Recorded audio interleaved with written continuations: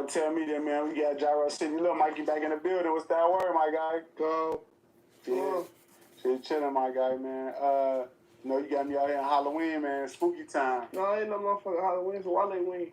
It's Wale-ween? Yeah, Wale. Wale-ween. Okay. Okay. All right, so Wale, like I seen you post that story, like, who is bro? That's your brother? That's your blood brother? Or that's just your close homie Trench brother? That's Trench brother. That's my man. That's my man. Mm-hmm. Yeah.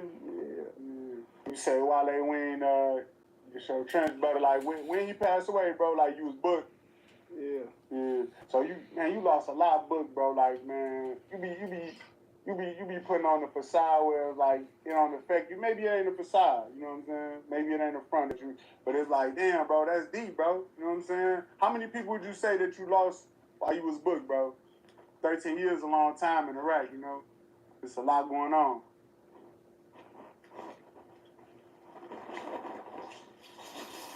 Shit, I lost a lot. A lot of shit. I don't know, folks. Did bro die from gun violence or just natural causes or? Gun violence. Yeah. Damn. He's from over your way. He was over there, dark side. Yeah, I fought for Crazyville. Crazyville? Yeah, 8-ball. Okay. So what's up with the 8-ball shit? If you don't mind me asking, I heard that that's like Crips and GDs or something together. Is that the truth or that ain't? No, they ain't what that shit stand for where we from. Okay. Yeah. Okay. That's just a hood. That's 8-ball. It is what it is. Yeah. So early on, like, you know, when I had got up with you, we went to Crazyville and all that. We did the hood vlog. We went from the wood to the wood. You know what I'm saying? Yeah. I ain't put the other part out. I told you I got to edit it. I got to get it together. I've been like a little busy, but I'm going to have a little free time in the next few weeks, so I'm going to get that together, man. You know it? Yeah. So, you know, how did you get locked in with Inglewood like that? Was it just like family members and shit like that, or was it just like the trenches? Shit, it could be both. It could be both? Yeah, because nobody, you know, that's what, like, real blood with them. Like, they're my real brothers. Yeah, for sure. I ain't gonna lie, when I see the energy, I can tell that. You know what I'm saying? It's like when I came around you a few times, I seen that. It's like, yeah, it's real love. You know what I'm saying? You took a lot of losses or whatever, like while you was booked, brother. Like, Wale was one of the guys you lost. Was that early in your bid or was that down the line? Like how that was? Yeah, it was early on. Mm. Well, early on, but it was like. That nigga high as hell. Yeah, for sure. For sure. So how close was you, like, you know, because there's a lot of guys you close to, you know, we talked about Lil D, we talked about Skinny, we talked about a couple guys that you was real close to, like, you was real close to this brother? You know, my homie, though. You know, my homie. Yeah. You know what I mean? I ain't rubbing no nigga on, no. Yeah, for sure. His name ain't real publicized like that, so, like... Well, the trenches it is, though. Okay, exactly. So it's like, but we talking to Lil Mikey, so it's like, give us like a story of him, like a memory of him, you know what I'm saying? Like, it's in his memory today, rest in peace to the brother, it's his birthday. Wale was a fresh-ass, fly-ass, getting money-ass nigga, you know? Yeah. Rich off iPhones-ass nigga. As like we kids and shit, you know what I'm saying?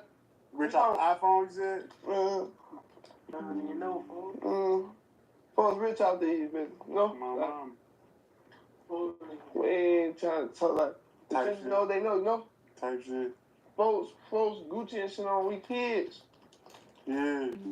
We little ass kids. Big ass bankrolls and shit. Folks a real fly ass nigga, bro. Like, that's when that shit hurt that bad. Like, folks was different. That's why, like, I wish folks was here right now. I know folks would be on top, you know? Folks involved the ball. Folks that ran through the money. Folks that he did a lot, folks. Like, for years he was there, folks. He balled. Yeah. Mm-hmm. If you don't mind me asking, how old was you when you passed? It was I was, what, 17? Anyway, what, 21? 21, 22? How old Wale was? Early 20s, though. Mm-hmm. Yeah, you told me you was the baby out your crowd, though, you know? Yeah. How that work, though? Like, how you become the baby out your crowd? You just, like, everybody... I'm gonna tell you like this, like folks, like everybody got praises for you. The other side, this side, that side, you know, it's like they got high praises for you, Lil Mikey. You know what I'm saying? So it's like, how you become the baby out the crowd? It was just like, you know, you just a little bad little motherfucker. They like, man, come here, cover you up. That's my really where I'm from. That's where I'm really from. So like, I knew the ins and outs of that hood. Like, that's where I'm really from. Yeah. When we did the hood vlog, we did the walkthrough. We ran into like an old head that was right there. Where I'm from, he right there. Ooh, he pointed to the building they tore down or whatever. Yeah, for sure. Who was that we ran into that day? Old school from around the way. Yeah, old school. Yeah, for sure. So what he was like, you know, we growing up and shit like that, because people seen him on the vlog, like that shit did like almost 200K right now, you know what I'm saying? I ain't gonna lie, motherfuckers be seeing they stuff and seeing me and shit, like, damn, they know I'm turned up out here and shit, but, you know? Type shit. Yeah, for sure. All right, so, man, I ain't gonna lie, man. I was looking at the comments what we just did our last year when they just, you know, arrested us for that little goofy shit or whatever for like a little second. It wasn't crazy. They ain't take it downtown, nothing. They ain't take it to the station or nothing like that. But it's like at the end of the day, you know, they say we the Boosie and Vlad now, bro. So I want to ask you about some current events. You know, you see that though? Boosie and Vlad. Yeah. They said this Boosie and Vlad, man. Come on, man. This little slow motherfucker, man. I got a lot of shit to say. Fucking with that, it was like, man, whatever, man. Y'all too. You know what's crazy? I never watched Boosie and Vlad. Nah, I swear to God. Yeah, Boosie and Vlad a big thing, bro. When they made that comparison, some people was hanged up, but it was like a few people was fucking with it. I'm like, all right, that's what's up. You know what I mean? The first time I had got up with you, I had asked you about the little Savage Life shit. You started laughing. That shit kind of went crazy a little bit. Like, people like, nah, y'all get good chemistry. Go get back up with that, brother. Ooh. Yeah. That's why I'm like, I'll tap back in immediately. It ain't even, you know what I'm saying? You know that. Then we did the hood vlog. That bitch went all the way up. You know that. So did you get any backlash from the hood vlog we did? Like, people like, you know. I don't give a fuck what the motherfucker said. Yeah. People talking crazy, but you ain't trying to hear it, though. A lot of people won't even talk crazy. It's crazy part. I got motherfuckers talking crazy on my end. I ain't gonna lie. They was on my back. Man. It's cool, though. I ain't tripping. But I'm just saying, that's how it was, though. You know what I mean? We got rid of the goddamn thing. Yeah, for sure. How these niggas mad, bro? You ain't doing too much doing your job. Facts, though. I'm getting up with a motherfucker and this. I'm getting up with a motherfucker. Hey, folks, they was getting on you about the snacks, too. They say you be on everybody's snacks, though. What's to you, man? Bro, I be on that shit. Look what they playing with right now. Bro, slide those snacks out of here, bro. You got shit hitting the floor, bro. What is you doing, bro? How are you? Bro, good. What's those Starburst? Yeah, dang. Hold on, wait. Hey, look. All right, so like, hey, so you can't keep walking past my camera, bro. I ain't this cool. That's what he was doing, you, bro. Go ahead and sit down. We gonna do it. We gonna roll. You fucking up the chemistry, bro. It's cool. They gonna see it's organic. You know what I'm saying? At the end of the day. Oh, tie that bitch up. So, what's up? Yeah, so like I say, they say we the Boosie and Vlad. You ain't never watched Boosie and Vlad, so you ain't really get the reference then. Well, I ain't know, yeah. Yeah, I think it was the. But I know they big and shit when I was in jail. What? Say it again. Man, hey, Sam, bro, what the fuck, bro?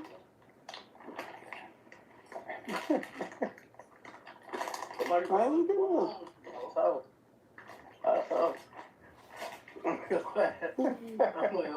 What's wrong with him, bro? This ass greedy as hell, boy.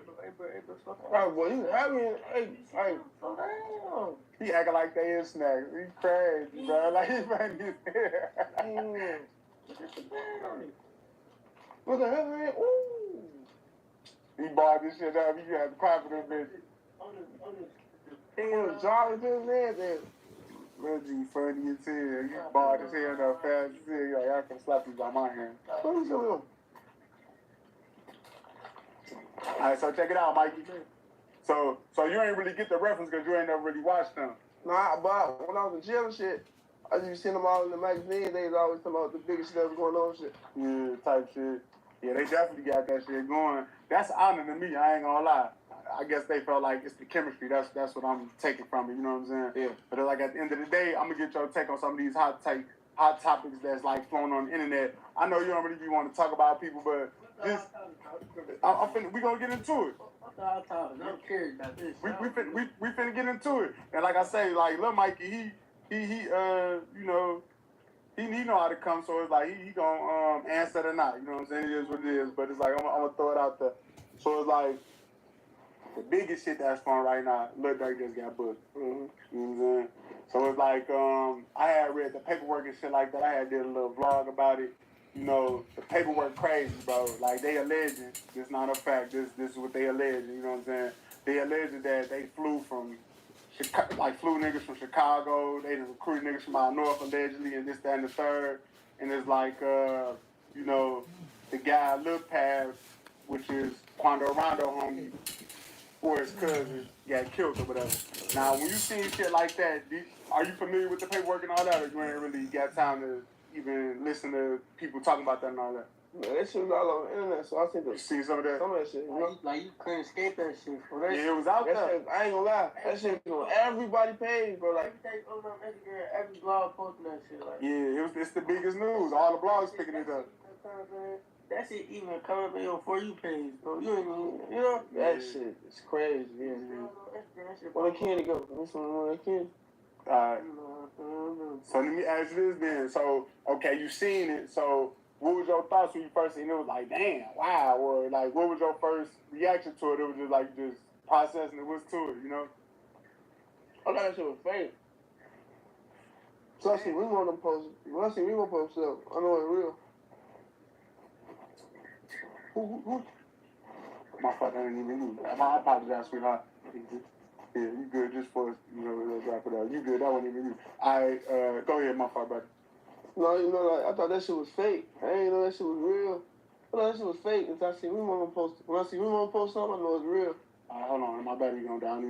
You said you seen it on Remo page, you knew it was real? Yeah. So I'm saying though, okay, the allegations out there, it been all over. It was like they alleged that they flew people from out, they recruited niggas from other hoods, et cetera, et cetera. Like when you seeing shit like that, and it's like a motherfucker that made it from the trenches where everybody trying to make it from, made it to this level, and it's like this how you moving allegedly. You know what I'm saying? It's like, did you have any take on that? Yeah, like that. That shit. That's like them. I feel like, you know, like everything slide one, you know? Like you can hear them, so how you feel about that shit, right? I feel like that shit. What fuck is it? I don't know, shit. We gotta see how that shit play out. Yeah. So we don't get no fuck. Yeah. I know. Yeah. But you know, I don't know nobody be in jail, but like, yeah, we always, motherfuckers always deal with nobody. I ain't gonna lie to you. that shit, motherfuckers go through shit, I guess, or make mistakes or mishaps. Type shit. But shit, hopefully, you know, you gonna beat that shit, you gonna get back out here. Yeah. So let me ask you this, like, now you been, you know, from what they quote unquote said again. Oh yeah, I seen that. We finna get into that. So it's like quote unquote, you know, he from the other side or whatever, you know, it's just a quote unquote, you know what I mean? But it's like he from the other side, but it's like y'all ain't necessarily know him personally because he was from the other side. Well, maybe you did because you used to roll on a crazy deal like that. It's not too far from over there, you know what I mean? Like, did you know him personally? No, I don't know him personally. Yeah. But it's like whole town though, when you seeing this shit, it's just like it is what it is. Like, nah, Durk, you talking about Durk. Yeah. So, alright, so, you know, the Mikey you had got, you know, you did 13 years, you know, you got caught up when you was a youngin', you did a little stretch, came on like a man, no smut on your name, none of that. You know what I'm saying? So it's like, I asked you this, but I don't think we even got into it. But did you have to cop out for that, or was it just like that was you took it all away and that's just what they gave? Shit, I had to go to the boxing ring. Fuck you, man. I had to go to the ring and duke it out. Yeah. Yeah. Was they offering you something crazy though? They offered me sweet shit. They started offering me crazy shit, then they offered me sweet shit. And then like.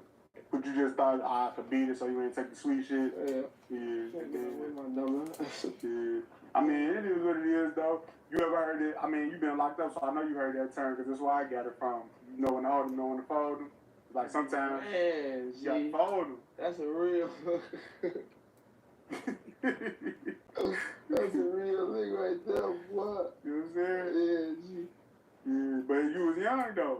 So what it is. Yeah, I was young. Yeah. And I was still wild as fuck.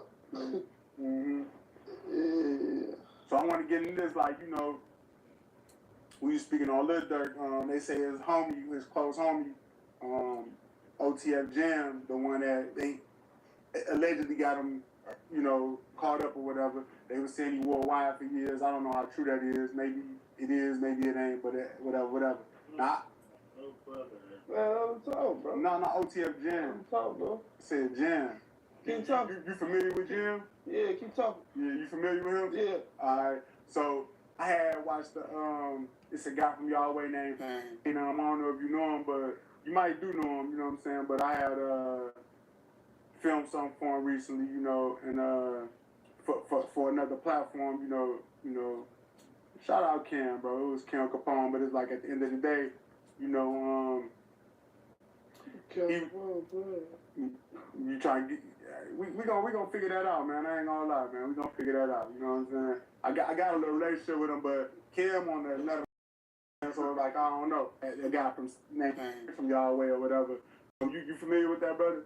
I don't know what you're talking about. Alright, so anyway though, I seen he started his YouTube shit, he doing his thing or whatever. So he was like talking about like a situation where he like, if you've been in a juvenile at these points, you know who Jim is. Was you a juvenile with him? Like, yeah. So in his story, he was explaining that dude used to be like, he wasn't like that in terms of like, you know, getting the one or whatever, but he'll like hit niggas' hand or something to the point where they arrive for him. Was that your experience? No. No. Well, I ain't gonna lie, G. He was doing that bitch, I ain't gonna lie. Yeah. That's why I was like, damn, this nigga doing all that game. This nigga surprised me with that shit. Damn. I'm like, damn. So when you seen that come across your desk, what you just surprised, like, damn, bro, you acting like that now? Fuck, acting like that now. Oh, damn. That's some fucked up shit, G. So, but you know, man, I don't know, man. We're gonna see how it work out. Yeah, we're gonna see how it play out.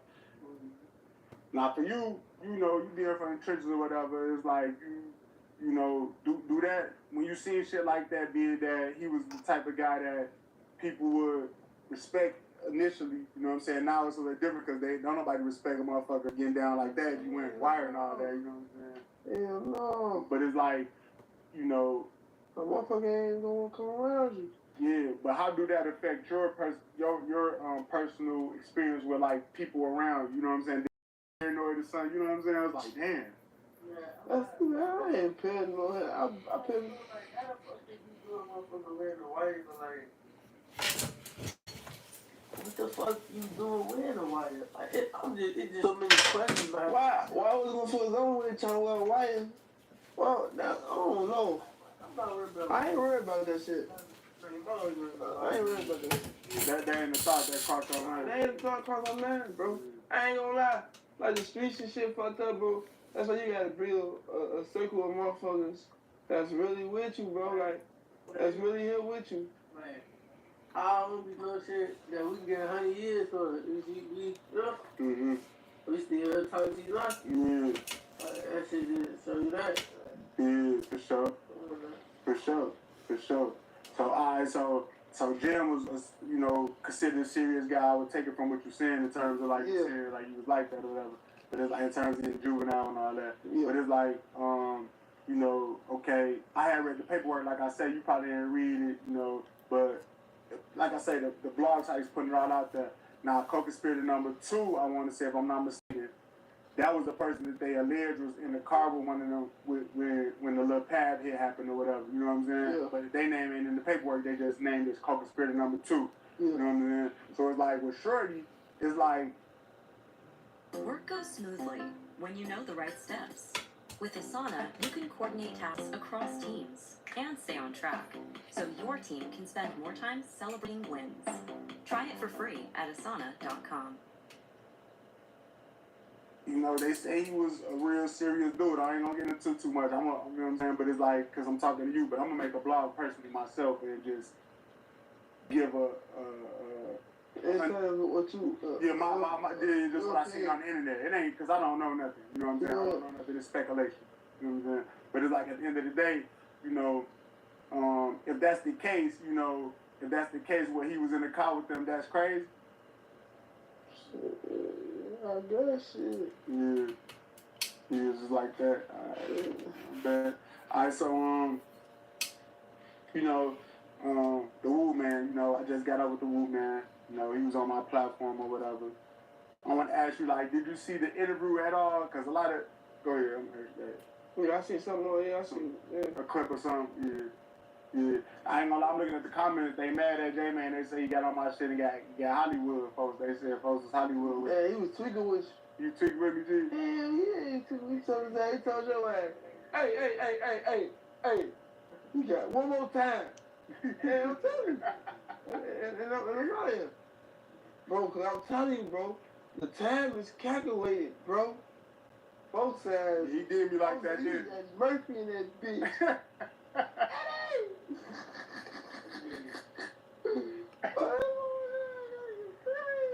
The whoop ass that tweaking, G. That man got Hollywood on me, G.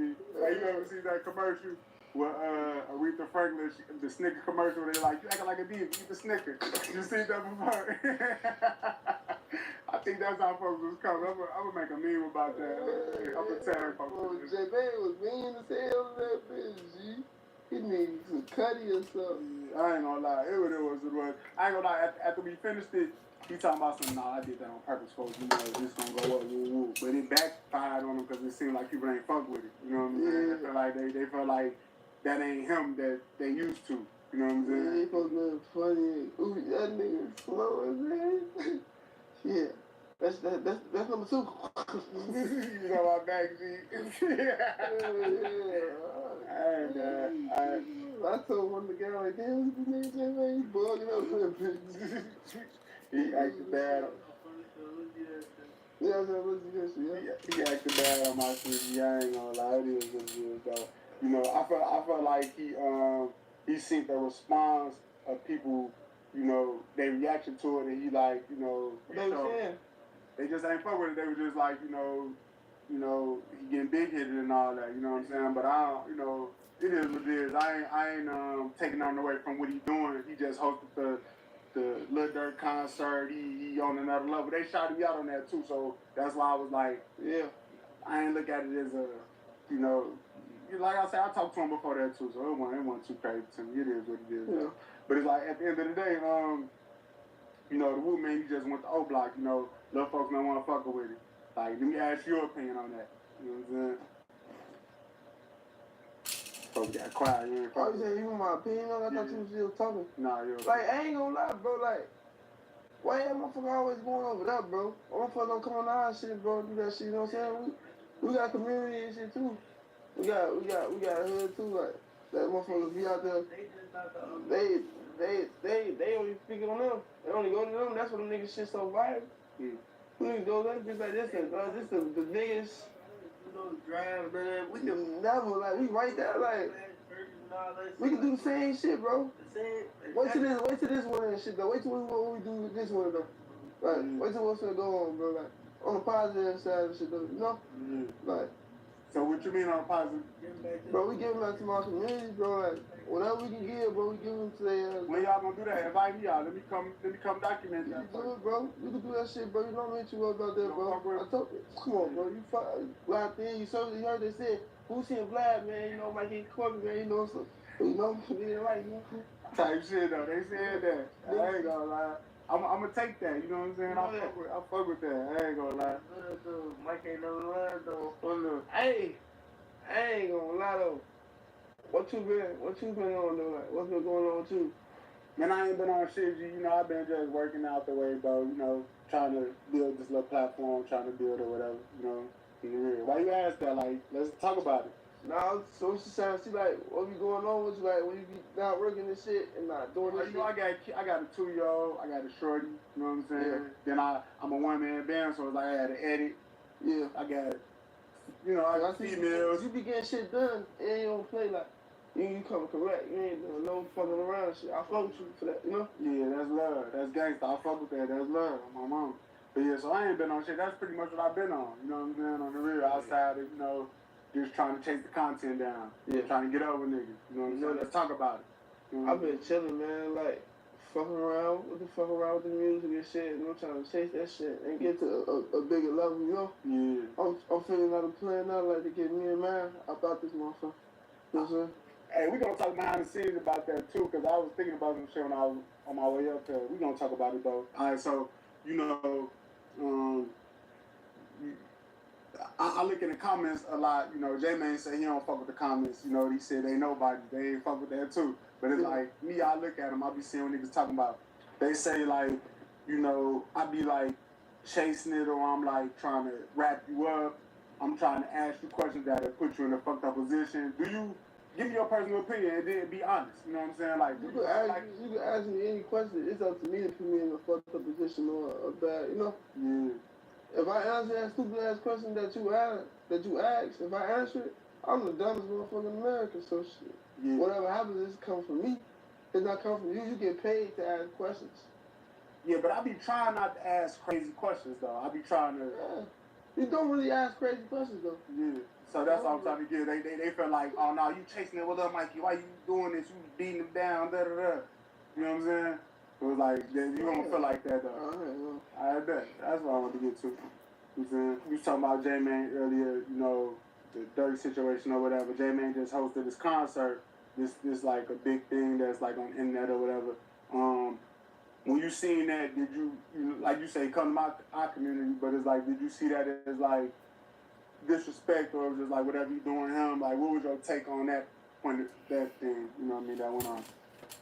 Shit, I ain't really care about that shit. Like, it's gonna be what it's gonna be, shit. That's why I guess they got J-Man's the front runner for this motherfucker and shit like that, I guess, shit.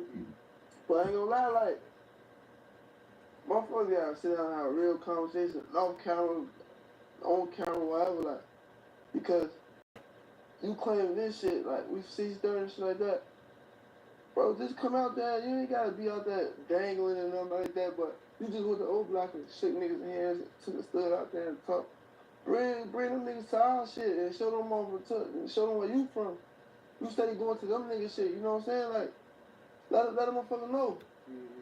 You come over here, me young, all us pop out. You bring a motherfucker around us, like, you know, you be around big motherfuckers. Yeah, that's a fact. I feel like what you said. How come we got respect, man? We know the hell of ourselves. We ain't fucked up, so we ain't gotta rob you or take shit from you. You know what I'm saying?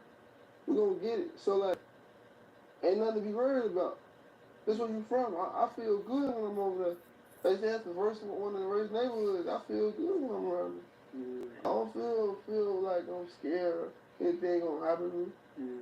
I ain't gonna lie, I know that shit could happen though over there. Yeah, shit can happen. But when I went out there with y'all, I was feeling comfortable too. I'm gonna keep it tough. You feel? We be chilling, bro. We be chilling, bro. Like, for real. Yeah, for sure. So, alright, so you know,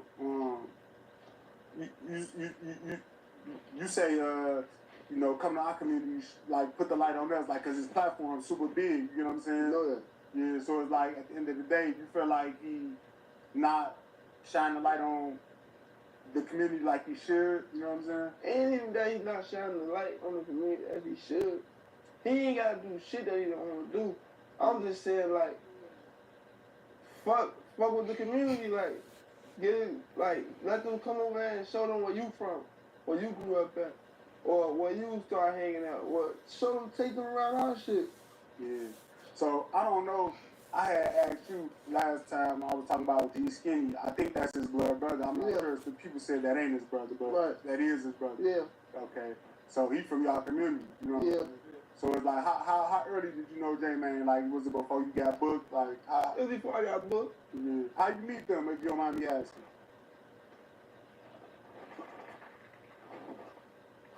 We come from downtown and shit. And we getting off the train on 55th to get on the 55th train to college. We was on the 55th to Ashland, so we on 55th. And he's right there, he got screws and shit. Motherfucker like, man, who is you? Who has that? J-Man got screws and shit. Okay. Man, who is that? Woo. That and this and that. He like, man, who out the band, brother, this and that. And that's how I met him and shit.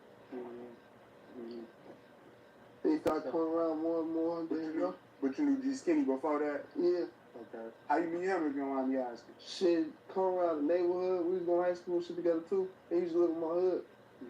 Yeah. What high school you went to again? I went to Hyde Park. Hyde Park, okay. So you went through with everybody, like, everybody, you Who? Doesn't go to Hyde Park. Oh, I ain't know that, okay. He went to Hyde Park. Herb went to Hyde Park. Billy went to Hyde Park. Alright. A lot of y'all went to Hyde Park. Yeah. What was high school like though, bro? You know, like being that everybody from all these different communities that don't necessarily like each other, you know what I'm saying? Well, I like that back then. You want like that? With that much smoke. A lot of niggas used to hang, like, a lot of niggas used to be around us and shit, like, we used to be on our block and all type of shit. So it's like, For sure. Alright, so I had did a hood vlog one time, like with this guy, Faye from TYMB. You told me that TYMB is, you could go over there if you want to or whatever. I don't know if you were trolling. I was trolling. Alright, so you said you could go over there, whatever. Nah, he was, when we walked, he took me to Hyde Park on my vlog or whatever. He like, yeah, we used to be over there, the Moles used to be, because he said that was the Moles neighborhood. Yeah. He like, they used to be on that with us, you know. Ooh. Like, with that, Joe experience growing up, or? Yeah, no, they weren't on there with us. Yeah. Yeah, no. Yeah. The Moles were here, not the ones on the shores. So, so you from Gyro, like, when I got up with a lot of people, like, people would be like, Gyro is mixed, it's DDs, it's GDs, it's Moles, Yeah. it's different, it's vice versa. Yeah. You're outlaw. Yeah. Yeah. So it ain't necessarily like a thing where it's like one particular situation over there. Yeah, no. Yeah. No. For sure. You'll never know. Yeah, you'll never know. Yeah. I ain't gonna lie, I bet. So, you know, so what's that like though? Like being that everybody mixed, you know what I'm saying? Like, cause on the outside looking in, a lot of people look at the city like, oh, it's this faction. You know what I'm saying? Over there, that's the community where it's like it's people from different factions that's coinciding. You get what I'm saying? Shit. So what's that like? I don't know how. Shit, been like that my whole life. Shit. Like that my whole life. Yeah. We always just rep the same shit though. So we as one, we don't even look at that GDP shit, cause we all gonna share the same hand shit. At the end of the day, we gonna always share the same shit. When we see each other, we gonna stick up this same hand shit right here. We gonna, you know? Just like that. That's it. Yeah. Say it right here. For sure. You know, bro. For sure. So, but right there where you was at though, I had interviewed a guy, 650 Lil Mike. Now he supposedly, allegedly got shot in his head, his eyeball. So you interviewed, did he ever take the glasses off? No, he didn't take the glasses off. So is it fucked up? Is it? I can tell it's fucked up though on that side, cause he don't really move that side like that. For real. Man, I'm not trolling or nothing. I've been watching his interviews and stuff. Yeah. And I see like the video when the little pitch I seen, like his shit was fucked up and shit. I see like his shit, like I can tell like the side that's fucked up on the shit. Yeah. It's like kind of fat and it ain't like moving like that. But I ain't gonna lie. He did that shit, bro. I ain't gonna lie. That shit's crazy. The shake that you talking about? Yeah, I ain't never seen that shit. Me neither. I ain't gonna lie to you. He got a purpose to live or some shit like. He gotta do something with that shit.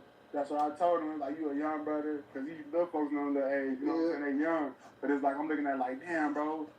You know, maybe. Then shit, your girl just get killed too. Oh, yeah. Like, that shit be like, that shit different, bro. Like, I just got shot in my head. That could be dead, shot in my eye. Whatever I just got shot at, it was just fucked up bad. My girl right here slumped over. I would have been dancing right now. I ain't gonna lie. He a strong guy though. He's strong, bro. I just lost my girl, but I was there losing my mind, bro. You just smoked up for no reason. You didn't even kill him. He come back rapping. You know what's even crazier though? I ain't trying to like play into what y'all saying, because I'm just. But what's even crazier is that he said he was taking his little sister and his little brother to a birthday party, 4 and 9 years old. That's even crazy. Losing my mind now. I'm like, damn, Dang. That shit is different, bro. I ain't gonna lie to you. Mm-hmm. So yeah. But with Shorty them, they from over there where I was just speaking on the school or whatever, Stony. Yeah, the YMCA. Yeah, High Park. Yeah. But it's like when you was growing up, they went on there with y'all because it was just like, they want shit. They want shit. Yeah. So how come you could go to TYMB and everybody else can't? You know what I'm saying? I want to ask, like, what's to you, bro? Who else can't? Huh? Shit, Wednesday. I said who else can't? I mean, I ain't saying people can't, but okay. Both can. Yeah, they go too. My people shout, you know. So I thought that it was just like a divide with the community. Oh hell no, that shit been over. Yeah, that shit been. Yeah, for sure. J-Man, you know, like I said, he did the O-Block, you know, situation or whatever is going viral on the internet right now. So we want to address that. But it's like, at the end of the day, you kind of addressed it, but, you know, do you feel like he bridging a gap when he doing that? You know what I'm saying? Like, to an extent, or it's just like, you don't really see it like that, you know what I'm saying? Shit, whatever floats his boat, man. Shit. Do it trickle down to the trenches, though? Honestly, from your point of view? Because for the simple fact it's only one-sided. It's more they side than just him. And it's motherfuckers probably from my hood that will tell me that too. I'm just saying, shout out your own community, your own people that you be around, or that came up with the culture that you came up with. Yeah. You can be cool with them, shake them niggas' hands, and do all that you do. I ain't faulting that. That's what you got going on in your life, you know? But shine light on your community as well. Yeah. So, y'all was supposed to chop it up. Have y'all chopped it up since then? Hell no. Nah. Do you feel like when you said he's supposed to be OTF and other stuff that you said that was like, you know, choice words you had for him, do you feel like that made him like be like, you know what, I gotta fall back for Lil Mikey? You know that. What you mean I know? You know that because I don't know, like, I sometimes I channel my anger the wrong way, but like I ain't saying I'm sorry, none of that shit. Like, I said what I said, but like I'm a man, so I admit to being wrong if I'm wrong. You know what I'm saying? Do you feel like you was wrong though? I can ask you that if you don't mind. If I haven't, yeah. You think so? Yeah. All right, so do you got an anger issue? Because I used to have that when I was growing up too. I kind of still be struggling with that. But do you feel like you got an anger problem? I guess, shit. You asked me to be around me. Yeah. I ain't gonna lie, you ain't get mad at me yet, but I don't want you to get mad at me because motherfucker, you fucked up.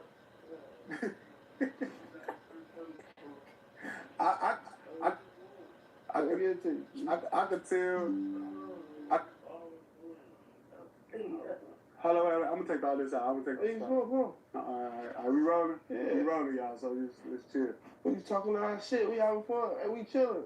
Motherfuckers drinking lean, I used to drinking lean, and they pop, they don't pop perks. I don't know what they be though. They be, waving the wave. They waving the wave? The wave nosers. Yeah, motherfuckers, it is what it is though, but alright, so it's a different generation, I guess, you know. Yeah, you know that. Yeah, so. What they gonna do, they gonna listen though. They listen to you, like, because you did put them in the studio, they listen to that, like, and then when I was in the studio with y'all, they got talent at the end of the day, you know what I'm saying? So it's like, what made you push them to that? It's like, no, we finna rap, G, we finna do this. That's the way I We crack crazy records coming out hard, you know, what made you do that? You know that. What they say? Coming in hard. Coming in. You know that. You know that. What made you just see the potential in them? Like, what made you push them to that direction, you know? These my little bros out.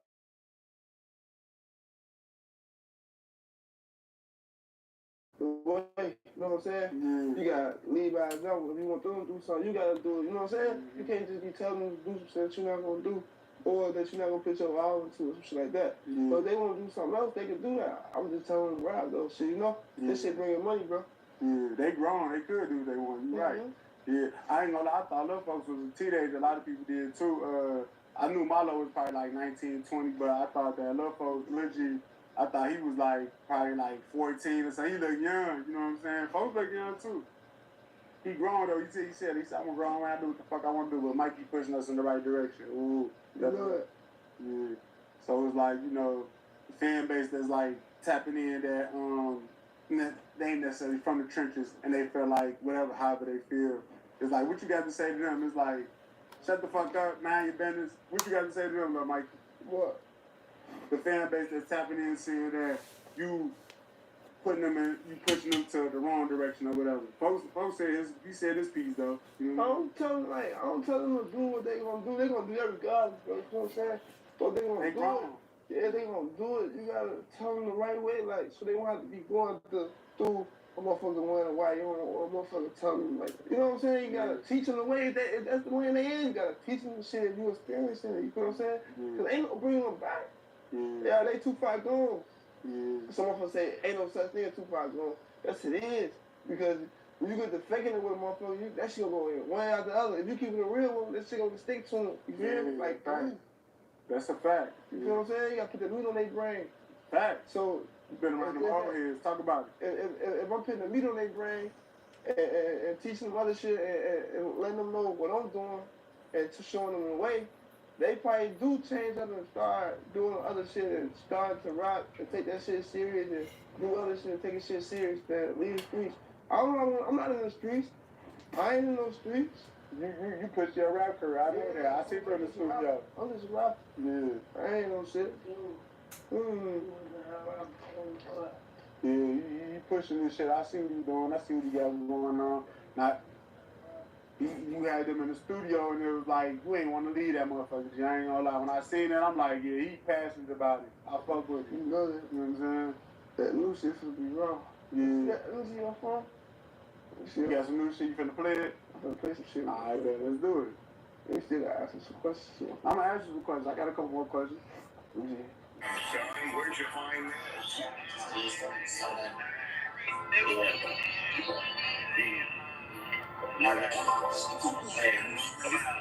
This fucking fake.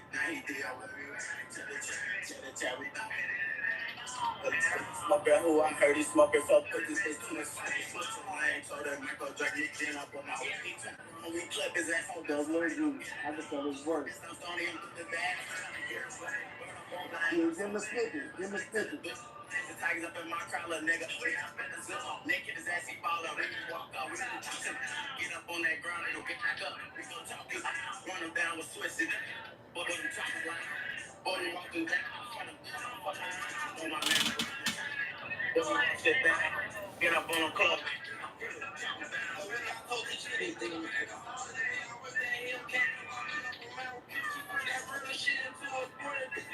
Y'all finna drop that? So it's hard.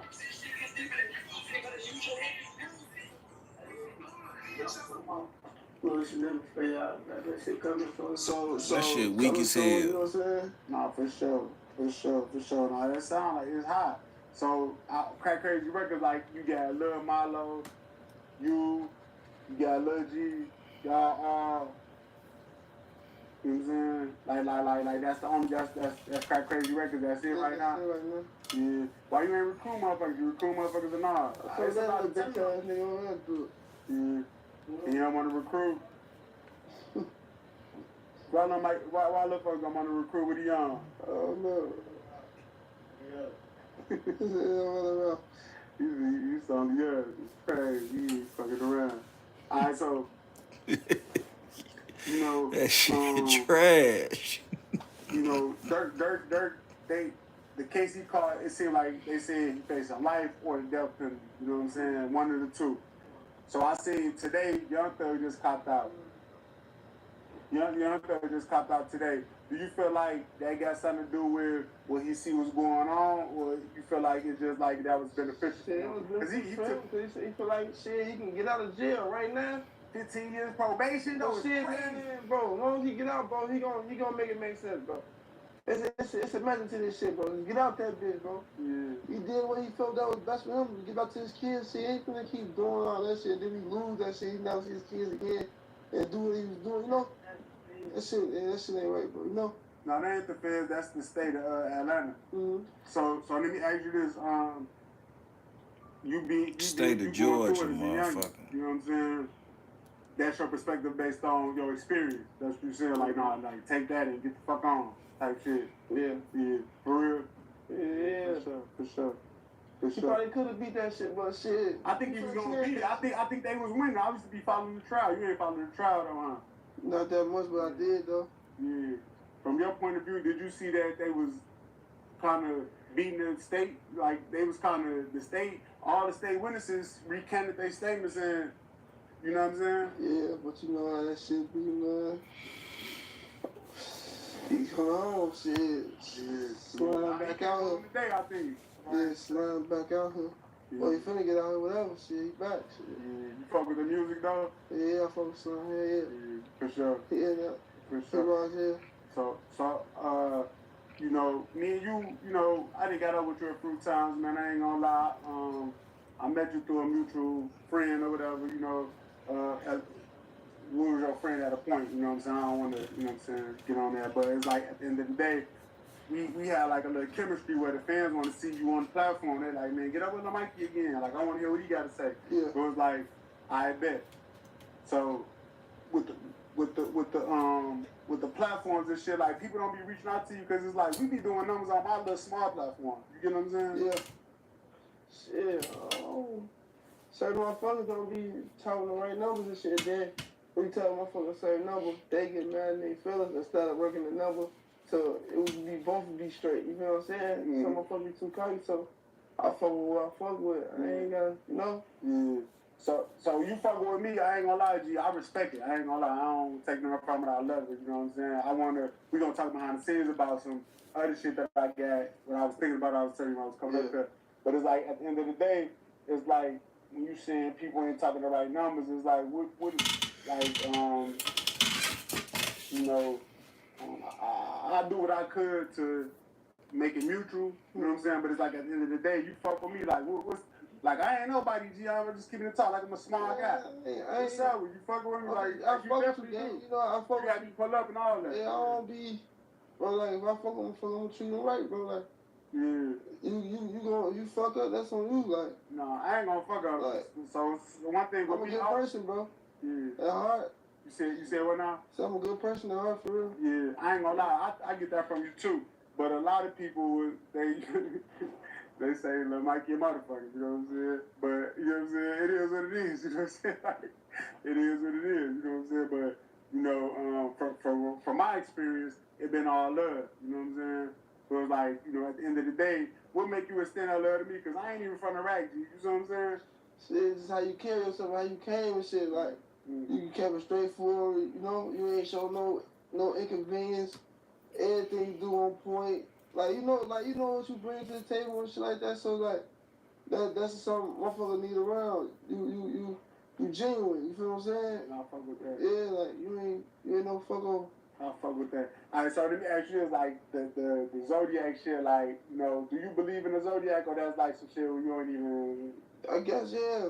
Yeah. Cause you were flash out. I seen that a couple times with other people. You flashed out a few times. You know what I mean? Yeah, I seen you a Gemini. You know what I'm saying? So like, I got a baby mama that's a Gemini. You know what I'm saying? So she it's all love, but it's like sometimes she a tweet. You know what I'm saying? So it's like with you, like what keep that monster at bay where it's like, all right, I'm gonna chill. You know, it is what it is. What you saying? It's got to be genuine. What is it? Yeah, I just like certain shit throw me off with certain shit, but like certain times I get certain shit I give too much energy to, so like I don't know. I feel like if a motherfucker run me wrong a little bit or like do something I don't like, I get a little mad or something. Yeah. I don't know where it comes from. I get a little mad. Yeah, I ain't gonna lie. When I had got up with J-Man, he was saying like, you know, you said you a little younger than him. I would say that. So it's like J-Man is like a little older than you from your point of view. Yeah, but I feel like this community, like around Vernon and all that shit, like I don't really like that's my community, like I'm there, like old motherfuckers, young motherfuckers, you gonna know Lil Mike. You feel me? Like That's the dudes, right? So, but it's like The J-Man. training, whatever, the training for whatever you want, whatever you want to do, like. So I seen like with J-Man, they say he was originally from the Cali Med, but that's on the Deuce though. That's 6217. That's a whole block. I'll show you. Yeah, that's the Deuce. I see where they tore that down there. They tore it down here. You see how I see? Look, it's different. We got it straight down, 6200 and shit like that. But yeah, you know, a lot of my homies came from 6217. Yeah. Like, yeah, a lot of my homies came from right there. Like Skinny. Yeah, like they ain't nothing, more than even that. And we ain't gotta talk about our names. I want to say Skinny recipes to the better, but it's like, you know, at the end of the day. But it's like, all right, man, I ain't gonna lie, Lil Mikey, like, you know, I really don't got no more questions. Like, do you got something you want to address? You got the flow if you want to say something. Man, I'm just chilling, man, enjoying my freedom, trying to make it to the top. I'm climbing.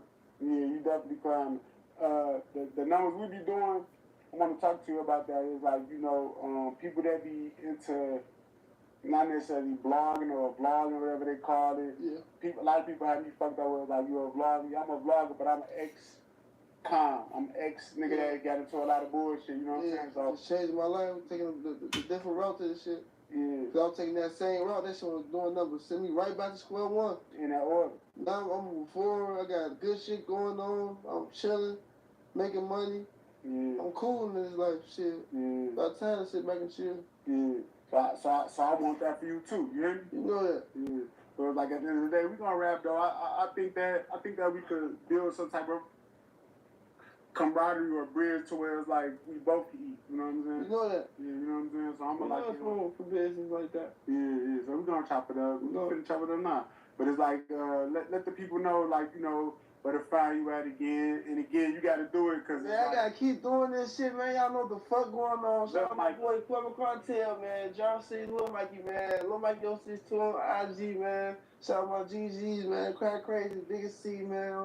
You know. Type shit. You type shit. You know that. My boy. Alright, for sure. Alright.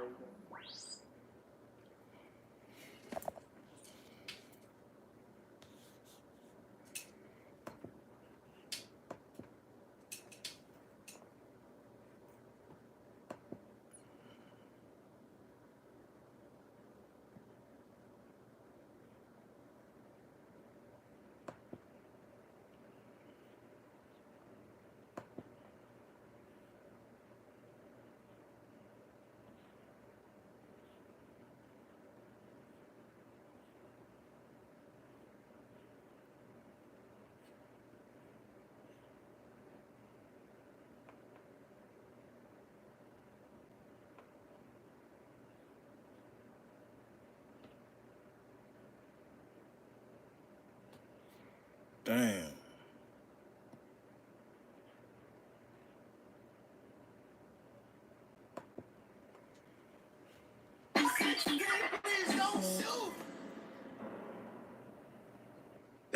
That's another big thing that I feel like it'd be the disconnect with like people like on my end, and people on your end. Like you see how like we had a conversation and talk or try to come to understanding. Like a lot of people don't do that. A lot of people, they see someone have an issue with it and take it to disrespect.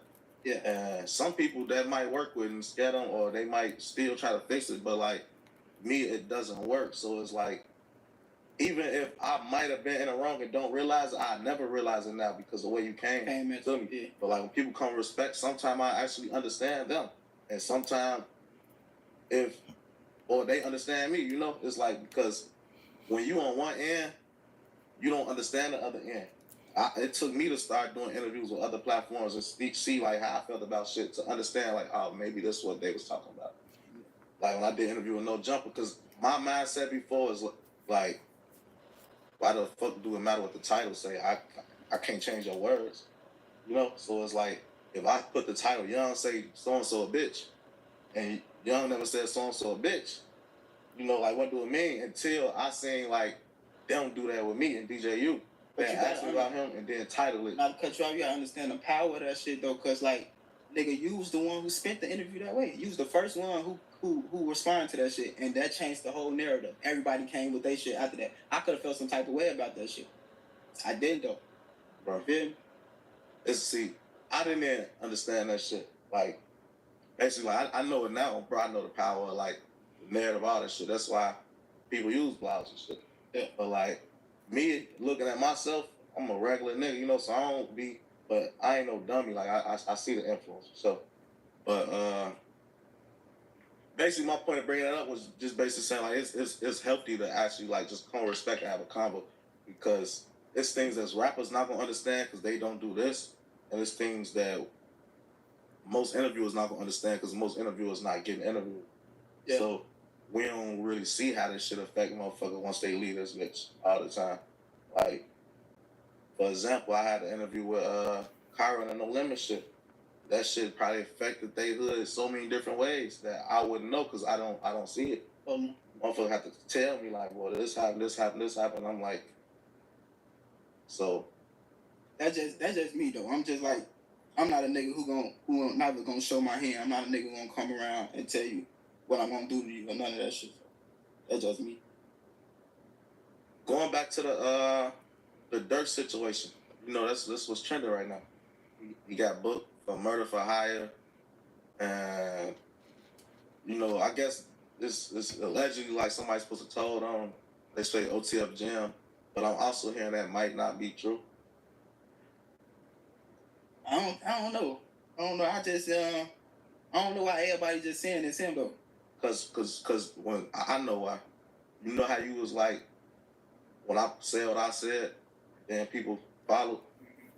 When it's a story this big, you want to be the first or the second or third, something like that. So if you see a page that you think you trust say something, then the next person say it. The next person say it. And next thing you know, everybody says. So if one big page like No Jumper said this, then everybody all know Jumper said it, and then they go with it. And next thing you know, DJ Academics and Vlad now it's valid. Yeah.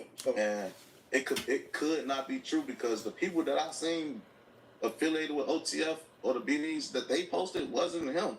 Yeah, I don't know who they was, but it wasn't him. And everybody just saying him. Nobody saying nothing about the people they actually posted.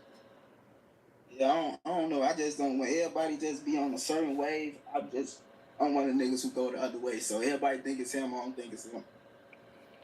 Me either.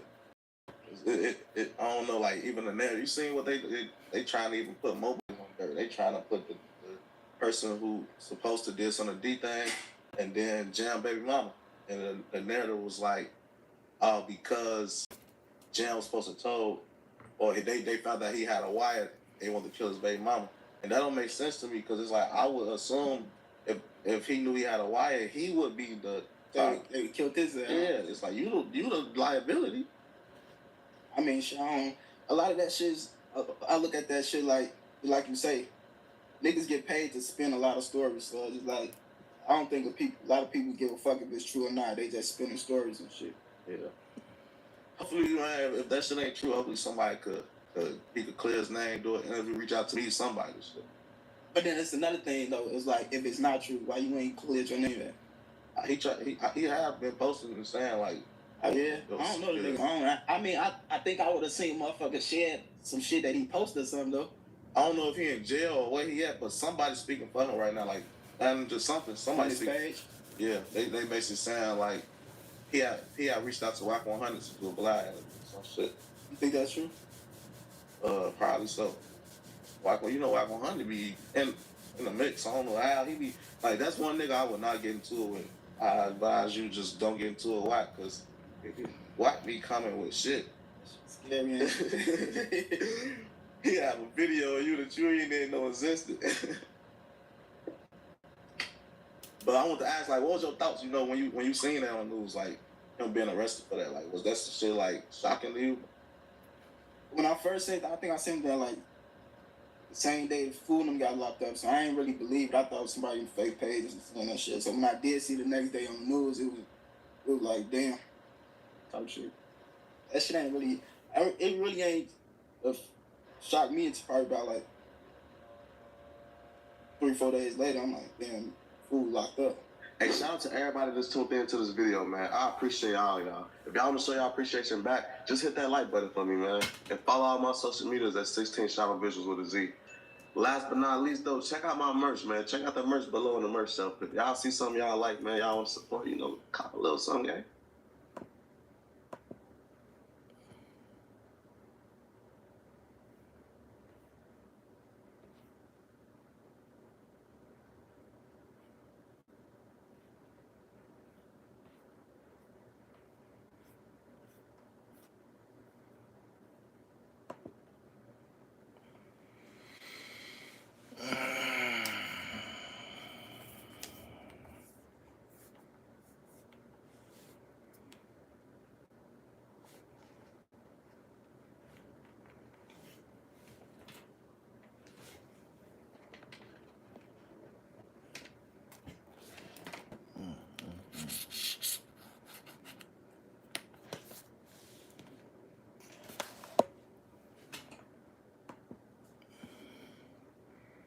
Where that motherfucking video at, man?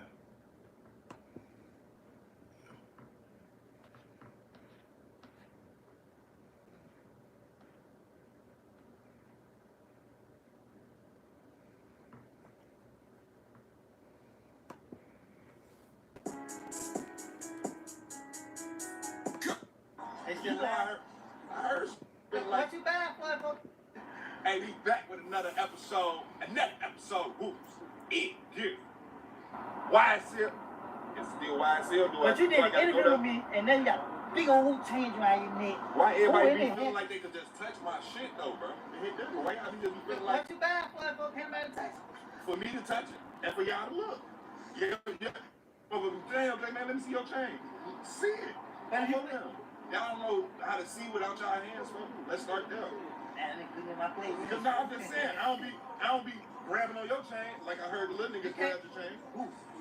They still I heard some shit. But they still love. Was this shit true? Break this shit down. So shorties went viral. I seen the piece that looked just like that. It looked just like this piece. It hit different. I seen no jumper. I seen some shorties with a piece that looked just like that. You ain't never seen no piece like that. On my son. It's on my son. A piece like this? Yep.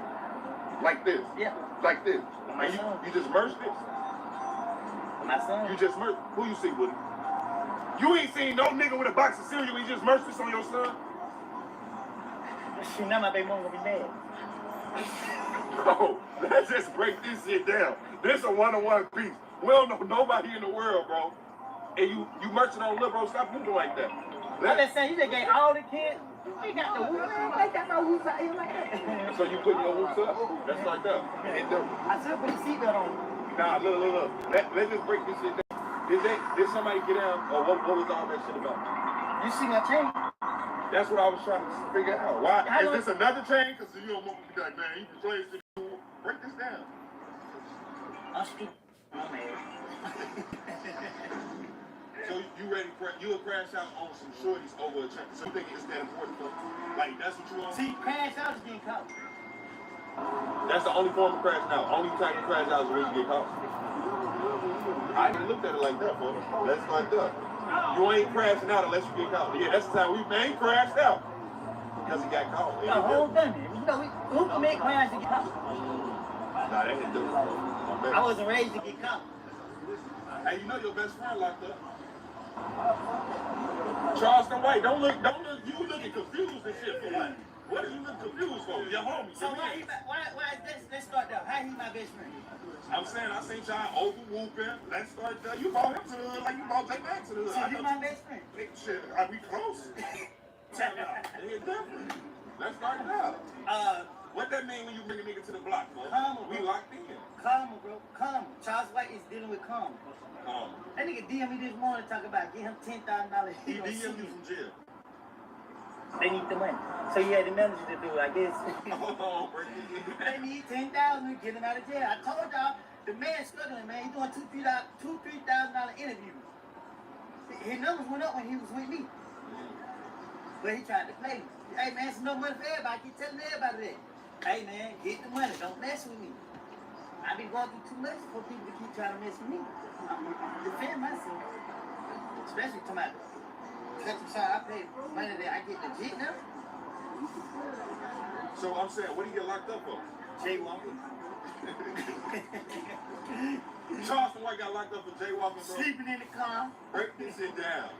Now, I thought he had some real charges, bro. Let's fuck up. Them charges, bro, they got him on some shit. He's still in jail right now. You know Texas don't play that shit. They got my cousin, Lil Reese, was up in there. Lil Reese not up yet? I think so. Yo, he might be out right now. You know his ass beach. You know he loves jail. That's what it seemed like on my baby. You can't say about little jail. That's what it seemed like when you keep going, bro. Once you become a grown man, hold on. Y'all know me? Yeah. What's up, man? Oh, you made somebody act like Nah, you know me, goddamn. Hey. Yeah, he did that. I'll be right here. Y'all be safe. I got the wolves too if they want to take pictures with me. Hell no, you got the Walk to the left. Okay. See, down here, they say everybody out here think they somebody, or everybody out here is somebody, so I don't know how they go with it. J-Man is somebody to me. I mean, you somebody to me with all these damn... What? Bro, how many watches you got on? How many bracelets you got on? They fake though. Where y'all going? Stop? You go? Oh, my bad, let's start there. J-Man in the hood with his whoops on. Let me have some. You know I got... These is real whoops, bro. Oh, you got something up for real? Bro, them whoops I gave you, them $100 whoops. These $100,000 Hold on, time out. You bought me some knockouts to the block. Nah, them real whoops. Them $100 whoops. I'm just giving you real whoops. These real whoops. Oh! Do your homework on real whoops. Oh! Real whoops. Real whoops, bro. Let's start there. Why that boy? Oh, look at 12 at the light. Come on, man. Take him back. Come on. Don't give me this like look like you just gave me some shit. Don't worry, I'm gonna run like that. Hey, look though. J-Man came to the block with the whoops. Yeah, I done came to the block with the whoops, bro. They told me I'd be out here overlooking on my baby. So let me see what's up, cause you bought Adam. How you bring Adam to the block before J-Man? Like that shit was crazy. I'm like the guy. Maybe Adam had more heart than J-Man. I'm just saying. That's just. I think you just like no jumper better than you like whoops. I like all people the same. Nobody's better than this. I hit J-Man up. How you feeling? Last year. Hey, bro. Get up me. I like you. Get at me. That nigga ignored me all the way to now. They gonna say, over whooping. Nah, get out my DM, huh? Nah, do your homework. He do me like that. I said, love you, hang me up, dap me up. Look, do your homework, gonna be still in that one. Nigga, I got no choice but to yeah, boy, you tweak. Let's start now. Hey. Now, my baby, I'm gonna ask you this though. Adam just overwhooped, bro. It's some shit that's been viral. We can't even ignore this situation. Adam just got on there like, man. He came at Mama Duck. He say she voted. Mama Duck is, I guess, she's suing Durk and coming out the King Von estates, basically saying that their music was used to profit and gain, and they was tarnishing her son's name in these same songs. So now they coming for them royalties. I guess she coming for them royalties. What's your thoughts on this group? And then do what? I don't put myself in other people's business. Okay. So, right. So when you saying I don't want like that, it was like, what's it like? Because a lot of them. They were gonna help me get paid. I looked at it like, wow, he crazy. So how you feel about the backlash from like black people? Like, man, he wasn't supposed to speak on this. White boy should have did that. How you feel like? Well, we opened the when doors. people put the race in there, like we opened the doors for that. You see, you got the 1090 white boy. You know, that's the type white boy. We want to be the neighborhood. Hey, white boy, do something. Yeah, take each other. And yo, he's a player like that. Hello! Everybody just love Woody in the hood like that.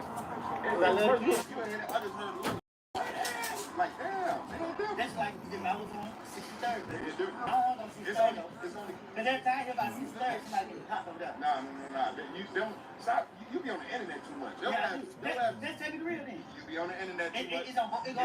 It's giving fanned out a little bit. And it does. Everybody love Oprah. You can't take it away. Everybody love Oprah. Everybody got a little old black in them. Yeah, because it's like, no, we push the beach. I'm going to get off that title. Lord forgive me, have mercy. Hey, anybody seen it? Act like I didn't get it. was the part about the people getting shot on 63rd? Or the part about the old black, everybody got a little old black in it? Now, you know, once you find somebody you like, everybody can go with the beat. So everybody like old black. But you know, hold on, wait. Why you think everybody like old black? You don't think nobody like me? You out here with us? We love you, boy. What you talking about? That's the really, hey, that's the really shit somebody just told me today on Fulton Grade. Like, let's start there. Love you too, man. Yeah, just because you know what I mean, whatever differences y'all have out there, they want to do with, you know, whatever else you going to like. But now, yeah, man, I appreciate you for showing up. How you come? Because most people be thinking that, oh, don't trust me. I ain't know. I ain't never did this. What you say? I ain't never gave back though. It different. That's right. Oh, you tried that though. You heard that cool shit. You heard me? Oh, what's that? Hold on, you about to cut? Oh, that's Chill. You know. Woody be getting haircuts is crazy. $100 ball hit, do you hit them $100? Oh, your shit do roll in a little bit. You got the J man. You almost there. Yeah, that's what you got that spray on it. You trying to hold on for dear life. Do your homework. I told them don't spray me this much. They did that shit anyway. Let's start there. On them doing some shit anyway when I tell them don't whoop me like that. I know you lying. You hit different. Let's start there. And you got. Hold on 1 second. What's up, man? We got homework on post taking. Yeah, we all shit in the interview. He did this in the last interview. Hold on, we shooting the video, please. You guys can say thank you. Give you a second. You know what this is? Tell me. You're not supposed to.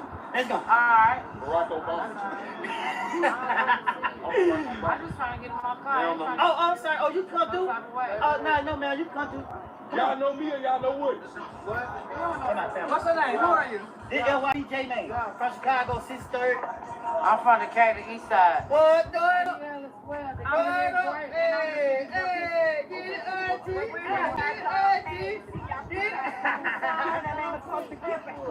Nice to meet y'all. You don't even hang up police. You said it again?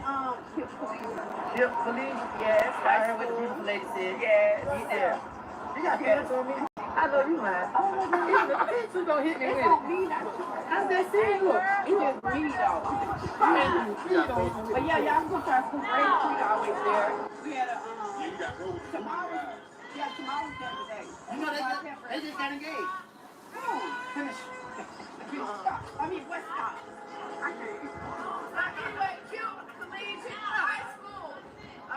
Thank you so much. Thank you. First of all, y'all just had school walk past somebody here more official. Then, come on, man, stop moving like that. When they get the wrong impression, this is my first time on your block. Hold on, niggas gotta know how. Good. Everybody know how J-Man get out. You still alive. This man escaped Chicago. We know you that nigga. We know you that nigga. Everybody gonna make it out. Especially your background. Yeah, I seen the taste that. Week. Hey, look, we came this week on John Wick. Take it out. I'm telling you, if J-Man posted me, I'm never gonna speak again. Take it out. Bro, let's start there. J-Man got come for here. We want y'all boy. You can't see. I ain't even know this shit. He's great. This man is great. He like the diddly.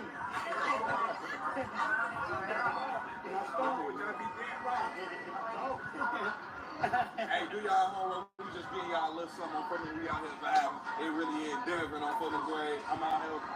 We finna hit a little. What we going after this? Alright, it's time for me to go on here. Too many noises and shit. Woody over. Oh, you good? Let me tell you something. Real good. I told you. How good am I? Like resurrect the shit. Yeah, how good you is. Somebody sneezed too hard. A button knocked the hell out of him. Bam. Okay. Grim Reaper, so put that. Don't show your face. Grim Reaper. Oh, okay. Hold on. Put that devil on there. We clean. We got faith in God. We moving what You move with a Grim Reaper. Folks got on the all black and the trench coat. You know he dangerous. Phone them. I know what's up. I caught a Jimmy. Go there. The switch. You move with the switch. Okay, it does. Man, nigga, yeah, man. Hey, do y'all homework, man. This been an official, a little sneak peek, a little different episode of Roots on Photo. We getting y'all real raw content right now, man. J man out here, man. Hey, this nigga just let me hang. Look, do y'all homework on me looking at the camera and not looking at bro hand. Hit different. Let's start there. Hey, but this one, I ain't gonna lie to you. Next year, you'll have a Woody head put. Nah, I ain't. You can hold on as much as you want. You already got LeBron James.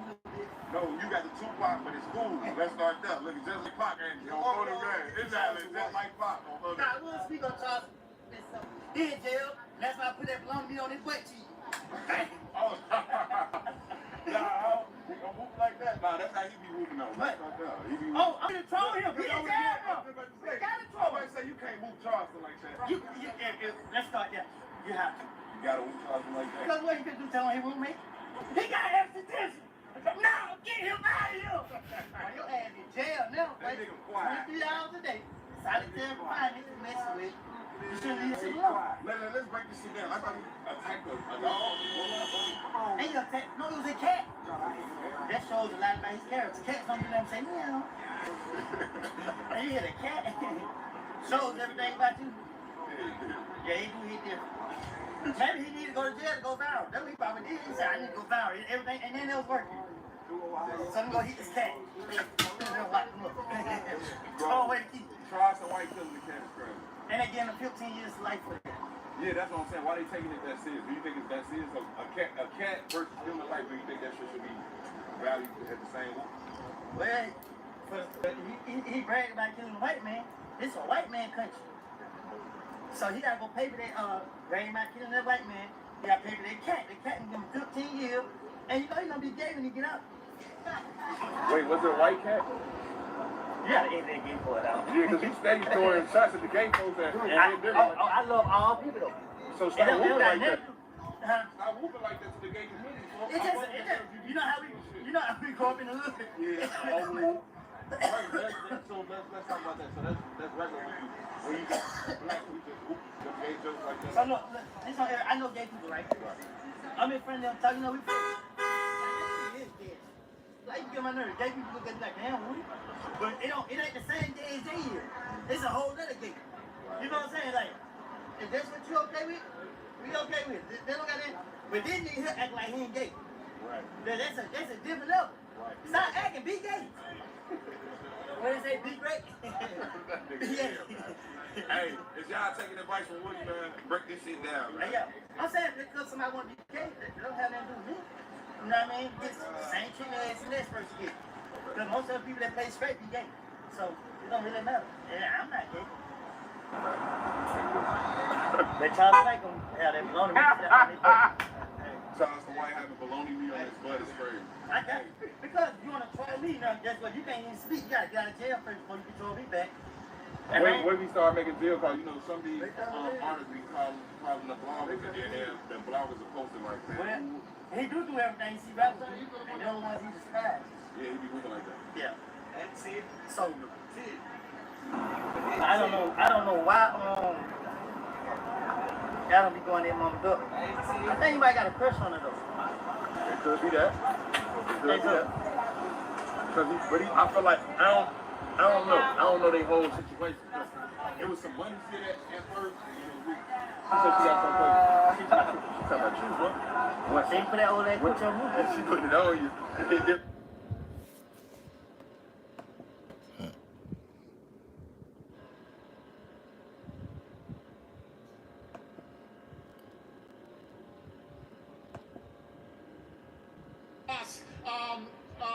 Theo Vaughn, busting with the boys, and last but not least, the mighty and powerful Joe Rogan.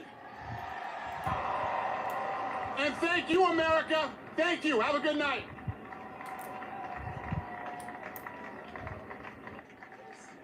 That is a piece of work. Now he's really an amazing guy. But most of all, I want to thank them.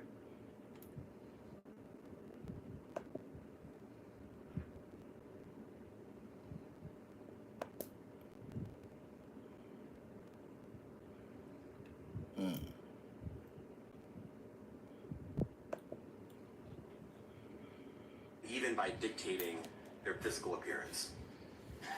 Because of all of this, the indictment alleges that the victims did not believe they could refuse Combs without risking their security or facing more abuse.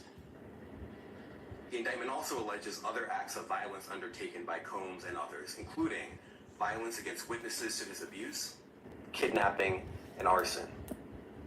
The indictment alleges that on more than one occasion, Combs carried or brandished firearms to intimidate and threaten victims and witnesses. Now, Combs did not do this all on his own. As I mentioned, Combs has been charged with RICO conspiracy. He used his business and employees of that business and other close associates to get his way. Those individuals allegedly included high-ranking supervisors in the business, personal assistants, security staff, and household staff. The indictment alleges that those individuals facilitated the freak-offs. They booked the hotel rooms and stocked them with the supplies, including drugs, baby oil, personal lubricant, extra linens, and lighting. When the hotel rooms got damaged, they helped clean it up. They arranged for victims and commercial sex workers to travel for the freak-offs, and they delivered large quantities of cash to Combs to pay for the commercial sex workers. The indictment also alleges that they helped Combs cover up his crimes. During the March 2016 incident at the LA hotel that I mentioned earlier, a member of the hotel security staff intervened, and Combs attempted to bribe the staff member with a stack of cash to make sure that what happened was kept quiet.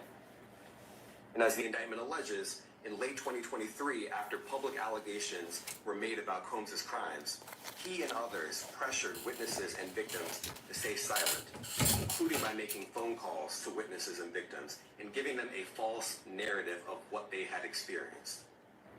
And as alleged, Combs used others to help conceal his abuse by monitoring and preventing victims from leaving a location in order to hide their injuries, or by locating and contacting a victim who had attempted to flee. As part of this investigation, in March of this year, special agents from HSI executed search warrants at Combs' residences in Miami and Los Angeles. They also executed a warrant for Combs' electronic devices. During those searches, agents seized evidence of the crimes charged in this indictment.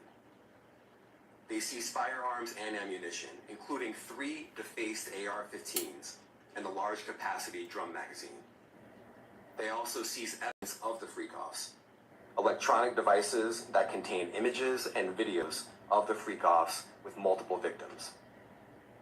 And they seized cases and cases of the kinds of personal lubricant and baby oil that Combs' staff allegedly used to stock hotel rooms for the freak-offs, more than 1,000 bottles altogether. Here are some of the items that we recovered during the searches.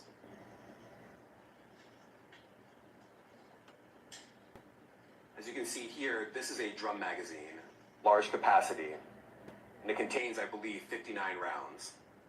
I mentioned as well, we recovered 3 AR-15s. This is a close-up shot of one of the AR-15s, and you can see right here, the serial number has been thoroughly defaced. Another picture of more ammunition and parts of 2 AR-15s right there. Now, I want to be clear about 2 things. First, this office is determined to investigate and prosecute anyone who engages in sex trafficking, no matter how powerful or wealthy or... No one should doubt our commitment on that. A year ago, Sean Combs stood in Times Square and was handed a key to New York City. Today, he's been indicted and will face justice in the Southern District of New York. Second, we are not done. This investigation is ongoing, and I encourage anyone with information about this case to come forward and to do it quickly. Anyone with information can call 1-877-4-HSI-TIP. I want to express my deep appreciation for the victims and witnesses who have used their voices and helped bring this criminal conduct to light. We would not be here without them. I also want to thank the dedicated case agents on the HSI Trafficking in Person Squad in New York. They have been with us since day one and have worked tirelessly on this investigation. They will continue to be invaluable partners to us. I also want to thank the incredible agents and analysts from SCNY who have also provided tremendous assistance on this case. I'm deeply grateful for their continued work. And finally, I want to thank the outstanding career prosecutors from SCNY who are handling this case. Meredith Foster, Emily Johnson, Chrissy Slavic, Madison Smizer, and Mitzi Steiner, and their supervisors, Jamie Backleeper and Jacqueline Kelly. They are members of the Civil Rights Unit in our criminal division. We created the Civil Rights Unit when I became U.S. Attorney. I'm deeply proud of their work on this and so many other cases. I'll then I'll take some questions. Eric Tursky, ABC. Damien, thanks. The indictment describes aggressive, open, violent, hedonistic abuse that you say was recurrent and widely known. Why did it take law enforcement so long to intervene? How many women were victimized by Sean Combs, and how many others were involved? Look, our investigation is ongoing. We are committed to bringing justice to everyone who's been victimized by the defendant. I can't tell you why it took so long. I think the better focus is on the fact that we are here today. And we are committed to making sure that justice is done. Next question. Julia Ainsley, NBC. Thank you for doing this. You said we are not done and that Combs did not do this alone. Do you foresee that there could be other charges related to this case? I'm not taking anything off the table. Janet Fisher, Newsday. What's the difference between the sex trafficking and promoting travel for the purpose of prostitution? Well, there are different crimes with different elements. I don't think we should get into the nitty-gritty of the legal discussion right now, but the sex trafficking, we believe, they're all serious offenses, but the sex trafficking conduct carries some significant penalties, and we are gratified that we were able to bring that charge. One more coercive than the other? I'm not going to be able to get into that, but you can look it up, and yes, sex trafficking, especially when it involves coercion or force, is a very serious crime, and it carries significant penalties. Good afternoon, Darla Miles, ABC7 New York. Thank you for this press conference and for the details. 2 questions. In context of this indictment and the information that was presented to the grand jury, are you able to clarify the number of victims? It's mentioned plural in the indictment, but can you specify the number of victims just for this particular indictment? And secondly, can you provide details about the alleged arson? Unfortunately, I'm not able to provide either. The number of victims, you are correct. We are intentional in saying multiple. The details of the arson incident are limited to what we have in the indictment and also the detention letter that we filed, which contains more details than the indictment does at various points, but we don't have anything more beyond that. Next question. Lynn Tran, CNN. Are any of his accomplices or associates under investigation? And additionally, could he face any more charges? So the investigation is ongoing. That means both as to him and to anyone else who we believe committed the crime with him. Julia Papa. Hi, good morning from 1010 Wins. Any indication that some of the women or victims here were imprisoned in his residences, and did he have locations where he kept them, and they were not allowed to leave? And also, he's indicted here, although there were searches and raids in LA, Miami. Why in New York?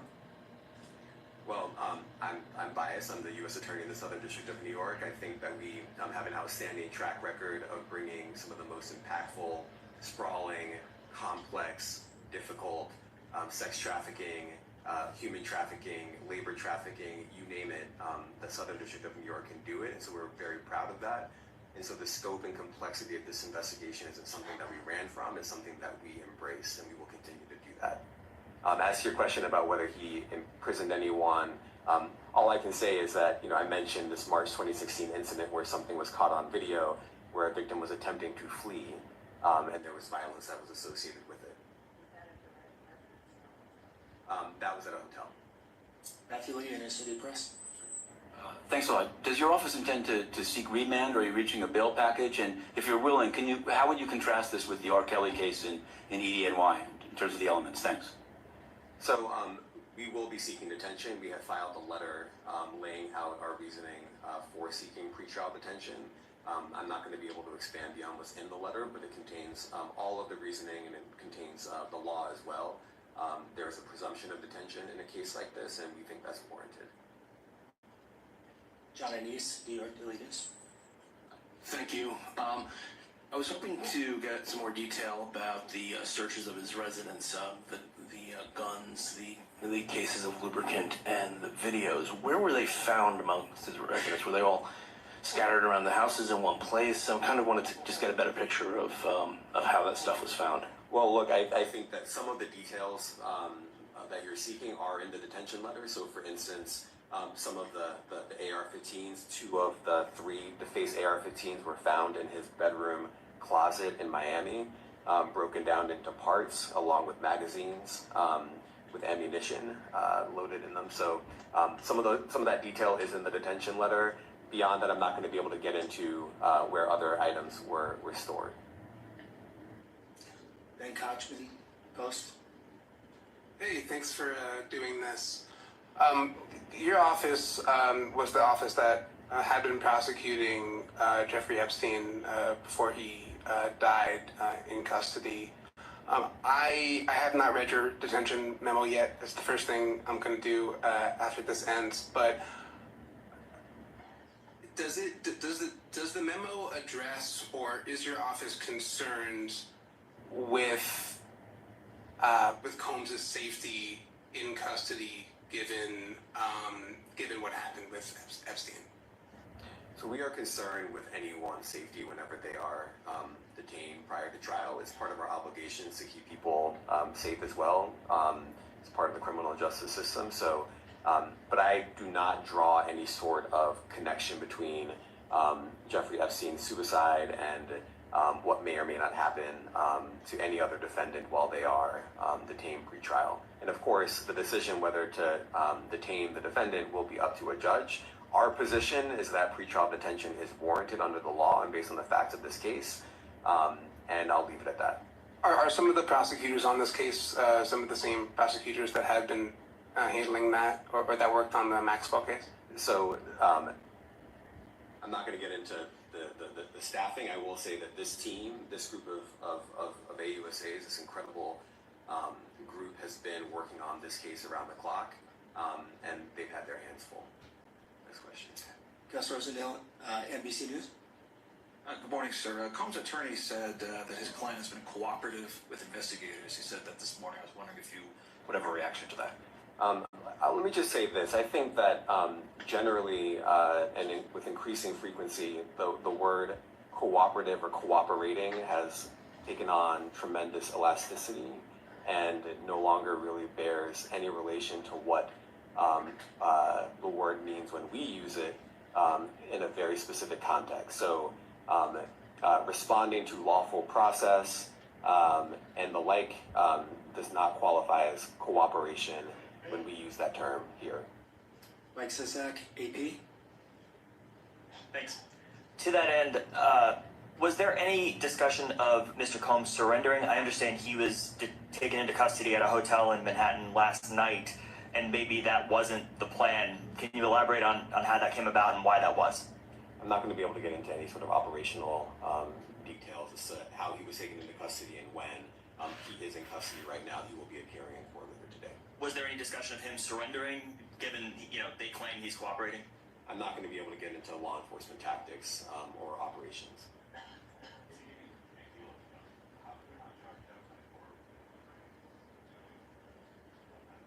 Well, I can't get into the charging decision. It is very meaningful to us that weapons were possessed, as we allege in the indictment. Part of the reason why this conduct was so pervasive and harmful was because victims and others didn't necessarily feel comfortable denying him his wishes, as we allege, because of the presence of firearms. I should leave it there. Nice. Last question, Jacob Shamison. Jacob Shamsian, Business Insider. Thank you. Given that he's the sole defendant in this case and that you allege he's part of a conspiracy that involves members of his companies, do you anticipate a superseding indictment that bring allegations against other members of his companies or other co-conspirators as well? I can't take anything off the table. Anything is possible. Our investigation is very active and ongoing. And I think a lot of you who cover this office know that when we say such things, that developments are certainly foreseeable, but I cannot predict them sitting here today. All right, thank you, everyone. Thank you, everyone. Thank you. Morning, everyone. My name is Damian Williams, and I'm the U.S. Attorney here in the Southern District of New York.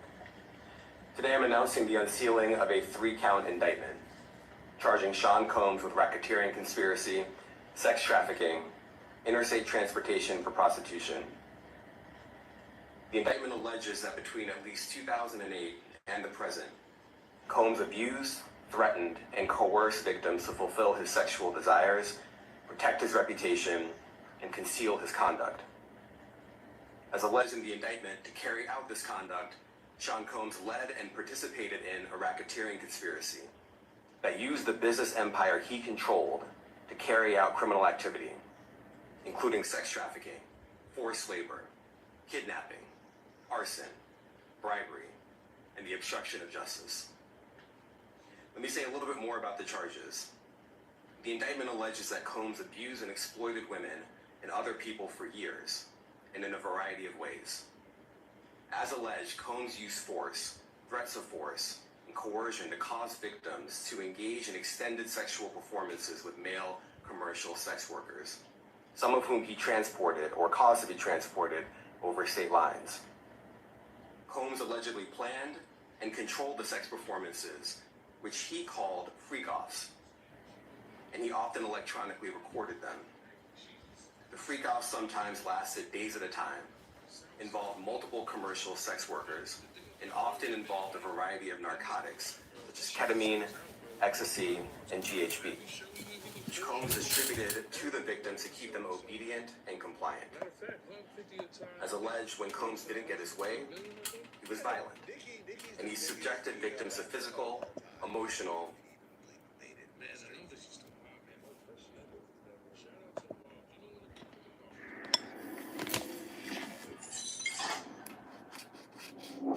Okay, so you guys are in the parking lot of the Monaco Lounge. Quando, I heard, didn't want to go in the club. He just wanted to sleep in the car. Do you remember that part? Nah, my partner was sleeping in the car. Well, okay. He wasn't all the way asleep, but he was like halfway there. He telling him to get up. We finna go inside the club. Uh-huh. Okay, but you guys never actually make it inside the club. Nah, I never made it in. Okay, so you guys in the parking lot, trying to figure out what you're gonna do next. One of your friends is asleep. Quando's waking him up, getting ready to come in. Yeah. And in the same parking lot, King Von pulls up. And someone allegedly tells Von that Quando's in the same parking lot. And you ultimately see this on the video. Von gets out of the car, goes straight for Quando, and just starts hitting him with absolutely no provocation. There were no words that were said between the two. It seemed like Von just went straight at him and just started attacking him. All right.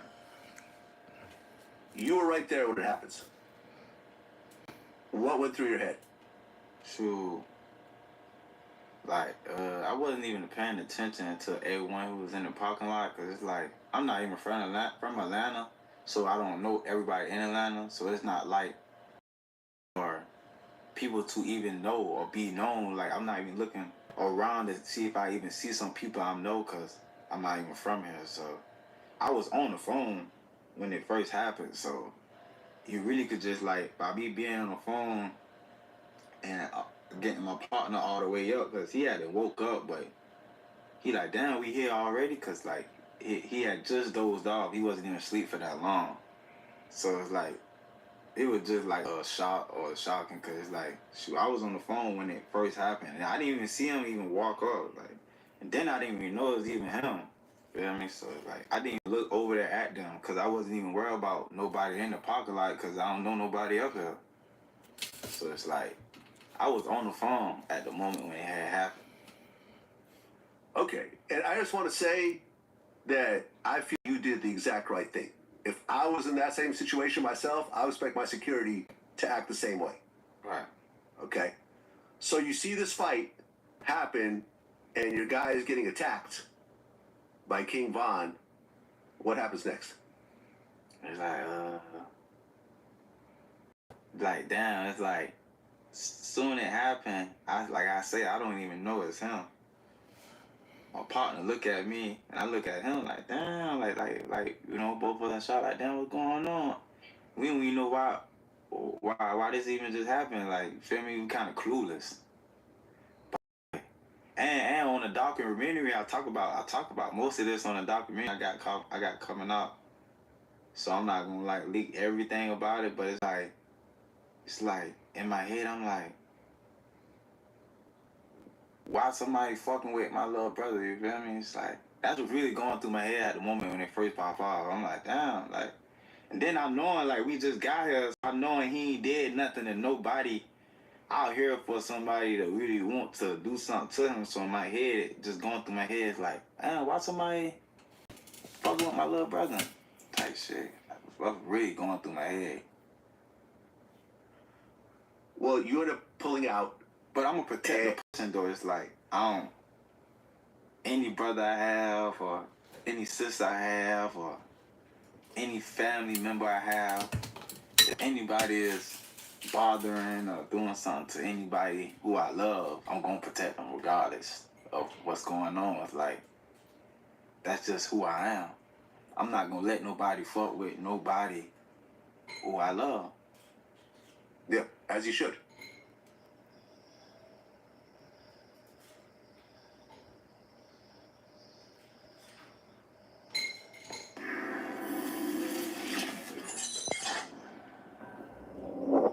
Okay, so you're in Savannah, you're around 20 years old, you and Quando are friends, and Quando actually starts making more noise on the music where people are starting to recognize him, and some of the big dogs in the music industry start coming around.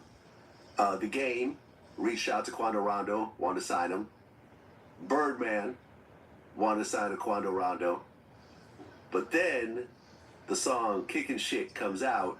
At the very end, it showed the NBA logo, the NBA, Young Boy logo at the end. Yeah. And everyone's like, oh, Quando signed to NBA Young Boy. Right. And that became the first signing that Young Boy did with his deal at Atlantic. Mm-hmm. And, I just interviewed Quando about this whole situation. He said that Young Boy just DM'd him one day. Yeah. He's like, yo, I like your shit. Let's do some business. Young Boy gave Quando $1 million. Mm-hmm. And what was wild is what Quando said was that to this day, Young Boy's never taken a piece of any of his earnings. Yeah. Solid dude right there. Yeah. And at the time, Young Boy was huge. I mean, he's still huge, obviously, but at the time, you know what I'm saying? He was huge, and, this was kind of a newer artist. So, how did you feel when, your close friend here suddenly gets signed to this huge rapper, he gets money, and now he actually has a platform, to get his music? DJ, you go crazy.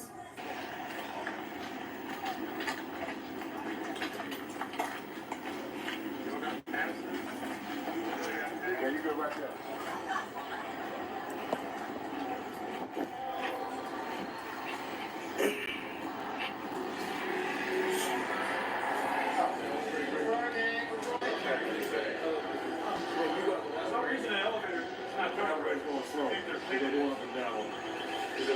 Yeah, no, I wouldn't take the steps, though, because you have to go through the crowd. Yeah, this is the right that says you don't want to go through the crowd, right?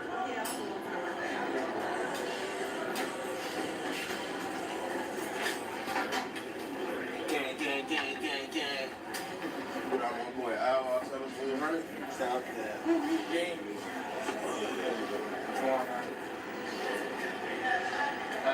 Hey, stage on 2 or 3? 3. What you second out, Auntie? What you on, Auntie? Oh, I'm sorry. That's our secret handshake. Okay. I'm gonna remember for next time. Yeah, remember to. They like, oh, you forgot the handshake.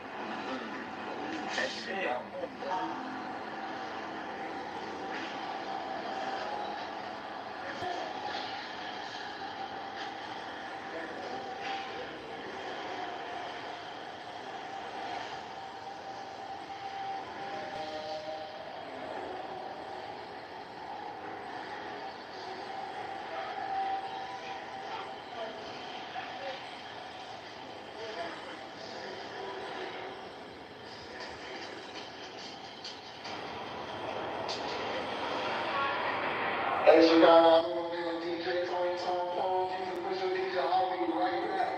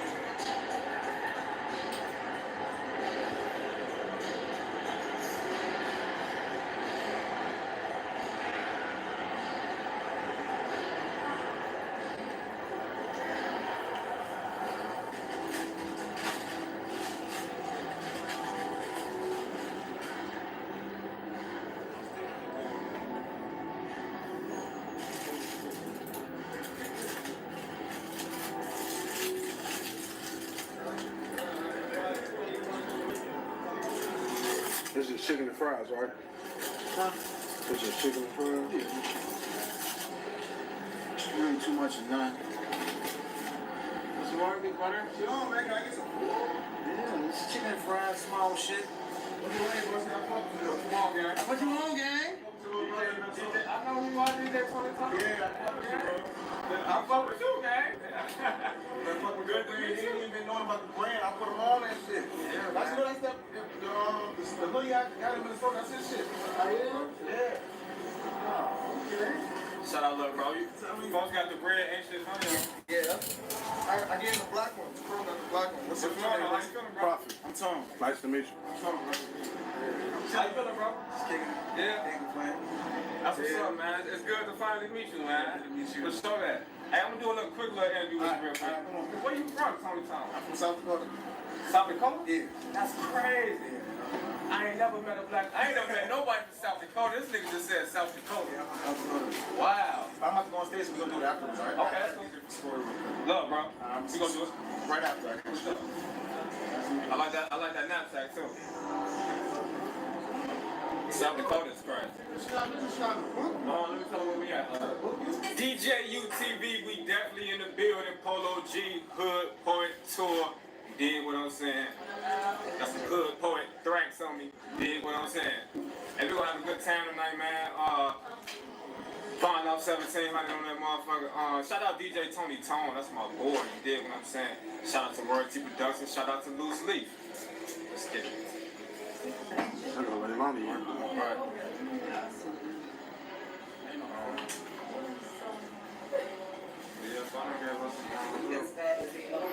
Good for Thrax.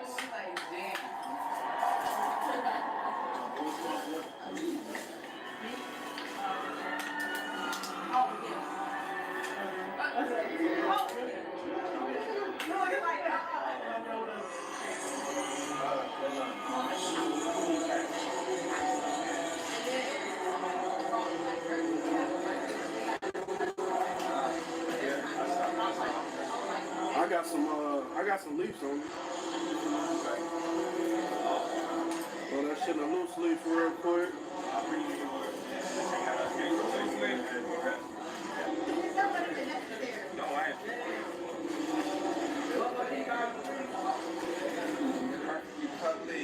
Perfect bro every time.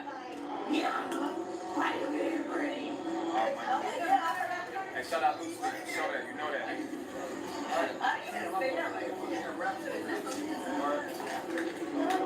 Hey, your Halloween costume was dope as hell. Yeah, that's our regularly scheduled program though. We have the Hood Boy Tour, it's only room for one Polo G, even though we got two of them at home. Right, right. Hey, that was hard though. You love your brother. Yeah, I do. That's what's up. He cool.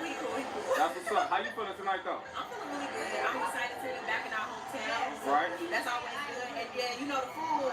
Ain't nowhere like Chicago when it comes to food. That's a fact.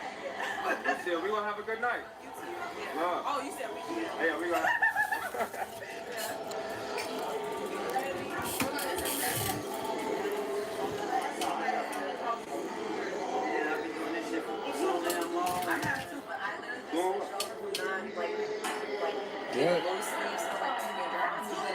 That's a big ass. Look how big the leaf is. It's so You said embarrassing. what? Every time you open it up. That motherfucker like a shirt. Julie, hold on. Wait, every time you open up a fronto, it's so embarrassing because everybody's like, what the fuck is going on? I got some free covers for you if you want to. Julie, let me see. I brought the frontos for you. Wait, my bad. Leave it up to Julie to always be fucking extra. It's never that serious to smoke. I'm not gonna lie, I just really started doing it just because it's just so expensive to do everything else. Like, and then like they be coming out with fake leaves. You know what I'm saying? Like fake loose leaves, fake chips. We got the real one. We sponsored that. We got the real one. That's why. Yeah, like if they don't have the QR code and y'all can tell me that's what We got the stickers on now. Yeah. For sure. That shit be fucked up. Look, we got the stickers. We got the stickers on whatever you want. As long as you got these QR, yes, this is for sure. If you have the QR codes, it's lit. If there's no QR, the shit fake. Thanks. Like, no, we don't smoke fake anything. Facts. But hell yeah, I'm just talking about you earlier, my boy. Shit crazy. Oh my God. Who said that? Who is Lil? I ain't trying to talk to nobody.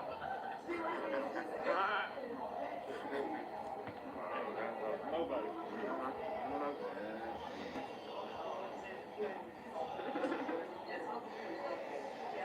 Hey, how you doing? What you doing? Right.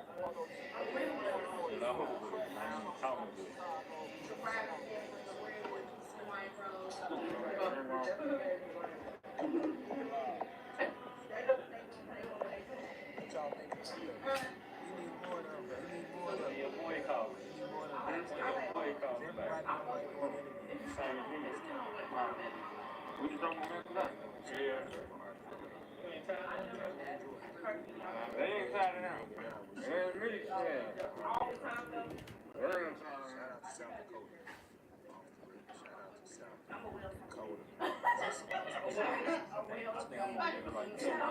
Now before I gotta say what I gotta say. Really?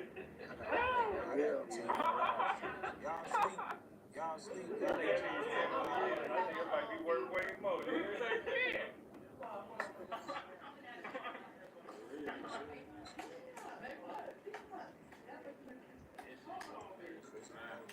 I looked up out of my yeah, they definitely, you know, they broke you. Yeah.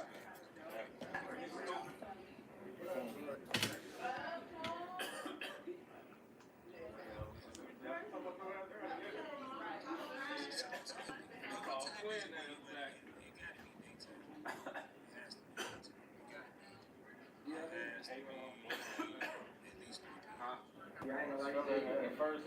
That's a real line right there. Right. That's a whole other shit. Right. Then how many people in my friends like? That's how it be on my end. You know what I'm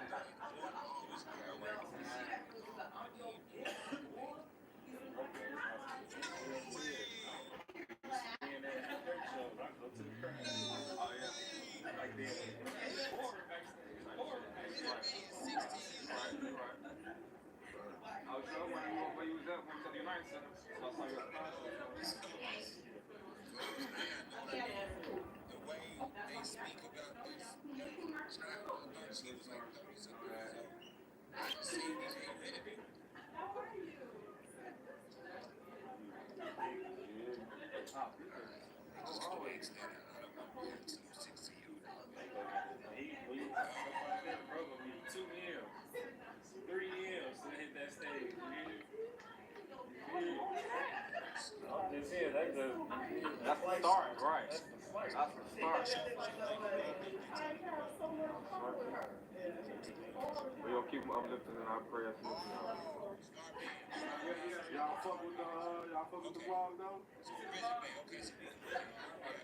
Yeah, you got no choice but to watch it. Especially when I'm in there and you want to make me watch everything. Smoke, I watch everything.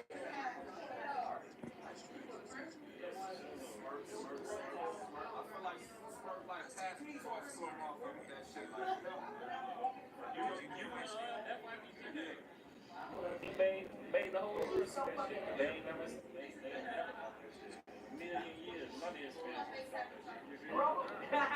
Especially him though. Right. You cool, but him though, that's a big one. That was big for the whole city. I used to think that, oh, he just going there for a little minute and then, you feel? But I was like, damn, this nigga. And it's so crazy. Before he just went to Oklahoma, I was telling them, I was telling them,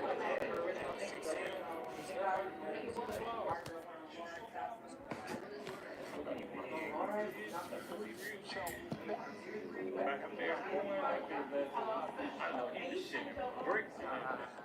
You know, some niggas you'll be like, man, I don't know if he can stop the head, motherfucker.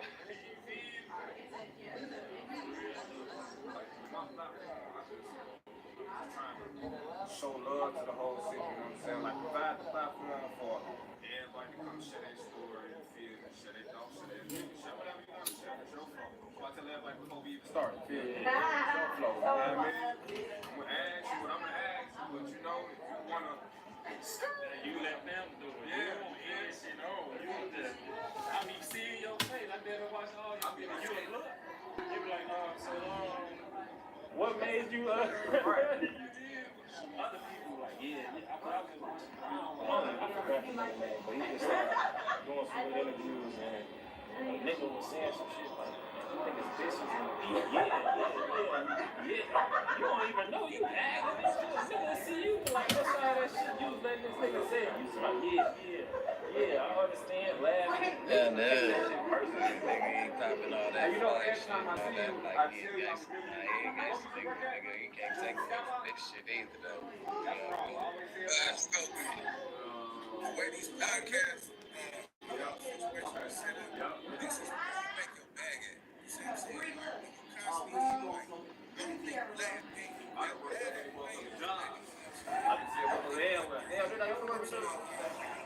What job was it? This time. Oh, yeah, this is the one. You know what I'm saying? That requires it. That one interview.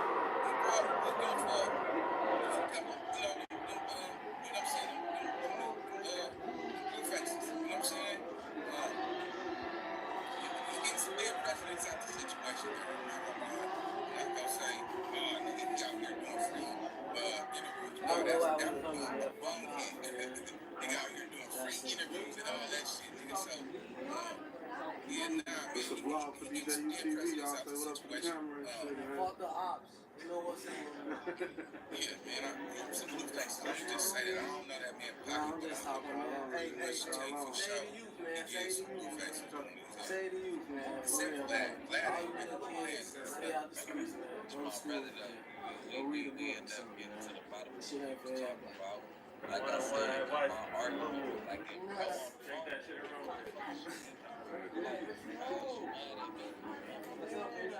What a dice at, bro? Shoot. They go to the gamblers with a dice at. Y'all got no dice? I just carry dice like I was at that shit. Y'all took a look up to it. You got to inform me like, bring some dice home, man. We do that in school, bro. Man,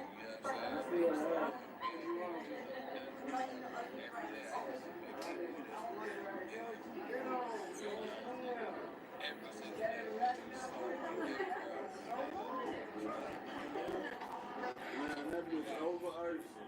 And it got it done. That's crazy.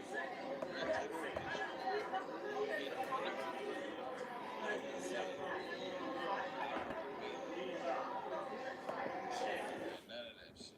I regret not doing.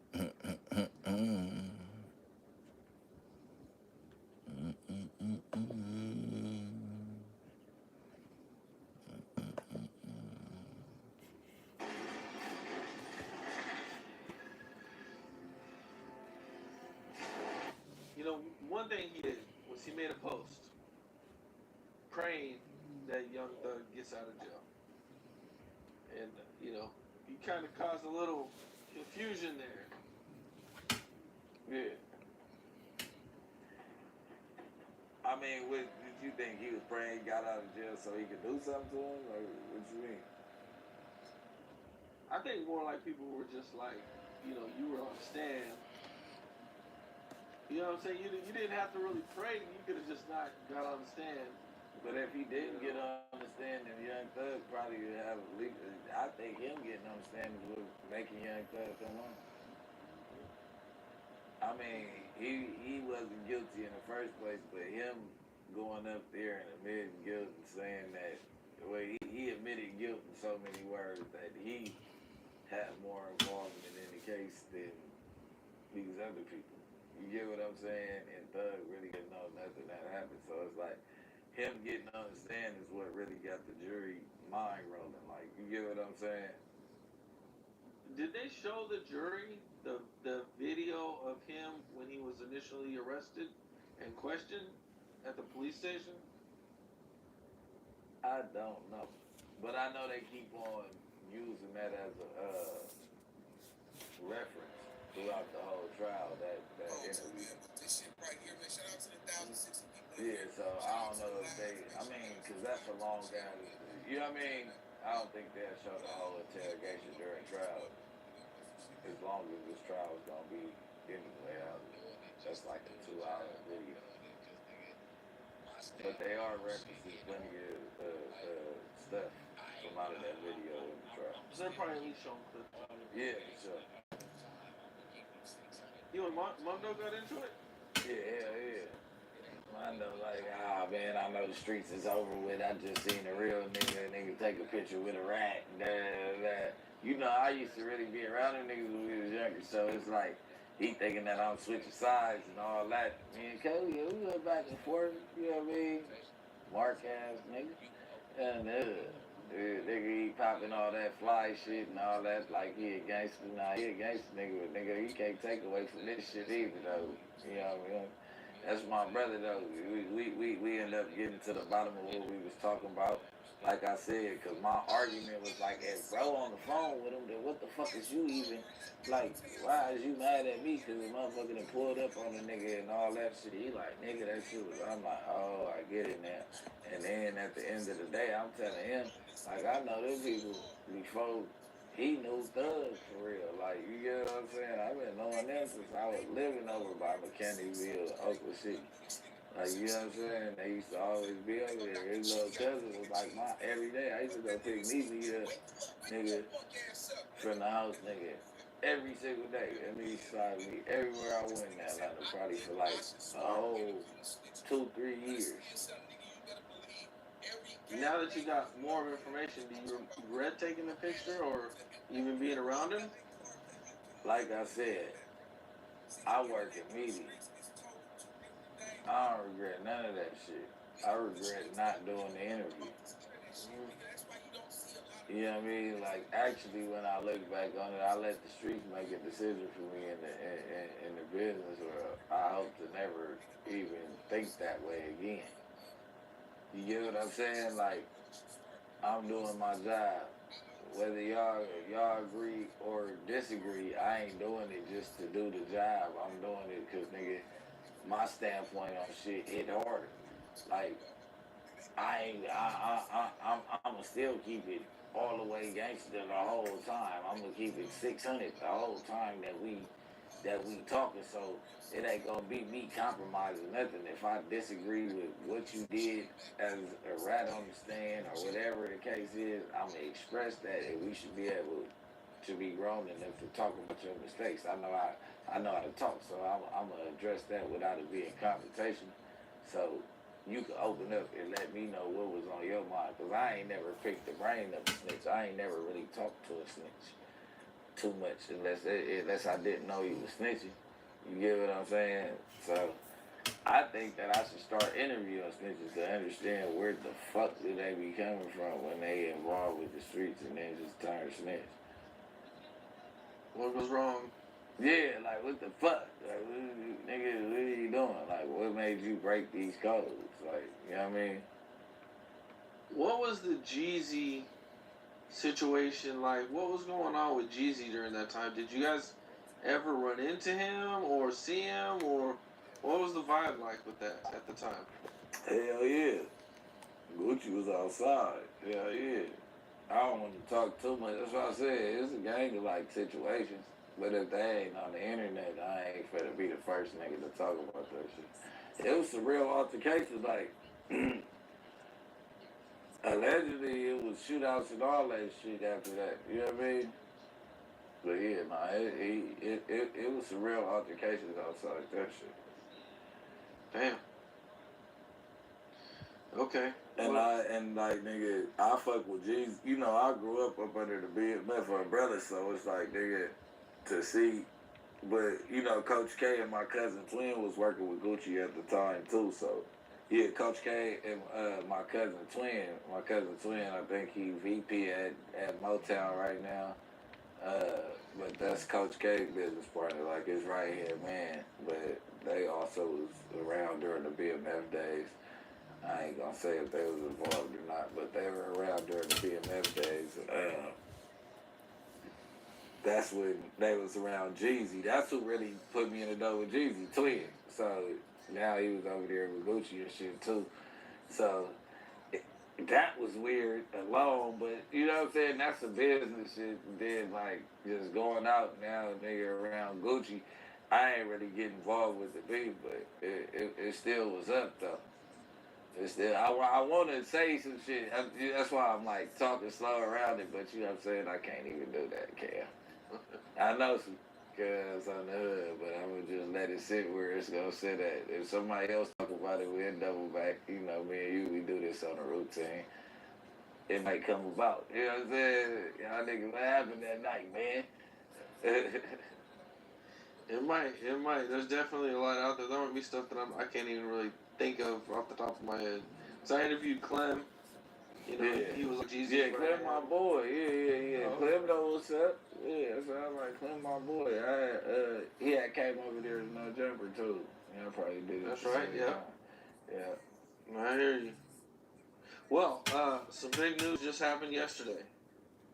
Lil Durk has a concert.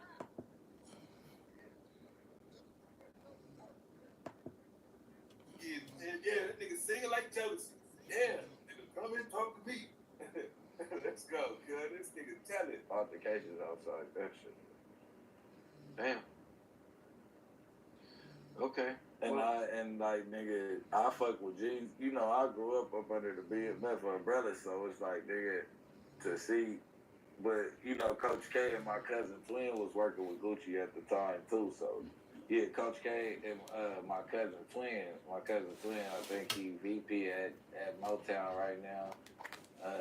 But that's Coach K's business partner, like his right hand man. But they also was around during the BMF days. I ain't gonna say if they was involved or not, but they were around during the BMF days. That's when they was around Jeezy. That's who really put me in the door with Jeezy, Twin. So now he was over there with Gucci and shit too. So that was weird alone, but you know what I'm saying? That's some business shit. And then like just going out now, nigga around Gucci, I ain't really getting involved with the beef, but it still was up though. It's still, I want to say some shit. That's why I'm like talking slow around it, but you know what I'm saying? I can't even do that, Cam. I know some guys on the hood, but I'm gonna just let it sit where it's gonna sit at. If somebody else talk about it, we'll double back. You know, me and you, we do this on a routine.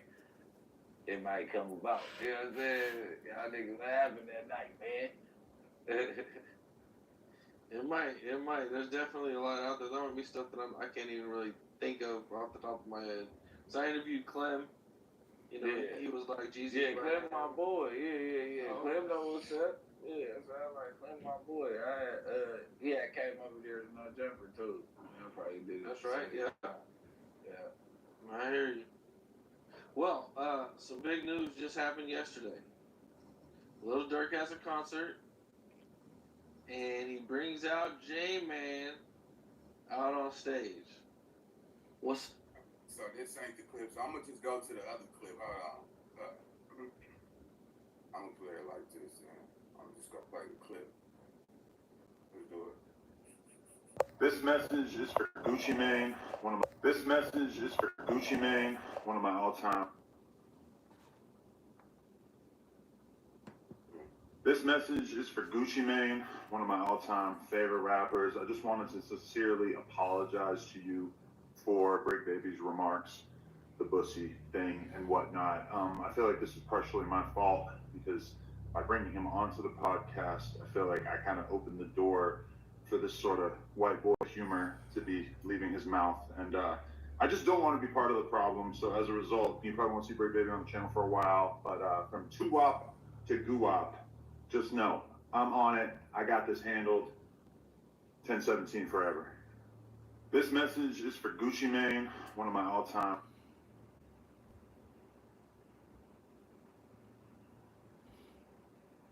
Hold on, y'all.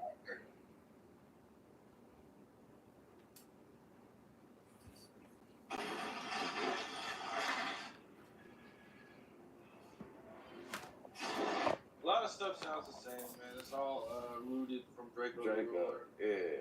And then the people that don't sound like Draco, it's not a universal lingo. Yeah. We talking about ling bopping. But I mean, at some point though, you know, it could become, you know, on the right beat. We too cool to make up new TikTok dances and all that. Like, we gotta have a beat to where Boss Man D-Lo, you could be a gangster on these other beats. You can figure out how to do it. That slow G-funk type shit, man, that shit is for car rides and shit. That shit ain't for the club. Motherfucker gotta go, you want that bitch on the hood of the car, like 310 Baby, he shook it up. Like, I like that, you know what I mean? That was across the world, because they had the, you know what I mean? They had the little step to it, so it just, you know, we gotta be a little bit more innovative, bro. We are the curators of gangster music, bro. But we don't trap here, so it's like, and the rest of the world traps. We ride here, and we fucking fly.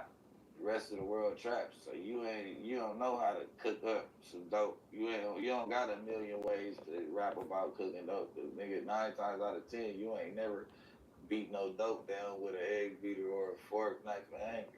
You know what I mean? You ain't never bust your dope down with a safety pin. You ain't never did that. Like, you know what I'm saying? They don't even know what I'm talking about. Motherfuckers chop right in the plays. You ever use a hanger? See, you from the old school. I know you probably know a little something. You know what I mean? You hit that motherfucker right with the hanger right there in the middle. Wow, that motherfucker busted. Nigga cool, 4-5 little thug rocks. Nigga, you chip them off from there. You know what I'm saying? But motherfuckers ain't grew up trap. They don't know how to put that into a rap. You know? Yeah. I mean, that's got his ass fired. The content is a little different. Yeah. Not even the context. I feel like the content is the same. It's overall the same. I feel like shoot, kill, but it's just like the context, how we deliver it. Like, I don't know. Atlanta's like, people in other states aren't afraid to share lingo. LA, they not gonna rap and use other people's lingo. They really tell you that he need chili baba from Maine after he just bought and took the stove out the, like. Yeah, we're not, like, LA, they still got a problem crack saying the stove, you know what I'm saying, huh? They still got a problem saying yeah, you know what I mean? Like, yeah, like, we still call him enemies. You know? Yeah, like, we niggas enemies, like, it's just, you know, but hopefully, you know what I'm saying, like I said, I'm here to spread the word, whether you like it or not, man. Get on y'all job. They say West Coast music is trash. I agree, because I do it just to keep y'all in. Like, my biggest songs are not West Coast sounds. I don't enjoy rapping over West Coast beats. It's easy to me. I can do it back to back. I just feel like I got more to say. And I got more talent, and I can make people dance when I rap. You know what I'm saying? So I'd rather do it that way. Like, Not Enough is a whole, like, all my shit, Not Enough play, Detroit Brick, Have You Ever was like an LA song, but just go through my catalog, like Myself, all that stuff has nothing to do with it. And they don't respect it because they think I'm trying to copycat Like when I started rapping out there, you get what I'm trying to say? Like that's my original flow. Like nigga, I grew up in nigga. I've been in Atlanta since I was 17, back and forth. Nigga, like I started rapping with Pee Wee Longway, Young Thug. So nigga, it's not a fucking me trying. I didn't start rapping with YG. I didn't start rapping with Nipsey. That was always my homeboy, but that ain't where I started rapping at. I didn't pick up on. I'm a Gucci Man fan turned rapper because of Mac Dre and Gucci Man combined. You know? Okay. Being around Gucci, you seem to be, you was around him in what looked like, his most wildest times. Is there anything that you can talk about, any stories you can share from that era of Gucci? One time we was at the studio, somebody pulled up with some tree with a gang of bags. And we all was at the studio and magically go out, disappeared, and so did the bags. Nigga telling like a motherfucker. That nigga singing, man. Tell him, Ray, tell him. This nigga singing, man. It was a gang of work. Yeah. Damn. And the dude's like looking around, looking at it. So basically, we are in the studio. The nigga pull up with the shit. That nigga high, bro. That nigga high. I guess he supposed to be going to go meet somebody or going to another room because we at the brick factory. It's 100 rooms. The brick factory had at least 12 doors in it. Like, you get what I'm saying? It was at least like 5 different recording studios plus just rooms and stuff. It was like a old office building or something like that, right? So everybody think he just downstairs doing his thing, whatever the case is, right? Hey, look up, this nigga ain't nowhere around the car going all that. So the motherfucker takes one of my partners, I ain't gonna put them in the middle of it. He takes one of my partners like, man, y'all get up out of there. I got something for y'all. Like, how the fuck we supposed to leave? A motherfucker, he's like, hey, how the fuck we gotta get up out of here? I mean, we could have easily, but you know what I mean? Ain't nobody trying to do all that. We didn't take the shit. You get what I'm saying? So it's like, all right, dumb trip. Hey, look, we finna go open up the gate for Guam. You said that the people behind him, and he need the gate to be open when he pull in. So we finna go out there, make sure there ain't no people down there. He finna pull up. Man, hey, listen, this nigga literally just told a story about how them niggas robbed a nigga for some shit. You see what I'm saying? And this is what I say, man. You on, nigga, Cam Capone has 1 million subscribers. You see what I'm saying? You're at the masses at this point, nigga. Nigga, you talking about street shit. Real street shit, nigga. Listen, gang, I don't care how tough you is, nigga. Anytime a nigga get on camera, nigga, and tell a story that you got away with, that, you know what I'm saying, niggas could look into, nigga, double back, nigga, refile and charge you on that crime, nigga. Hey, that's a violation to the streets, bro. You can't tell those type of stories, bro. Come on, nigga, especially as you should know better, nigga. You know what I'm saying, nigga? You've been doing this podcast shit by, 2 years strong now?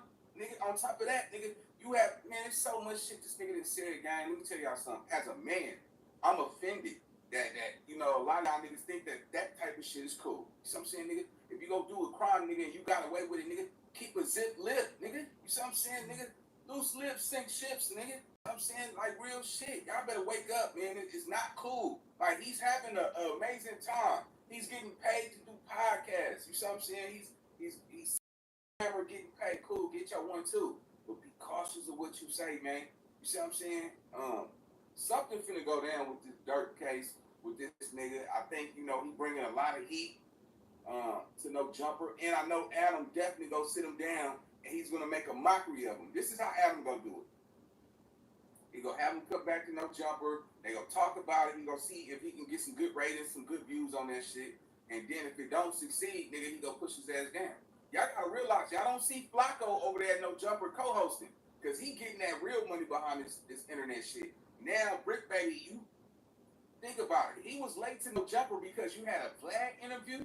That is the ultimate disrespect, nigga. I know Lennon talking about like this. Nigga, you done helped this nigga bail out of jail and all that shit, and he's still coming to No Jumper late. You would think this nigga be appreciative, grateful. You showing Adam that nigga you don't give a fuck about No Jumper, nigga. You winning now. You got a little traction, and you won't have him to just sit back and just take that shit, nigga. So all you dick riding niggas that want to go to No Jumper, nigga, call Adam and be like, pick me. You old pick me ass niggas and shit, man. Get out here and grind on this internet on your own, cuz you do not need No Jumper to be successful. Let's go. When we opened the gate, pulled out that bitch, we never came back either. Fuck that, nigga. But, you know what I mean? Like, shit, we ain't have nothing to do with the paper. Yeah, that nigga's crazy, bro. That nigga is a real trench baby. Like, oh, my mama, like. What's up? This is Cam Capone. We got. Alright, man. Shout out to Cam. Yeah, man. I'm about to, man. I'm gonna go watch Life again and shit. He was like, so if I want frog skin, what I gotta go do it? He's like, what? You need collateral. Nigga, my daddy got. That's my daddy watch. Hey, y'all get a chance, go watch Life, cuz I swear to God, just go boost your motherfucking night up, nigga. Go roll you up a log or something, nigga. Go get your little log, nigga. Fire that motherfucker up, nigga, and just watch Life, gang. You know what I'm saying? You ain't welcome to raise boom, boom, boom. Yeah? Well, what I do, motherfucker, you ain't welcome. You gonna eat that cornbread? Nah, motherfucker, you can't have my motherfucking cornbread. If you do, it's gonna be a Killing Spree Part 2. Oh, but I eat your cornbread. Alright, hold on, let me find that shit, cuz. You need to get my cornbread. Hey, that's my daddy's watch. Hold up. I'll play this shit one more. Apologize to you for Break Baby's remarks, the bussy thing and whatnot. I feel like this is partially my fault because by bringing him onto the podcast, I feel like I kind of opened the door for this white boy humor to be leaving his mouth, and I just don't want to be part of the problem. So as a result, you probably won't see Break Baby on the channel for a while, but from TWAP to WAP, just know I'm on it. I got this handled. Yeah, that's it. He's not. Hey, look, I'm telling you, Adam about to bring that nigga back and you know what I'm saying, make the nigga look dumb and shit. You know what I'm saying? And so he look like, so what I gotta do? Take them white people pies to make it a nigga pie. Oh, so you boys can read what the sign says. Oh, the whites only. Let's talk turkey, baby. Let's talk turkey, baby. Hey, man. Hey, I'm just enjoying life, man. That's crazy, man. We kind of seen this shit coming. But in actuality, all bullshit aside, man, I don't wish nobody lose income. You know what I'm saying? But you put yourself in that position, nigga, that's on you, man. It's just not a good look, gang. You know, you run around doing blast shows. You know what I'm saying? You pulling up to No Jumper late, and you thought you. See, the thing is, you think because Adam is your boy, you niggas and slept in hotel rooms together and all that type of shit. Y'all did drugs together. You thinking that y'all relationship is just gonna last a long way, bro. That's not how the game go, man. You can't disrespect the nigga who cut your check, bro. Shit, let me give a motherfucker a job, and you talking about, oh, I had a bad interview. You my boy. Man, your ass motherfucking fired, nigga. That's what's gonna happen. Hell, nigga. Shit, you ain't helping me, motherfucker. Shit, nigga, give me some of that bad money. Nigga said you doing interviews and shit. Yeah, man, but anyway, shout out to the 1,400 people that's still up in the live, man. You understand me? Yeah, man. Nigga, and Merry Christmas to you too, nigga. You know what I'm saying? Yeah, but nah, man, we finna get up out of here. I thank everybody for fucking with my channel. Mods, you already know it. Big up to you. And I'll see y'all on the next video, gang. Let's go.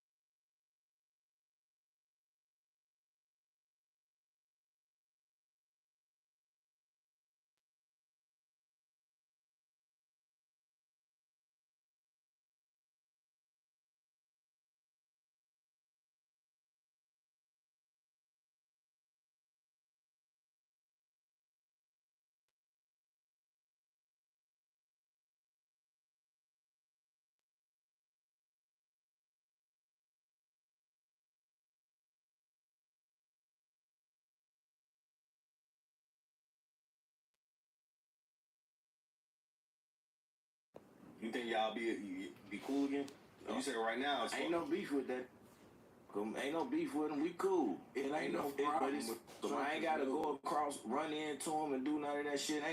I ain't gonna be running around here bashing him and shit. I just, as a man, like he called me personally, y'all, and told me like, man, Hood, I was bogus. I should have told you, man. He said that shit. You know he said that shit. And if he a real dude, I'm saying this right here, he'll come out and say that shit on some real shit, man. But you know, he ain't got them qualities. Trenches, let the world know that. Definitely, dude. The feds, you had the feds take all my YouTube channels. Man, listen, man. We didn't know you was snitching, bro. And I know C-Hood, because C-Hood wouldn't even be with me now if he knew you was snitching, bro.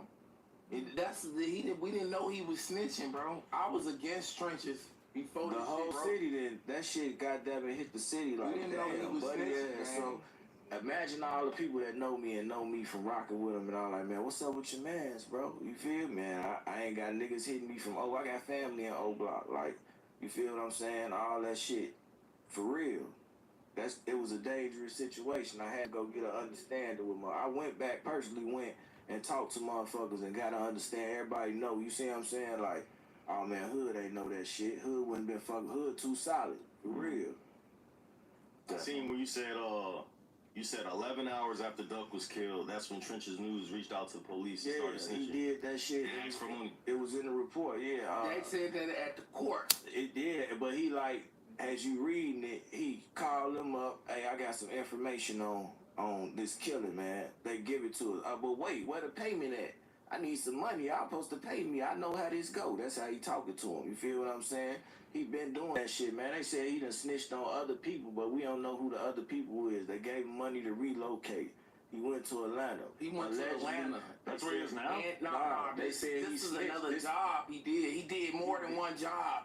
Not the job he talking about against the cop, and the job he talking about with the with Duck case. He did shit in between. That we don't even know about. You gotta look at the transcripts. The lawyer tell all the jobs that he did previous jobs in between 06 and now. He done did jobs in between. How you think you would contact the Fed?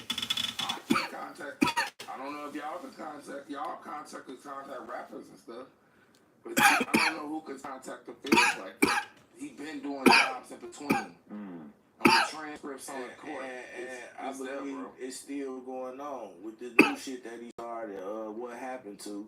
That ain't nothing with the Feds still being in Chicago for them to look in and open this case up and look into it and shit like this. Some people saying he's doing a good thing cleaning up the streets. He calling himself Captain Planet. For real, that's what he called himself, and that's the reason he called himself Captain Planet. He don't mind telling on nobody. He had an incident with them old block dudes, which is really a reason he like fuck them dudes, and he'll tell on them. My thing is, you been on your page saying that they was around you, didn't go to school, you talked to them lit and all this stuff. This was the first story. I'm gonna tell y'all how he switched it up on Vlad. You talked to them lit and all that shit, and how to be a gang member. Then they get older and you tell on them. You feel what I'm saying?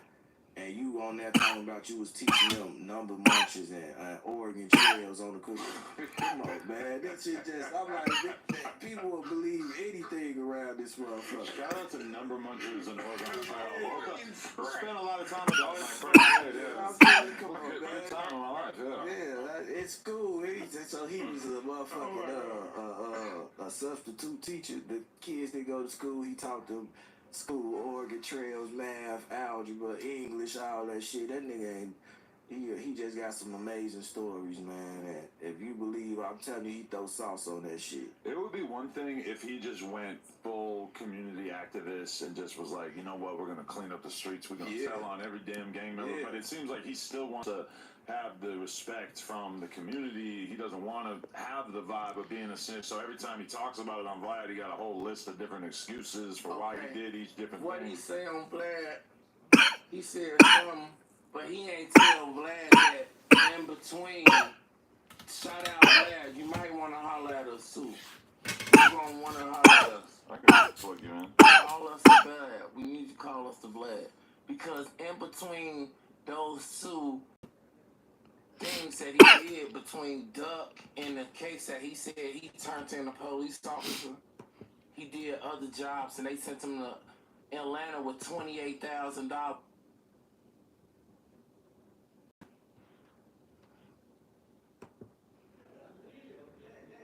For sure. Crazy. The zestiest.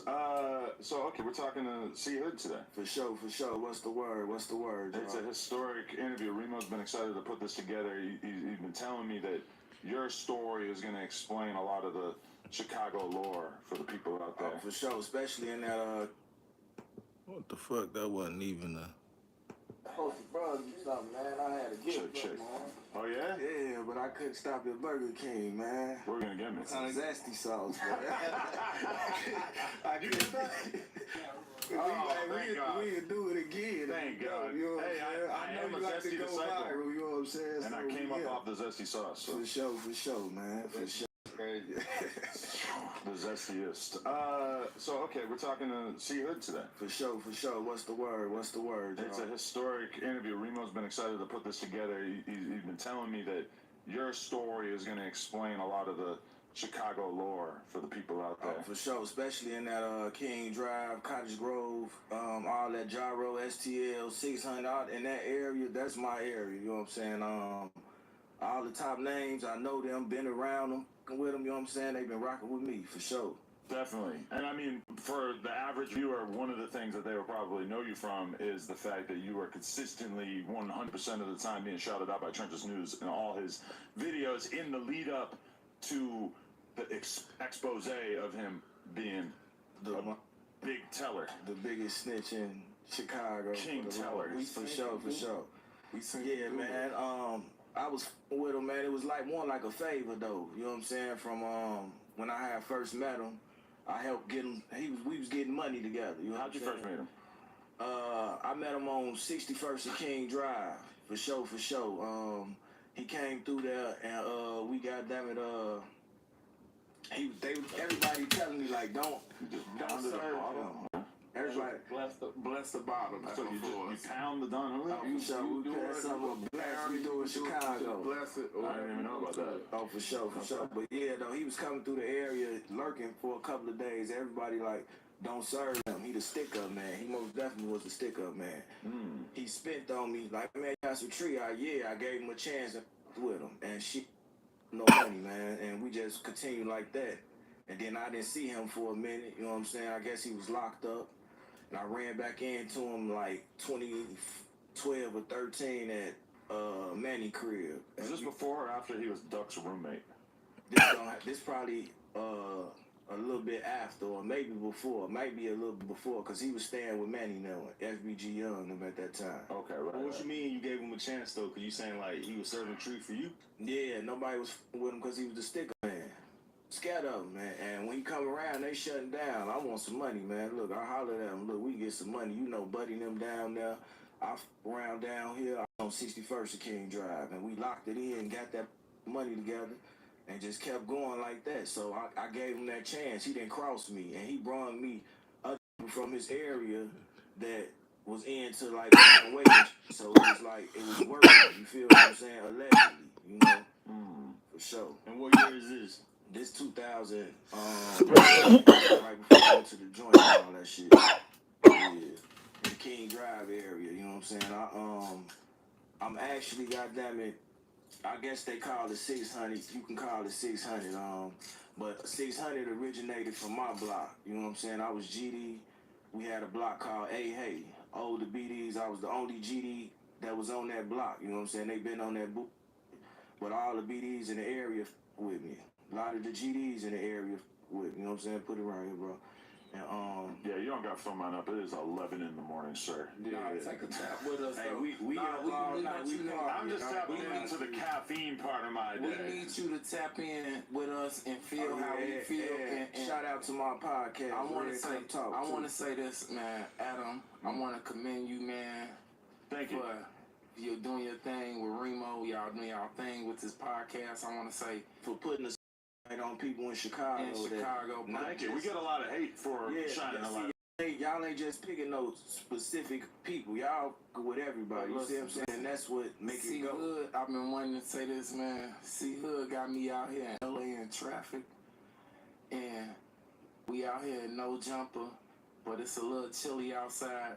But I got my blue jean jacket on like Chief Sosa. And I'm feeling good out here, and I'm out here with Adam. Y'all have a good day, you know what I'm saying? I want y'all to know that. I can feel the appreciation in the air. That's love. That's love, man. That's what I wanted to tell you, man. DVD, man, for It's sure. love for real. Yeah, though, man. But y'all pour y'all own troubles. Y'all pour y'all own troubles out here, though. I can't. You say you only want a little, so just pour your own shit. We don't get shit, bitch. I'm in support of that. For sure. Let's get back into it, though. You know what I'm saying? So, down there, the 600 area, you know, the Breezes, the E-Days, the original ones, they come from like up under my wing and my people and stuff like that. Like when Breezy told that story about being on 61st and King Drive, I had the spot right there. You know, Chief Keef, Von, all of them used to come through there. You know what I'm saying? I think when I was getting high, people was alive. You know what I'm saying? Instead of killing each other, they was just getting high. They was rapping and getting high. Then I think once I got out the area on some real shit, it started dropping for real. So you just always been the weed man? Yeah, I was the weed man, and I with the female like that. Cool ass man. I bring together. I had Crump. I got a video called Getting That Money, man. I had Crump hanging with the BDs. Shout out to Blackgate, my murder, man. Rest in peace, TP. So when we see the old videos of Crump hanging out with, you know, Tay Savage and all these types of people, that was around that era? Yeah, around that time. Because he became ops with a lot of those guys soon after. They fell out, and Crump just went crazy. He turned to a demon. He started trolling. He learned how to do that troll. He mastered this internet before anybody. I just don't think he had a chance to monetize off of. That is true. When you see him ordering the Chino burger, it is kind of like, oh yeah, that's something people would totally do today. But you were very early on doing this like trolling version of hating on the people that you don't get along with, you know? For sure. Like kind of disguising it, trying to make it funny. Like he was real early really on some real with it. Yeah, Crump was solid man, and I with a lot of people from his area, man. I with the BDs and the GDs. Can't nobody put me in nothing, you know what I'm saying? Because when you get to that, I separate myself. And I just wasn't in that one area. I'm all through Chicago. Like, that's why people with me, respect me. I actually was with Trenches News. I'm the reason the streets was getting behind them. They already had like a little, oh, he a snitch. I'm telling them, like, nah, man, he good. So as soon as it come out, everybody hit me up like, man, I told your ass, boy. I told you. You know, players up. You know what I'm saying? Couldn't see it though, but 18 years is a long time. Heads over Trenches News. Over Trenches News. Because you interviewed Billa and I interviewed Billa and Choice. Choice. They into it with Billa, and then that's how I got into it with CEE-HOOD, which because of Trenches. On some YouTube. I was an innocent bystander. Yeah. Lost his YouTube page. The feds subscribe. The feds took my channels. And how I know, because I had like little channels under different emails, and they came and got those too. Really? They got your whole IP address? They got that, yeah, that's what it was. And he said Trenches News put him on him, because he was on his ass. I ain't gonna lie, Trenches couldn't stand that shit. Man, this nigga gotta go. You know, I talked to him behind the scenes. He don't like when nobody trolling him and talking about it. He can't deal with that shit, but he'll do that to everybody else.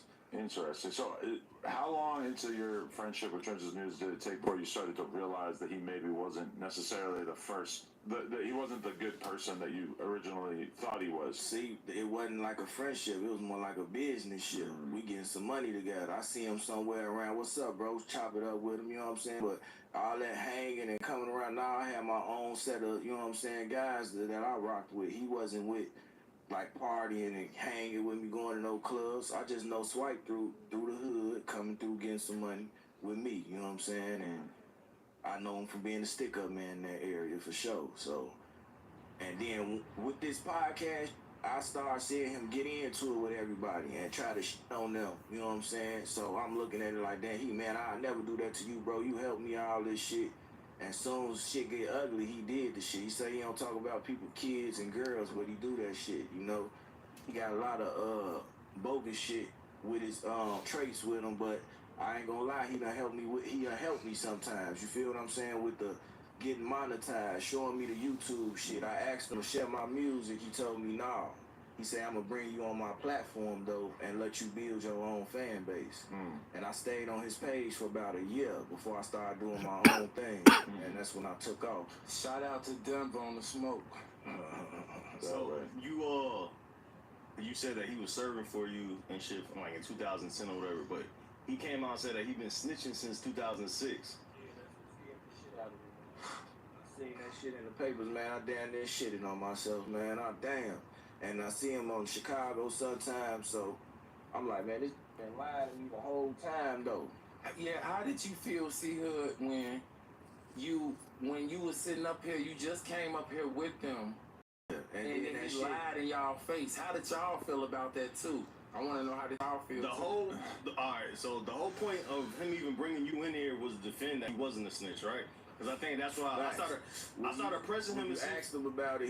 He like, can my boy C-HOOD? Hold on, can my boy C-HOOD come in, man? For real, that's my boy from the streets, man. My stories are real.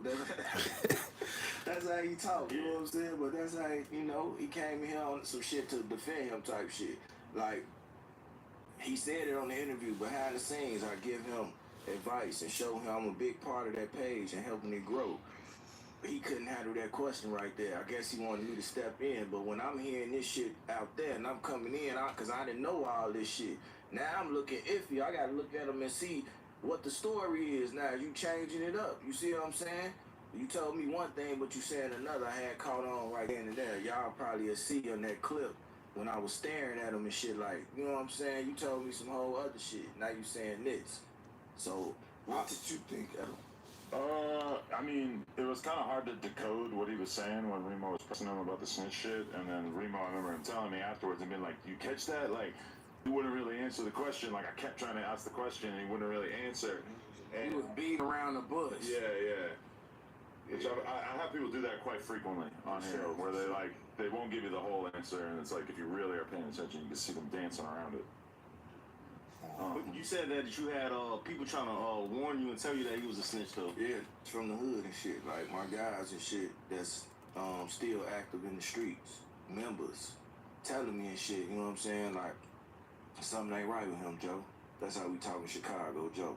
Something ain't right with him. You know what I'm saying? He buddy ass a little weird. Now he was beating around the bush with the snitching parts of the stories as me and Billa was on this page. He never came out full, just telling the story sounding like a snitch. But right now, man, that don't give a fuck. He going crazy with it. You know what I'm saying? Straight to the point on him. You can't really deny it anymore. Like, he's on Vlad, and all the clips on Vlad are just shit about him being a snitch in the titles. I told him that. I said, man, bro, you ain't got to lie. You did that shit. I would have respected you if you would have came out on YouTube saying you was the snitch and didn't no beef and did all that shit, but you lied to me, bro. That means you didn't respect me as a man. After all the shit I done helped you do behind scenes, nigga, and you lied and me looking like a goddamn clown in the world vouching for you. You see what I'm saying? Bringing you to the hood and around shit and feel like you goddamn was a snitch.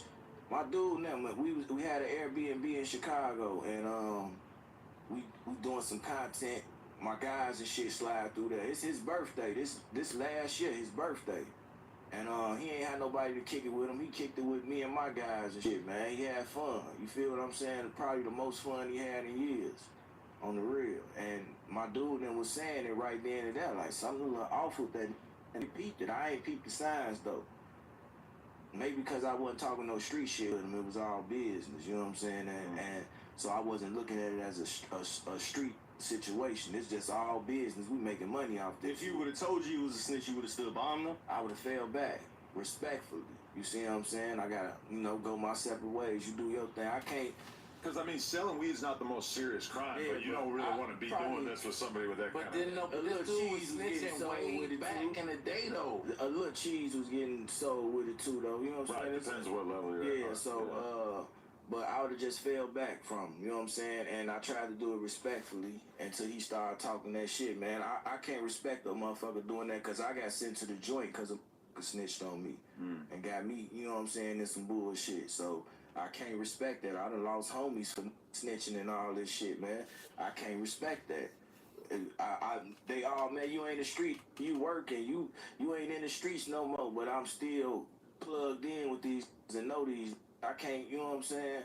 I can't respect that shit, man. So how was looking at you when they found out, like, damn, this been your man's? They know. You was vouching with him on no jumper saying he wasn't a snitch, and it turned out he was a snitch. Like, niggas looking at you funny, or? Now you had, the real motherfucker. No, then you got YouTube, you got the trolls and shit. They gonna say what they say. It's all on how you handle this shit. Me being the nigga that I am, I know I ain't have no, you know what I'm saying, nothing about that shit. So I don't care. Everybody, I said, make a story. CEE-HOOD was in the room with Trenches News while he was talking to the feds. This whole time I was around him 3 times. Once in Chicago, he came to Atlanta to go to Florida. And then no jumper. 3 times in that whole time, personally being around him. That whole time. So how did I go to the, you know what I'm saying? I looked at that shit, I say these be chasing it for views and shit. But your relationship must have been pretty tight, because I mean, like, if I were to shout out a specific person in the intro to like every YouTube video I ever made, they was podcasting. You and Remo. But even the videos that he wasn't in, he's still saying shout out to you at the beginning of it, which is like, to me, that means that to him, you were pretty much like his closest partner, right? Well, at that time, yeah, we got the drum. At that time, I used the 50. Gotta do. Yeah, for sure. At that time, right? You want to talk that drill shit? That's what we here to talk to. You gotta have it. At that time, he felt like he owed me because I helped him. You know what I'm saying? He would have been f***ed up out here. It was a lot of people f***ed up. No money in that area. You know what I'm saying? And I could say that I was one of them around there getting money. I had my own money. I ain't had to need shit from nobody. I was with the females in that area with substance. The females that niggas wanted. You know what I'm saying? So I had my little play. I ain't just like I'm a big boss right here and all that shit, but I did my thing. And he wasn't the only that I was helping. So shit, he felt like he owed me, man. And shit, that's what the help was, because I rap and I be podcasting to try to help me get on. I don't think that shit even really helped me. I had made a clip, and on a couple of videos, and they got 1 million views. You know how I tell you how many subscribers you get from this video and all that shit. Mm-hmm. People just know the name, but they didn't know the face. Mm-hmm. You feel what I'm saying? So right here, this is very important. Also for people to get an understanding and to see who I am and what I'm really about. For sure. 100%. Trenches News also said that you knew he was snitching. Yeah, he said that shit, which was another free lie he told. He tell free lies. Didn't nobody know that. I didn't know he was snitching till it came out and I seen him in court. I went to court and the man was on stand. And he just how he talk on his YouTube and doing all that shit, he was doing that. I was in there for 2 minutes and I left. I seen Mama ducking that. She looked at, she ain't know who I was though, and she hit me with a like I thought it was a hit. You was looking mean as Where did you see me at in the courtroom? I seen you when we was getting on the elevator. You know what I'm saying? We was beefing. I thought I was gonna have to piece you up. You know what I'm saying? We shook up. This my dog right now, though. You know what I'm saying? That's crazy that Mama Duck's way of flirting is to say, "I thought it was a hit." No, I don't think she was flirting. She was. That's like, that's like her way. That's her love language. Shout out to Mama. Shout out Mama Duck. I see you. When I walked in there, I was with him, and I came in with him, and I had my work outfit on, and I had your camera equipment and all that shit downstairs. So I did look probably crazy, but she seen it was us though. She seen it was us. And she hit me later on that day. That's when she started following me and stuff. So my interest in doing that was because they told me he wasn't. Now I see this shit on with my own eyes. I can, you know what I'm saying, really. Bam, cut it clean. I ain't gotta rock with you, no matter what you say. He hit me with a text message. I say, damn, you could have told me. The shit all on the internet, all that shit. I always leaked it and dropped that shit because he was lying and shit. He like, man, I was gonna tell you, but you already made a video. Why I gotta find out when you hit the stand? That still ain't being respectable, nigga.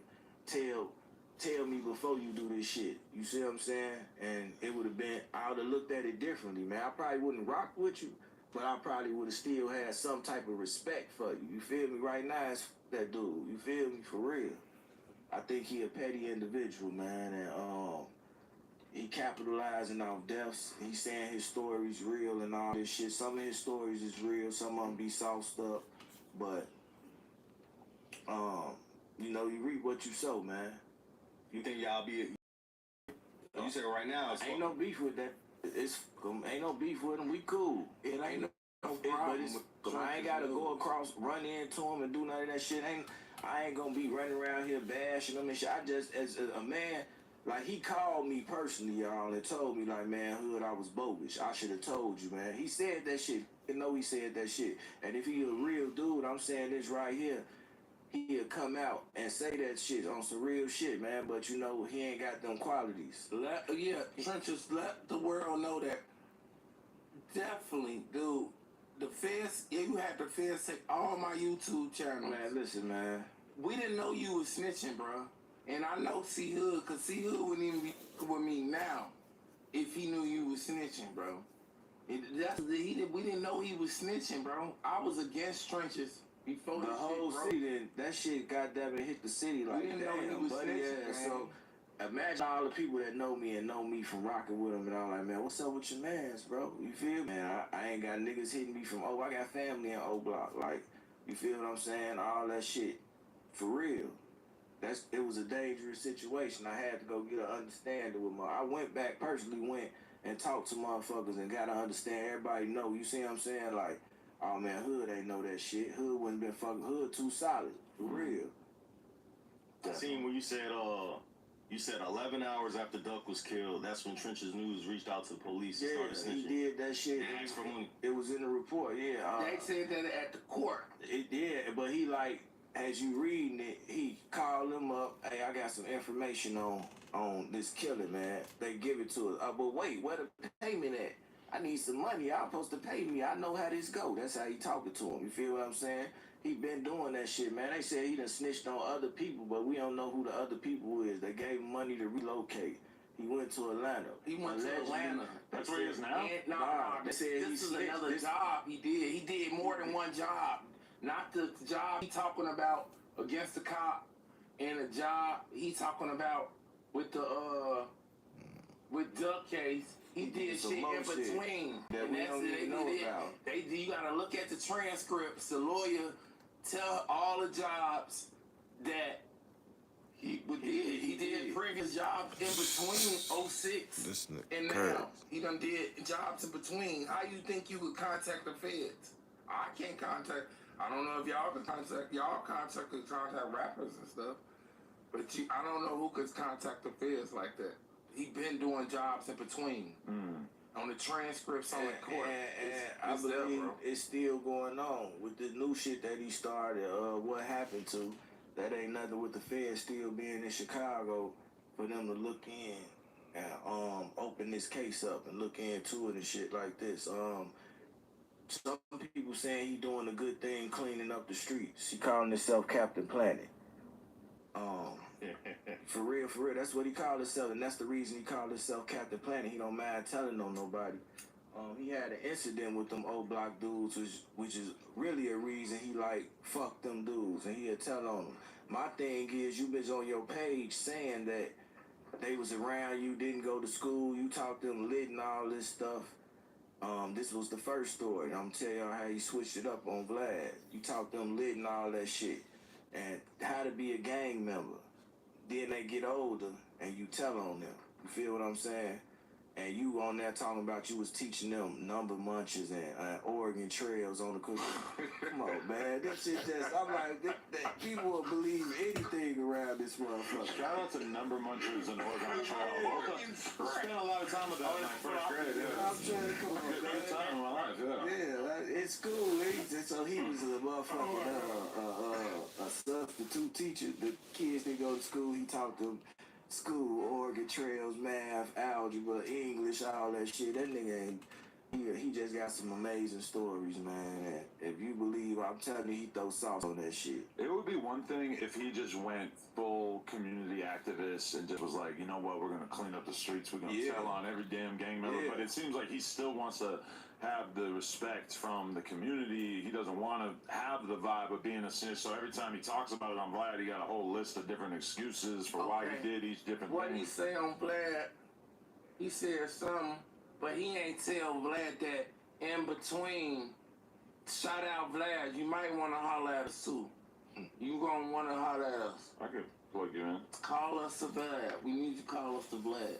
Because in between those two things that he did between Duck and the case that he said he turned in a police officer, he did other jobs and they sent him to Atlanta with $28,000 in a train ticket to Atlanta. And I think he told in Atlanta, I think. But you gotta go back to the transcripts. He told in Chicago. I swear to God, I'm not lying. Go back to the transcripts of the FBG case. And they saying that shit because when they was asking him that shit on the stand, what the fuck they got to do with I don't remember. I got shot in the head. You know what I'm saying? That's when that headshot started kicking in when them questions come like that. So they're saying he really got $25,000 in like 15 installment plans? Look, they said, no, they gave him, he said he denied that he got the money. Because I was at court. He make that off YouTube. But listen, if he make that off YouTube, they didn't he get just him started making it. They did give him this shit, installments. he done took us to another level. This shit like the movies, man. He done took us to another level, bro. I never seen no shit like this, bro. They gave him $25,000 They gave that and you been snitching for 18 drug years. money, cash. 18 They didn't years. give him no installments. They gave him all cash and bus tickets or whatever the fuck he want, all cash. Drug money, because they don't give you, like he told the lady at court, they don't give you no motherfucking checks and no cash apps and shit. It might be like a legal thing, like that they don't want to be seen as like giving payments for that kind of thing. That would be a convenient thing to do with the drug money that you seize. Hold on, Adam. This is a good drop. I want y'all to know this gonna be on them clips. So y'all hit that subscribe button. Run they clips up. And then we go into a commercial. We'll be right back, but we coming right now. We be right back though. I had to drop that for you, Adam. I had to give you a good drop. So you saying he went to Atlanta with the 28K? He went to Atlanta on another and job started working again. Started working again. Got some people in Atlanta locked up. Successfully activated. That's wild. If I'm lying, I'm flying. Go get the motherfucking transcripts. So that's where the relocation money was, because they say he got $25,000 installment plans, and they also gave him money to relocate. No. They gave him that on this time. They gave him that on this time with Duck. Yeah. The FBG Duck. So you saying previously they done gave him that several times on different jobs. No, I don't know. I swear to God on my life. Look it up. Go get the transcript. No, I'm saying, you was in the courtroom for multiple days. Yes. All right, well, I can't take that from you then, guys. Yes. I can't take it from you. I seen Mickey Truth. You say, Mickey McDonald. Now, hold on. Let me tell you something. Hold on. Let me say this about Mickey. Let me say Mickey McDonald. Why you hating on Mickey Truth? Nah, Mickey McDonald said my name one time. She said my name one time in one of her videos, and I ain't say shit about her because I said I made a video with the 2 Chainz music. I'm gonna be fresh as hell if the feds watching, because she was involved in it. So she say my name, but she just was up there saying everybody in Chicago snitching. You can't say everybody, shorty. Do your homework. That's all. It ain't no beef with you, baby. You know what I'm saying? It ain't no beef. It's just, you could have said what you was saying instead of typing it on keyboard. You could have just said it in my face. I was standing right there in front of you. And then you said you seen everybody else but me. I didn't see that person that you talking about there. I really think you was looking for that person that's on that picture that'd be behind her. You know what I'm saying? She got two different people. That person on the picture ain't her. Right. Well, I seen her there. She seen me. I seen her. She was catfish. So also, while I was there in court, I also seen that you said there was another person that snitched. Some dude named Lil Dave. Yeah, Lil Dave. From OTF or something? He say OTF, O Block. Shorty goddamn it snitched. She went in there under the butter act. It was more than people who told. And yeah, the baby mamas and all that, but what y'all know. The baby mamas got put into that shit. You know what I'm saying? About dude now. I'm talking about this OTF dude, O Block dude. You know what I'm saying? That brung up other members' names and shit. You know what I'm saying? Then he realized he did wrong and he tried to fix that shit. It's too little too late now. You know what I'm saying? Then came Swipe, Butter. You know what I'm saying? They did what they do. I don't got nothing against Butter. One thing I want to say about Hold on, bro. Butter used to be with my hang with my little sister. My little sister from 600. You know what I'm saying? Butter used to be with her. I don't know Butter. I know of Butter. You know what I'm saying? So I could speak on what's being broadcasted on these YouTube streets and everything. I know that's your man's and you shoot videos for him. I'm gonna still speak and say how I feel. You know what I'm saying? But I don't want to. It's like, it's like, shout out to Petty, Uncle. Is FBG Butter, Uncle, and he helped me. He introduced me to Mama Duck and stuff because I film. I'm not from 63rd or 64th. And they be saying fuck 63rd when 63rd used to have all the money on that block.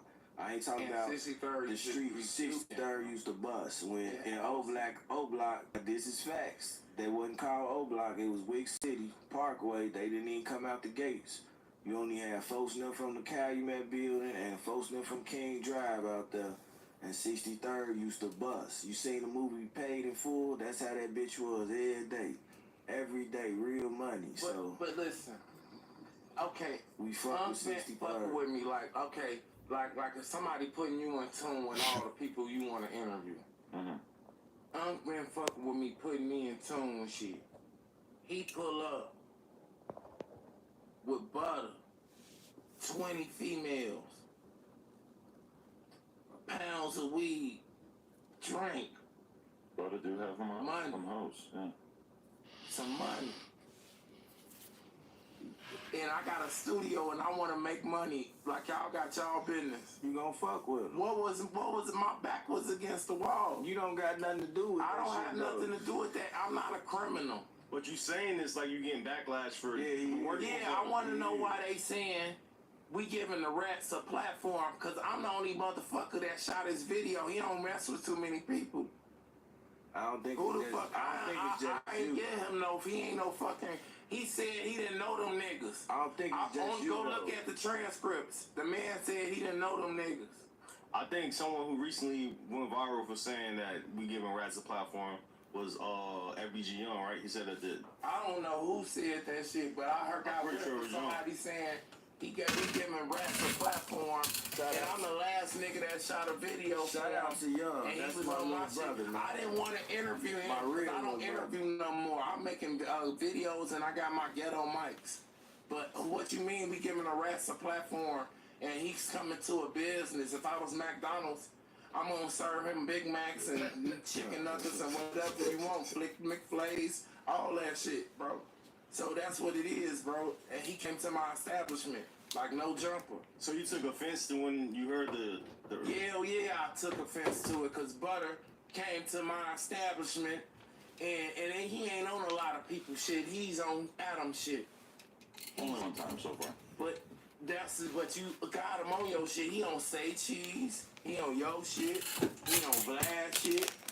He on corporate shit. He on a lot of people. He on ghetto DDU shit. Say he ain't on a lot, then you name a lot and say he on ghetto DVD. So you can hang out with him, but you wouldn't. I wasn't hanging out with Butter. What you was doing with I shot his video. And you kicked it while you said that had 20 hoes and y'all chilling and shit. That was for his video, and that was his.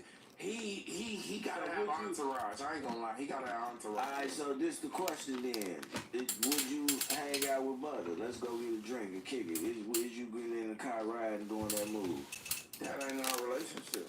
Alright then. Our relationship is music and so why you feel like because they say giving the rat a platform, this is what we do, we blog. They say a lot of shit. Why you let shit go to you when you know this? Well, I'm just saying that shit right now. I'm saying it right now. On here. Well, we ain't giving no rats no platform. We just doing media, like we covering media. But getting a drink with them isn't giving them a platform. I didn't get no drink with them. We got to get a drink with us while we on y'all platform. That's what you do. If y'all smoke weed or something, that's what we do. We came to feel good. I want to enjoy what I do. Man, we came to take this and get rich with what we do while we enjoy it. If you gonna hang with Buddy, it's cool, bro. Nobody gonna judge you, man. I didn't hang with Buddy. Yeah, now y'all getting out of hand now. Now y'all getting out of hand. But if you hang with the ops, look, like, listen. you know how that 600 trigger. 600 trigger. Yeah, that's my little I brother. filmed for him. 600 trigger love me. I was supposed to be in the trigger. Shout out to 600 Trigger, man. Beastie the Shooter, Lil J, former homie. He was on KT. Yeah, they supposed to came with me, man. Some shit popped up, Joe. Shout out to Trigger 600. You know, he wanted to come respond to. I'm gonna put you in the car with both of them, man. He wanted to come respond about what Mimo said about him. You know what I'm saying? For real. I should, yeah. Call him on the phone. And to the people who don't know, what did Mimo say? Something about his clothes. He said something about it. They've been beefing going back and forth recently. Yeah, man. I just didn't like how that shit. Do I look cheesy, Mimo?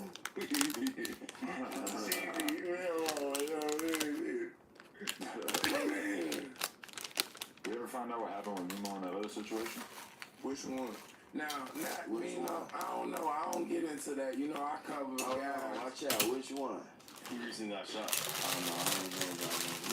I don't think he got shot. We interviewed him like right before that whole story came out, and then people were like, "You're putting this interview out because of that." I'm like, "No, we did that shit like a week ago. This was gonna come out either way."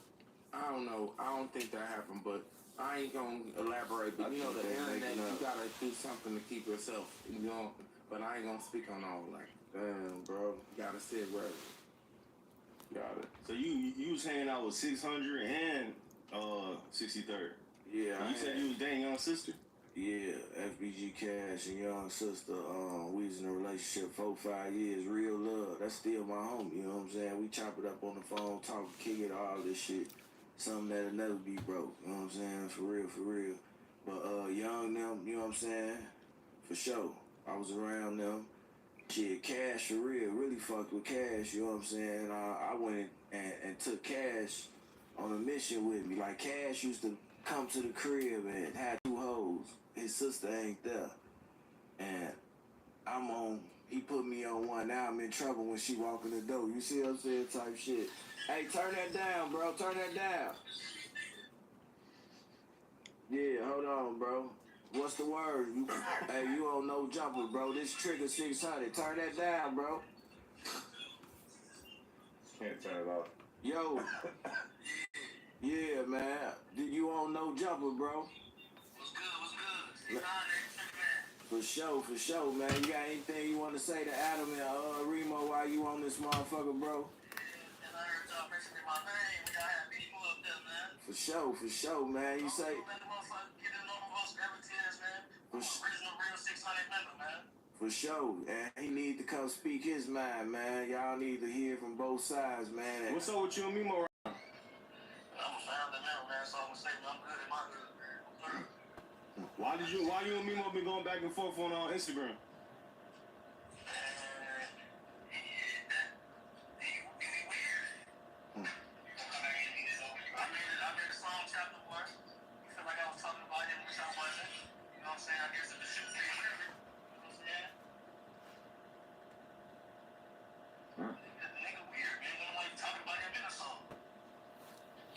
So the song wasn't even about him. He just took it wrong. I think he was saying your clothes cheesy and a whole bunch of shit like that. I say niggas went up in the field in 2000 and they went around my little brother think they died, which he wasn't. So they feel like I was talking about him, so it went out from there. For sure. Right there, he died a couple feet away from my crib. The thing is, for him to come at me and all people, nigga, this my block. I'm gonna be all one way. You came on my shit. Oh, for sure. Yeah, you gonna have to come and talk your shit, bro. I'm gonna tap in with you. I'm gonna put you in the car, bro. The platform is open. Let us know. That shit, well, I see he going y'all platform to for shit. I do it for some Chicago shit. They asked me if I'm this my little brother family getting to it. He go, that motherfucker took my fake clothes. I just go fast shit. Oh yeah, you say they asked you about him and you still kept it. That's my brother type shit, and he tried to shit on you. Brother family getting to it. Yeah, he said he tried to shit on.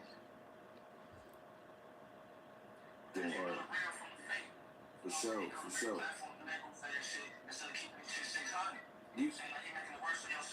Yeah, you gonna have you getting your chance, man. I'm put you in the car, bro. For sure, love. Yeah, that's my man. I got access to a lot of people.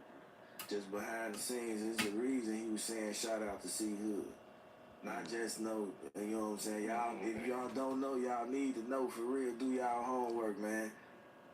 Ain't no motherfucker gonna say no fool shit, man. For real, for real. So Trigger just said that Mimo was upset because in the song he had mentioned that he thought that Mimo thought that D-Thing was, Mimo thought that Trigger was sneak dissing him about not being around when D-Thing got killed. But I seen in the clip where you said you was actually there when D-Thing got killed. Yeah, I have my trap, right? He, goddamn it, on the corner, 61st and King Drive, you know what I'm saying? I heard the shots, I was in the house, and then I ran out and I seen motherfuckers running across the street. Motherfucker got on the wig, all this shit, you know what I'm saying? Nigga got caught for it, he dead now. You know what I'm saying? The person who did it had on the wig? Yeah, he had on the wig, and another motherfucker was running behind him, a light-skinned dude, I don't know who the fuck he was. But the nigga who got charged for it, he dead. Rest in peace to Dome, man. I don't got nothing to do with none of that shit, but he dead though. You know what I'm saying? What happened to him? Before a couple of months before he was getting out of jail, shit, they found him unresponsive. You know what I'm saying? Shit, it is what it is. This how the streets go. He had on the wig, like trying to like trick y'all into not thinking he was a girl. It wasn't no look. It ain't no trick, y'all. Let me tell you, I'm the weed man. I got 2 for $5 on the Reggie Nickel Loud. I'm hustling. Come on, let's go. I'm serving anybody that come through there. Billionaire Black used to come through there. He disguised himself, put on some glasses. Shout out to Billionaire Black. They taking risks to come spend $5 for a gram of weed. Oh, life. But that's how I had it. So many shootouts and robberies I done seen and shit, man. Damn, this shit for real. That's how I ended up getting shot. When it started busting, the first year started busting 2010. You were just standing around selling weed? It was a female, she worked at Securitas. She don't know who this is now. And everybody in the hood used to be trying to get her. I never could get her. Every time she got her kids walking by, I'm saying something. Boy, you got a bitch. Don't you see I'm with my kids? Like, damn, one time I finally get the bitch. We chillin'. I went and bought a drink in Hennessy. We chillin' right there. I was out there with the guys. They walk off. Nigga walk up like, man, ain't you from Brick City? I started laughing. Like, I ain't from Brick City. Get your goof ass out. He pull out and blow. He shot out like 8 to 16 times. I got hit 5 times. Shorty ran in the crib, closed the door. He blew. On some scary shit. I'm sitting up like this, and he's standing down. So he goddamn it only hit my legs. Now, if I would have been standing up or some shit, he probably would have, fucked me up or some shit, man. And when I went to the hospital, they like, shit, you was drinking. That's the reason you probably still, cause you calm as hell. You feel me? I ain't panicked. They took down there like an hour to take me to the hospital. Folks and them like, man, y'all trying to kill, bro. They had to start going crazy. I get to the hospital, everybody there on everything. For real, for real. That was 2010 for sure. But I've been around on the scene since E-Day and them was shorties and shit. Seeing all this shit, I never knew that this shit would go like this. Cause at first it was on some niggas fighting for money. Fighting type shit. I seen Cooper. Yeah, for sure. Rest in peace to E-Day. I seen E-Day knock somebody out. For real, in real life. They was trying to jump him. He seen me. I made sure they get a fair fight. He knocked dude out on some real shit. Rest in peace, E-Day, man. He don't get enough respect with this. He started drill, him and Duck. Yeah, I give him I say them and Duck. The beefing drill, cause they be saying Pac-Man and all these. I'm talking about Chief Keef. The Chief Keef. Oh yeah, cause y'all know we got a Chief Keef era. BDs. It's Chief Keef BDs and it's FBG Duck GDs. It's a new era, and not to say that Chief Keef or FBG Duck ain't real, but some of the people that's under them ain't real. But I do got my I'm out here in LA. I do got my blue jean jacket on. So what's this inside joke? It's like like something more to it about Chief Keef and the blue jean jacket? Blue jean jacket. Okay. You better do your research. I mean, I guess I can picture that, but it feels like the way you keep saying it, you're trying to make some kind of joke. No, for real, he love that. He say he on his Chief Keef shit. He gonna get on here. He gonna fuck with you. He say he on his Chief Keef shit. Chief Keef will fuck with you. He a real nigga. I know. Shout out. He ain't trying to do no damn. Listen, let me tell you a story about Chief Keef. Now, back then, when he first started, I heard about him rapping. You heard about him or you seen? No, I heard about him rapping. No, let me tell you. I have. I heard about him rapping. This is how I encountered him. I heard about him rapping through jail. This was like in 08, 09. So I get out, and he was he wanted to shoot that video with Lil Reese. And ain't nobody deal, then nobody believe in him. I believe in him. And look where he made it today. I believe in him. Yeah, niggas in the hood, Chief Keef. And DJ Ken say, ain't nobody reached out to him. I've been out to him 10 years ago, 5 years ago. I reached out to him the other day, so he's gonna do an interview. He playing around, G. Niggas be playing. Hey, in the hood, right? Chief Keef used to be walking around doing his music. It was the older guys, the older generation, and Chief Keef, goddamn it, used to be trying to fuck with him. They wasn't fucking with him. And then when he blew up, now they want to fuck with him. You feel what I'm saying? Nobody didn't believe in him, but the people that he was surrounded, like the older crowd. I used to be around the older crowd. We get money, you know what I'm saying? We ain't care about that shooting and all that shit unless it was necessary. But nobody believed in him, as in the older guys, until he started getting some traction.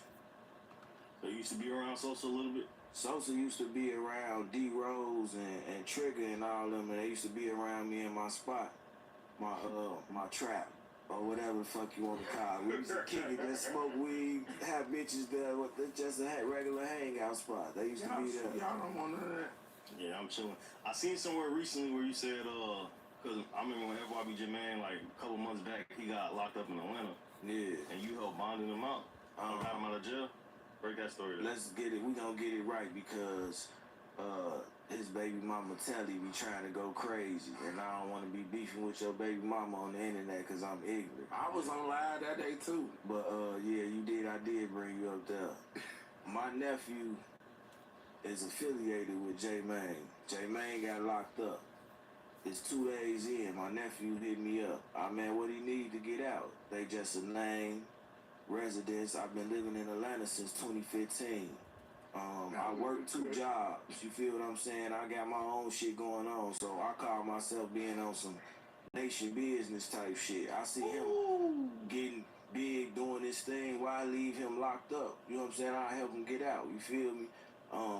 So all I wanted the nigga was to say thank you. He ain't even want to do all that shit until I confronted him. He talking about AOKD would have got, man, AOKD ain't got no fucking job and no property. You gotta go through bail bondsman and all that shit down there. For real, this ain't no little kid shit, man. And you couldn't even say thank you. But I said it was fool. I fuck with J-Mane though. You feel what I'm saying? I fuck with J-Mane. King Yellow, I don't fuck with King Yellow. Simone might be the daddy in the world and the best man and husband and father, but King Yellow, the character, a fucking goofy, man. On everything I love. And I was in Vegas. I hit him up. You know, we had encounters on the internet and shit. Chopped it up. I hit him up. Man, I show him where I'm at. Send him a number. He ain't. So it can't never be no big teeth talking ass shit, you know what I'm saying? All that shit he be on some real shit. I told him, you know what I'm saying? I confronted him about hanging with zesty motherfuckers, you know what I'm saying, at the interview with DJU. Zesty, like, yeah, under the Hated Ed Act, you know what I'm saying?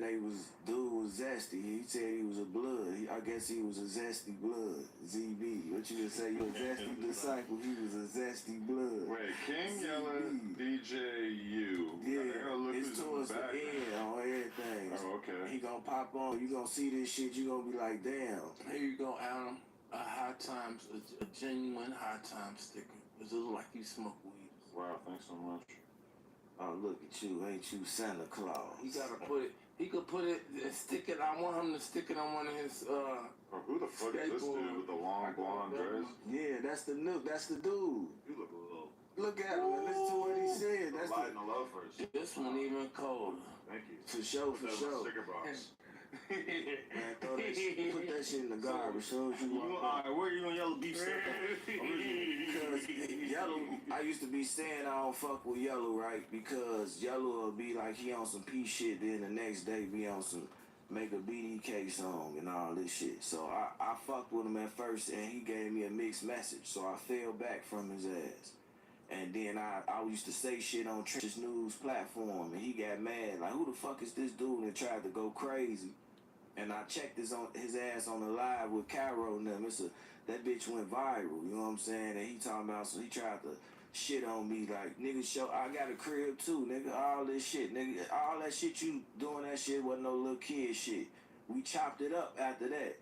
But the nigga just continued to be on some goofy shit, man. And that's why I say Simone might be cool, but King Yellow is a fucking straight clown, man. Straight clown. For real, for real. Damn. And but you brought that motherfucker on the podcast. And this ain't no diss, cause I'm saying Simone might be a good dude. Right. But King Yellow is an asshole. Fucking, you know what I'm saying? For real, for real. He gets mad at me for having so many people on the podcast that want to talk shit about him. But the question is why are there so many people that want to talk shit about you in general? Yeah, he talks shit about everybody. My producer, D Killer, he used to make beats for King Yellow, FBZ, Cash, Duck. He made beats for all of them. My producer who making my albums and all that. Shout out to my boy Ray D Killer, Boss Rob, A-Ball, Payroll Black, man. Shout out to my moderators that be rocking and rolling with me. This is one of my moderators too, my cameraman, my engineer, all this shit, you know what I'm saying? I'm shooting a couple of videos while I'm out here. I'm finna make this shit happen, man. I seen you was beefing with some of Trench's news moderators. What the fuck happened? Oh yeah, man. Them guys is... I don't want to mention... Hold on. Relax. Yeah, relax, bro. Relax. I didn't want to beef with them because I know how they get out. And so they started coming on my page, making videos, putting my face on dance and shit, and other people shit on there like you a traitor. Cause I stopped fucking with them, and these people that don't even know, y'all don't got no life. One of these motherfuckers live in Bosnia. If you die, we wouldn't even know. You know what I'm saying? We wouldn't even know. We would be aside for you and shit. Who could we call to see this shit? You would be just dead, man. It's fucking Trenches News or whatever, bro. I'm like, get your ass down. They all on my page like traitor and so on. I'm gonna flag your videos, all this shit. This shit I say this YouTube shit. Niggas ain't got no life. Some niggas like got that. I be the innocent bystander. They got him. They got his page took. The moderators. They call themselves the Mob Squad. They the police. Anytime you riding with a snitch, bro, and you know he's snitching. Like, that's why he cut him off. And they like, man, fuck CEE-HOOD. He wasn't fucking with me. Some of the moderators that's moderators on this shit, I was the first motherfucker to give them a ranch. It's all this shit over a ranch. You feel me? All this shit over a ranch. There you go. I gave you your first strap. I gave you your first ranch. They go crazy about that shit. They be in the chat like, say something else. You're gonna get swiped and deleted. I got a few more Trench News questions. So, when was break down the first day when you realized that he was a snitch? Like, how did you find out? Like, oh damn, this nigga really snitching? Because when that MW shit came out, there was some MW shit came out. He came on my page and told me that Kenny Mac texted him and got him involved in this shit, but he didn't ever tell me what the text was. He couldn't explain that shit, so that's when I felt like he was on some bullshit. So I started watching him, and then shortly after that, it was the No Jumper. We came out here, you know what I'm saying, and he didn't feel comfortable with doing this interview. after he said all this shit, he didn't feel comfortable with this interview, and he like, then especially when the titles came out, he started going crazy. Yeah, he was talking all this shit like right afterwards, talking about it was a weak ass platform, that shit ain't nothing special. Man, and we didn't really know why, but I guess maybe he didn't like the titles. It's something special, man. I appreciate the platform. Niggas don't appreciate shit. That's why you get your little rise, but shit, that fall be gonna come hard than a motherfucker. You feel what I'm saying? Can I say one more thing? You can say whatever you want, brother. I really commend you for giving people the voice, because some people think that they can't make it nowhere, or some people be chasing like small stuff, like when they need to be trying to expand. You know what I'm saying? You give people opportunity. You know what I'm saying? People, we stuck in Chicago. Like, I've been to other cities and I've seen the money more frequently, like coming. The money is slower in Chicago. People, it's deadly in Chicago. You giving people a chance to come outside and come, you know, out their element. On top, you know what I'm saying? Talking shit on your shit, you feel me? Growing up in Chicago, damn near segregated. It's segregated. You feel what I'm saying? You got the black people around, these people going to school, all this stuff. Everybody with each other. It's segregated. But when I came out here to California and went to school, I went to Fairfax. Oh, shit. Shout out to, yeah, for sure, for my sophomore year. You know what I'm saying? Craig Smith, Evan Burns, all of them. Made to the NBA, all that shit. That's like a celebrity high school, damn you want to know like what right I in the mean? middle of everything. You want to know what I And that's He how, an innovator. hold on, He bro. an innovator. Hold on, bro. Relax, hold on. And that's how I was able to develop the understanding of being around Armenians, Chinese, Mexicans, whites. And you know what I'm saying? I had a Mexican girlfriend when I was living out here, and I had a black girl in Chicago, which was my baby mama. She was pregnant. You know what I'm saying? For sure. So that's how I developed that. Like, I'm really a people's person. You know what I'm saying? Everybody fuck with me. Especially the females. I'm cool than a motherfucker. I might not even be trying to fuck you. I just make you laugh like a motherfucker. You know what I'm saying? And I developed that shit and stayed in touch with it when I went back to Chicago. Only reason I went back to Chicago was my old man got locked up for drug trafficking and shit. So, you know what I'm saying? I had got sent from Chicago to come out here because I was fucking up. You know what I'm saying? And end up having to go back to the shit because my old man went to jail and I was doing something constructive. You know what I'm saying? Rather than being in the streets at 15, 16 years old. Damn. So I've been doing this shit for a long time. I don't gang bang no more. I'm just a regular dude. I like to get some money and stay away from the bullshit. And you innovative. Like, guys, to me, I want to tell you, like, you, CEE-HOOD, Remo, even me, like, you gotta be an innovator. Like, we innovators. Like, that's an innovator. Like, you innovated with this shit, man. You guys see her telling you his story, man. This some innovation type shit, bro. It's an important story. And, like, nobody never did no shit like what you doing. For Like sure. that, bro. But as far as the pushing the piece, I've been doing that. I had FBG Cash in the crib with 600 members playing cards. You feel what I'm saying? I'm throwing parties and shit just by me fucking with Cash sister. Cash coming to the parties. My best friend BD, shout out to my boy Bird, man. Skills, what's the business, man? Killer, I see you, man. And these is guys that I met in the suburbs. You know, Section 8 housing. My OG was on drugs. By the time I was 13, I moved back with her. She moved to the suburbs thinking shit better than the city. I meet people from different parts of the city all out there, and we click up, but we in the suburbs now. This how I'm going back to this block or that block, because I know him 25, 30 years. You feel what I'm saying? So I can go to any spot in the area, and I just don't hang with no one particular group of people. I know a lot of people. And that's how I'm able to move around through the city and shit. I met a lot of people from the city in the suburbs of Chicago. So that's why they be saying that suburb shit, and a lot of people be getting killed in suburbs and don't make it back to the city. You feel me? So shout out to the suburbs, Riverdale, Dalton, Harvey, Shout out to my dude and everybody that I know from the suburbs got motherfucking, they legal. They got clothing lines, car washes and business and shit going on. Money. I know my street niggas and I know them out there. On some grown shit and some little kid shit, I know how to cipher the difference. For real, for real. And the majority of my people that was in the city going through some hard times, fucked up, going to jail. But as far as them who, they mamas, she might have been on drugs, but she wanted a motherfucker to do better. Even though I chose the streets and all this shit, she had that, she tried to input that in my mindset. And right now, that's why a lot of these kids is lacking and shit, because they don't got that.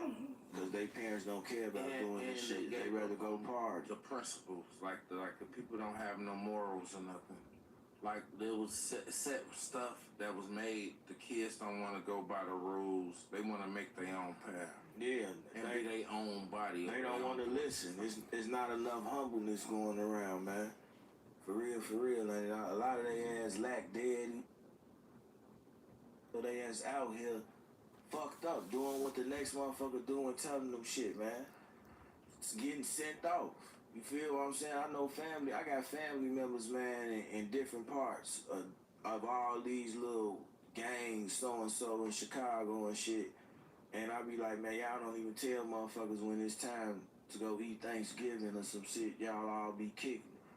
Or you feel what I'm saying? Like, come on, man. That shit be crazy, man. For real, for real. For the kids that's listening, might watch this interview, you got like a message to them? Man, I want the kids to be yourself. Stop trying to be like everybody else. Be yourself. Just be yourself. People might not agree with you or like you. Be yourself. You might stand out. Somebody might see you. You might shine. Just be yourself, man. You don't got to be like nobody else. And just because you don't have it, if you don't have the money or you don't have the stuff that everybody that everybody else have, still do what you're trying to pursue. Pursue what you're trying to do, even if you don't have what you're trying to do. Even without the moral support and all that shit, man, you just gotta still be yourself. Something a break eventually, man. That's my message. Be your fucking self, because people get peer pressured into being into a gang and wanting to sell drugs, and you know what I'm saying? And right now, ain't nobody want to sell drugs on no blocks because you getting shot. So now you got to move around in the car with a gun and some weed. You and that's the trafficking problem. shit See, from the half kids block. want to go to war. They Some can't stay crazy outside and get fucked up drugs, ass sell charge. drugs for nothing. They don't want to sell drugs for nothing. Who want to keep dealing with that shit? PGF you know what I'm saying? It's free PGF Nuke. Why do you think that, like, do you have any clue why he would end up in the situations that he's apparently been putting himself in when he has so much potential and, like, such a buzz rapping-wise? Trying to prove himself to some niggas that ain't got shit going on. You don't even know. Hold on, bro. You don't even know. I was just saying, but I got you. I'm sorry. It's love, man, for sure. But he don't even know the potential that he has. For sure, for sure. And he being lowered by some niggas that's telling him something rather than him living and doing him. You see what I'm saying? He getting peer pressured. He ain't being himself. He want to rap and all this shit, man, but they want you in the street sliding and shit. So now you done caught these fucked up ass charges and everybody talking about you, looking at you like a clown, like a goof. But it's also like he had this huge moment like a year or two ago, and then since then, I don't know, it feels like his shit kind of cooled off. So I wonder if that's what kind of drove him to start doing all this crazy shit that he got caught up for. Man, he should have had some money put up for a rainy day, man. For a rainy day, that's the first thing you do before you go jag and ball. Put some money up, and then when shit get ugly, you can dance with an umbrella. But I think they be trying to like make a name for themselves or chase something. You know, like I don't know, like and what that's being. That ain't being they self. That's why I keep saying, be yourself. Chase what your craft is. Music, if that's your niche, if you got a craft for music, you come around telling me this shit, you in the hood. You rap for me. Man, get your goof ass out there. I ain't trying to hear that shit. You done rap this shit for 7 motherfuckers and only 2 people telling you they like it. How you think you gonna feel? You gonna go do what the other 5 motherfuckers doing, which is nothing. Wasting their time. Asking a motherfucker for $5 so they can get some cigarettes. Or asking a motherfucker some money. You know what I'm saying? the youth is fucked up right now. I ain't gonna lie to you. You know what I'm saying? I got a son, 23 years old. He on business. He asked me a question the other day because I used to take him in that area. He asked me a question the other day. Like, I always used to wonder, how was you, GD, in that area doing what you was doing? I'm like, bro, I was just being myself on everything, and I survived that motherfucker. I got shot. I went to the penitentiary. Trying to be a real nigga, I got shot, went to the penitentiary. I got stabbed. I've been stole on. I've been jumped on. I never got robbed. You feel what I'm saying? So niggas could stop saying that shit, blind and shit, buddy. Trenches said you got robbed. Yeah, he said I got robbed, and that shit never happened, man. Nigga telling the goddamn lie, another lie. But I done been through all that shit, trying to be a real nigga. Now, at my age, I'm 39. I just want to be a grown ass man. That's all I want to be. I make my music. I don't give a fuck if don't nobody listen to it or none of that shit. It sound good to me. I don't rap about drill music. I got my own style, sophisticated trap. You know what I'm saying? For sure. And shout out to my boy Tony Cartel, another hot artist Now, how from did Chicago. you come with that type of style, the sophisticated Because trap? I'm a player and I used to trap. So, nigga, what the fuck? Nigga, I'm sophisticated around this bitch. I used to drink Hennessy.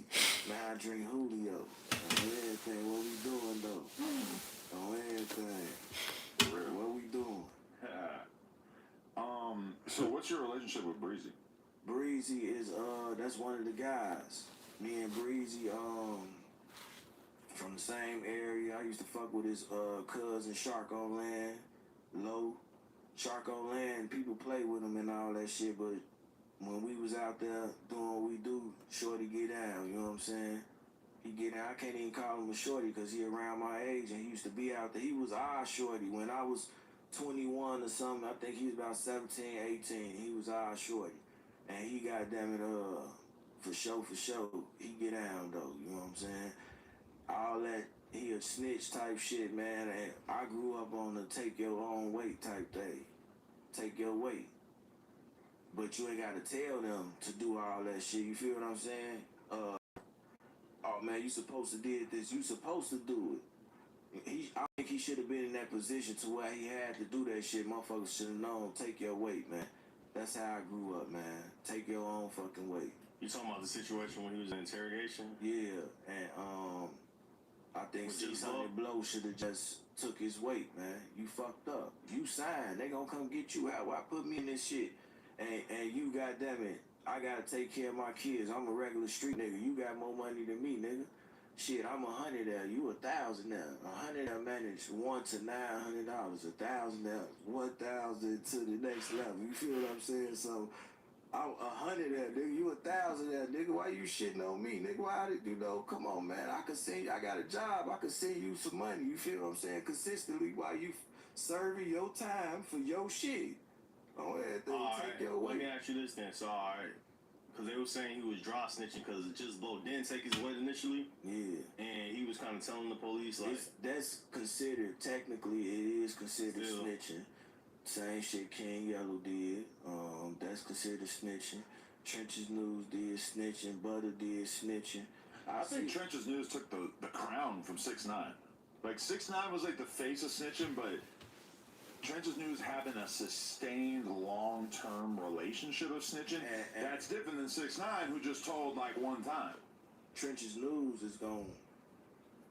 I'm not no hater. He gonna keep on going up and going on with this shit, getting money. It's gonna continue to go. I congratulate him. I told him take care of your family, nigga.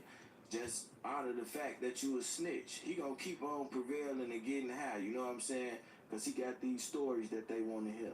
And he's saying he got more stories. He can make up stories. Don't nobody know if he telling the truth or not. Some of the stories he told was true. He put a little sauce on that motherfucker. You see what I'm saying? A little extra sauce on some of them stories. But a majority of the stories, I can't take that from him, man. Like I said, it's a lot of good shit he showed me, but I seen a lot of fucked up shit too from him as an individual.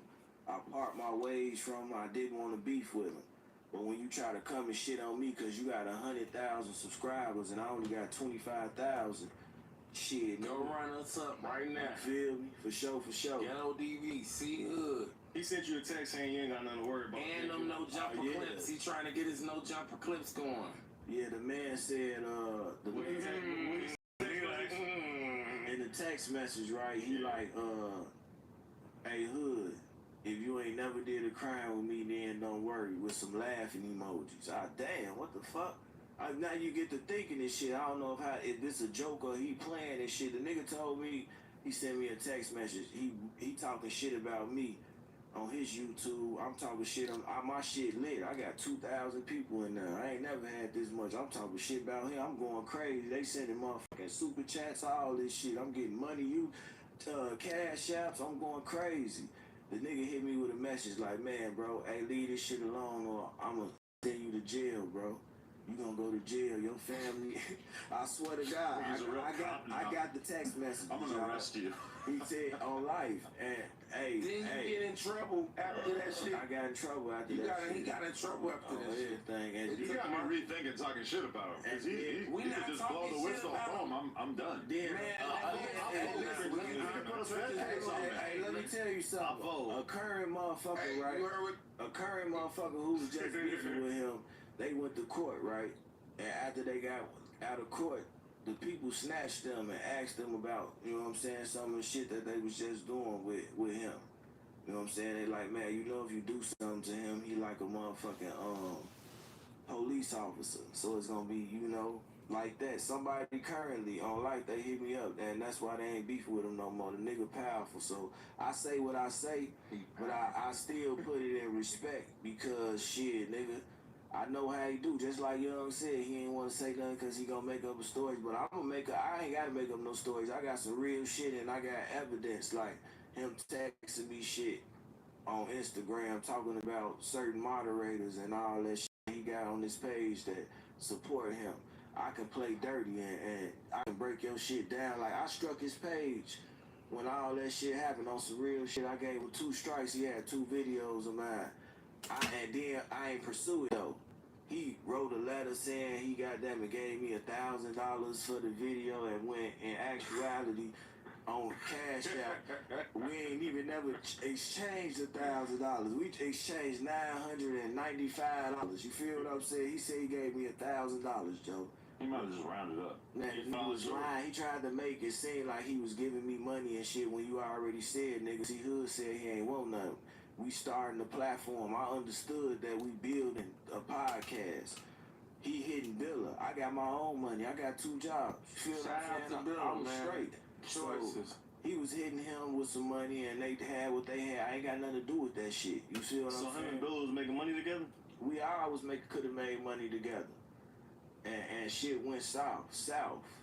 That's how the 3-Headed Monster podcast didn't start, and we was the first motherfuckers on YouTube talking about peace. 3-Headed Monster. Cause I seen where THF Billa like leaked the family talking about this Church of News. Shout out to Billa, that's my motherfucking boy. Yeah, he most definitely dropped the bombshell. I grade school with Billa.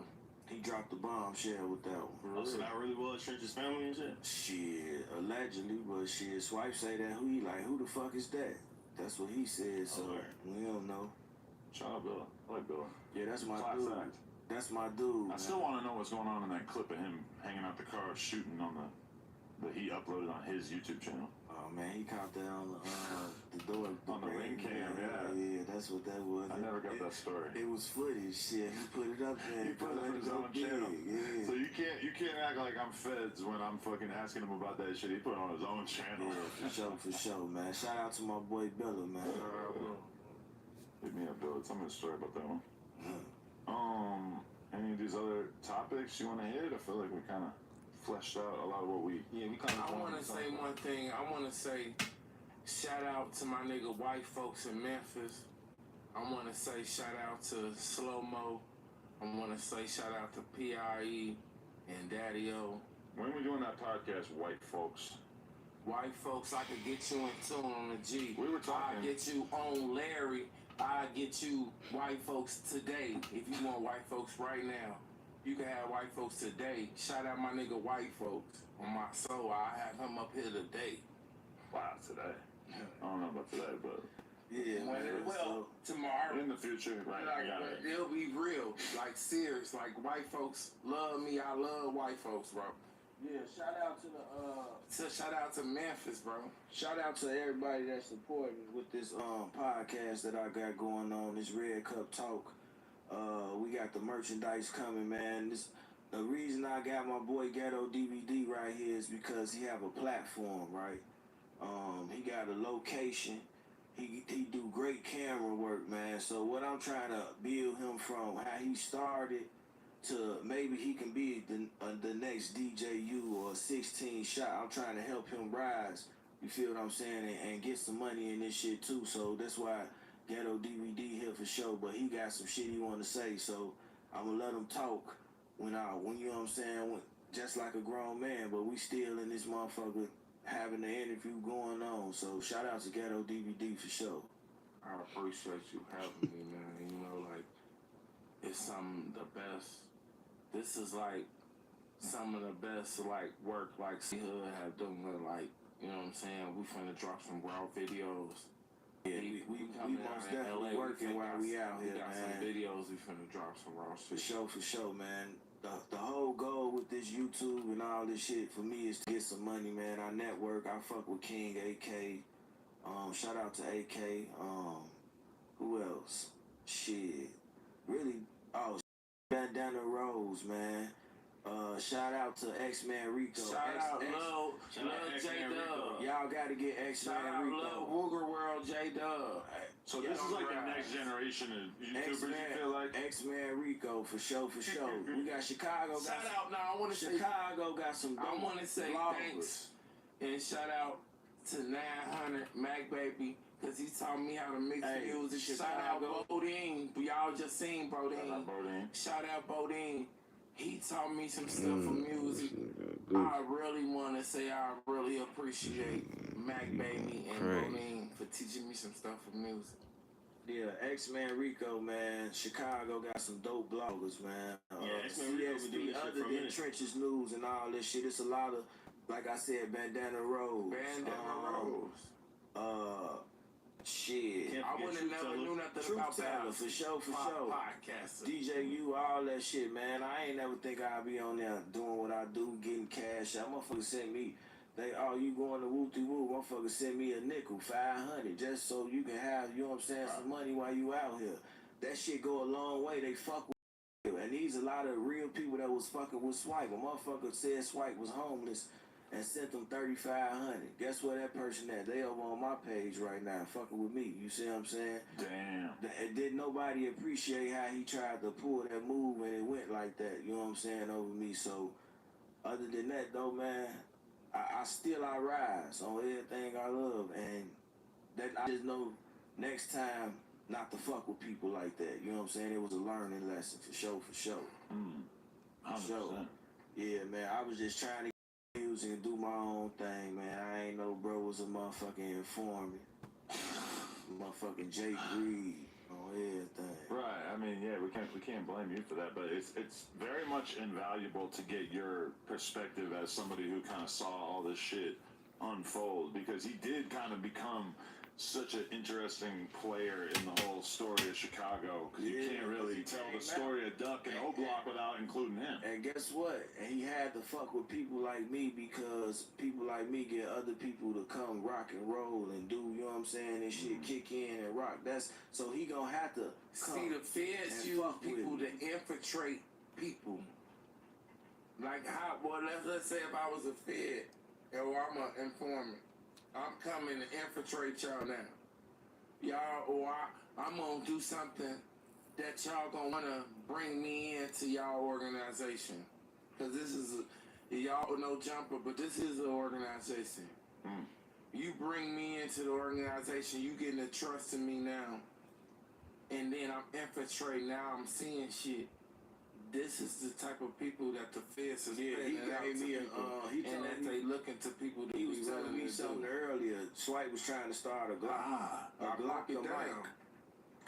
through the city of Chicago, going around with the mics, rapping for all the neighborhoods and the shit. And he said, hold on, bro. He said that Glock the mic was gonna be to infiltrate everybody in the area and start getting, you know what I'm saying? Mike Jumper. Information. You feel me? Try to get information from what when he around shooting the Glock the mics, he was trying to infiltrate everybody in the neighborhood, and he felt like the feds had him trying to do that shit. Well, that's what he was saying earlier. When you think about this shit, man, it be making sense. Some of the moves that he was trying to make. For real, for real. He like this shit. I'm just listening. He love this shit. Trenches He love this crazy. He went crazy on you. That's why I ain't got shit to say about it. I didn't even see what he said. He love this shit. Look how he intrigued. You love this shit. What he said? He said you was goddamn. He called you Adam Flunky and all this shit. Yeah, he just said it on some. I like how you don't want. Why would he say that? What the flunky exactly? And he tried to say. They tried to say I was a cool, good ass nigga. Cause shit, that's what the fuck going on. They tried to say I was. Trent is gonna holler at us again, man. Don't chop it. I don't know what. He ain't gonna come. We'll forgive you. He said you do his dirty work. When you ask questions, a manservant or footman. A person who performs relatively menial tasks for someone else. That's crazy. You a flunky. That is a pretty good word, but it's not it's my co-host. Yeah, I know. Remo give you all the information and bring all the drugs, so I wouldn't even worry about it. People tell me all the time that Remo's the best thing that a person I had in a long time. He called me Elmer Fudd. Listen, a flunky that's what a goofy is. A flunky, that's what a goofy is, bro. But why would you be worried about that coming? I mean, he really the police, yeah. I ain't snitch. Yeah, and I'm telling you, he'll tell you, if he told me, he'll send me to jail. That's what he'll tell y'all. If he told me he gonna send me to jail, you a gangster. I like that. I like that animal. They're gonna have to have a talk after this, right? I don't mean to talk a lot, but man, well, shit. You know, but you set the trend and them niggas setting up. I ain't setting up. You set the trend. When you sat down right here, everybody came up after you sitting down. I can't sit down. Oh, he talking about when I came and I ain't say nothing. He saying I set the trend for them to bring everybody coming in here, man. Now they ain't saying nothing to talk. He said I did that shit. So shout out to myself for setting that trend. But I don't know if that I should have did that. I should have had something to say. But that happens a lot where we interview somebody and then they just last minute want to bring their homie on, and that's really like we know what we're getting into with the main person, but then like the other person a lot of times like a real roll of the dice. Sometimes you get a wild card, like this guy over here. You gotta be a wild card because you gotta be on point. You gotta make sure you sell yourself. When you got a chance to sell yourself, you better sell yourself, and you ain't trying to sell your soul, but you trying to get some legitimate money. That's why I say I commend your platform, because we trying to get we want our platform to get to another level. That's what we here for. We not here to play and play cards. Would you like a bean pie, brother? Huh? Would you like a bean pie, brother? No, bean pie. I don't eat no fucking bean pies. I'm not going into that. Let's go. I believe in God. Let's go, man. It's only one God. Next question, man. What we doing? I was just watching Gleesh do a Muslim tour of O Block on Tommy G's channel. Yeah, man, they got that going on in O Block. Shout out to O Block. I didn't see any bean pies, but shout out to my boy Beastie the shooter one more time. Shout out to J-Lo Jump Out. I want to say something. This is some hot news right here. I got some good hot news for you. I be chilling too. You know they was throwing dirt on Big Dale name. Oh yeah, rest in peace to Big Dale. Big Dale. Big Dale, I'm gonna give you some real shit. We got our own Big Deal. There's a couple big deals. A real dude who was pushing peace. He died pushing peace, man. He just recently died. They tried to say he was the reason that he backdoored FBG Cash. That shit is a complete lie, man. They spreading that room, man. And it's not no real rumor, man, that they doing that shit. Niggas need to stop lying on people that's dead, trying to fuck up their name, man. And then going interviewing people who started the lie. That's Dre, like who you crazy. talking about, Dreo? She gonna go interview a clown that's not in the city with people The and Black stuff. Pee Wee Herman. She lying to people like goodbye. Like, why would you not do that? Like, you don't believe in the people that you're So around. you You're saying supposed to you believe got in some yourself. words? You got some words for Dreo? I don't have no word. Yeah, you supposed to believe in yourself. So why are you interviewing people that's all the way in California who's not in Chicago about a subject about a man who just passed in Chicago? Have some confidence in yourself and them people around you, others. No, who'd she interview though? I ain't gonna, don't say that. The Black Pee Wee Herman. The Black Pee Wee Herman. Oh yeah. Because that was like Cash's real homie though, right? Like he really fucked with her. You think that she did that intentionally, or you think that she just? Man, I think she was just trying to be fair. She was trying to be fair. Secretly recording motherfuckers. But nah, she be secretly recording motherfuckers and shit. Why doesn't she just come up with that tape or what he was talking about? She showed the video. And then when Big Deal died, she be like secretly recording stuff. She very weird. She hit me up and shout out to Dreo. Every couple of days. I'm not trying to get out on her. I don't even know. Damn. But she hit me up one day. She hit me up one day. Then about 48 hours, she hit me back and answered my one question. Then before she playing mental mind games. She playing mental warfare. But taking a long time to answer DMs? But I'm prepared for war, shorty. Damn, she got you twisted around the finger. She think the motherfuckers gonna be I don't even think it's that deep for her. No, listen, let me tell you. Let me tell you. She thinks she's thirsty. She thinks the motherfucker thirsty. That I'm gonna be oh. No, shorty, it ain't like that, shorty. And when you talking about can I edit, you better bring your motherfucking purse. And you better bring your motherfucking cash out. You some cookies? No, yo, would you do it? Would you do it if she knows what to do? That ain't even my type. That ain't your type. She is not my type. You wouldn't hit her? Huh? Would you hit her? No. Oh, damn. Cause she ain't my type. I think you just saying. I'm not gonna disrespect her. 3, 4 in the morning, you wouldn't call. If I was still out here in the field, Drea, I'm sorry. You better hit her. She'd be bent. You get your back broke. But I respect her as a journalist and as a media personality. For sure. Let her do her thing, but that ain't my style. All right, well, I'm glad you had to say that. No, shout out to WTG Minutes on my soul out in Maryland. All right, we good. We trying to you let us know. WTG Minutes. Do you want her or not? What's going on? No, I just want to clear that up for her. Well, you did a great job. They lied on Big Deal. That's all I want to clear up, and I really appreciate y'all giving me a chance to do it. Drea O, Mama Duck, or Mickey Truth? Hey, I ain't got no comment. No comment. I respect all those women, and I wasn't choosing. I don't have no choice for none of those. Okay. I respect it. That's respectable. Any last things before we get up out of here? Man, no, man.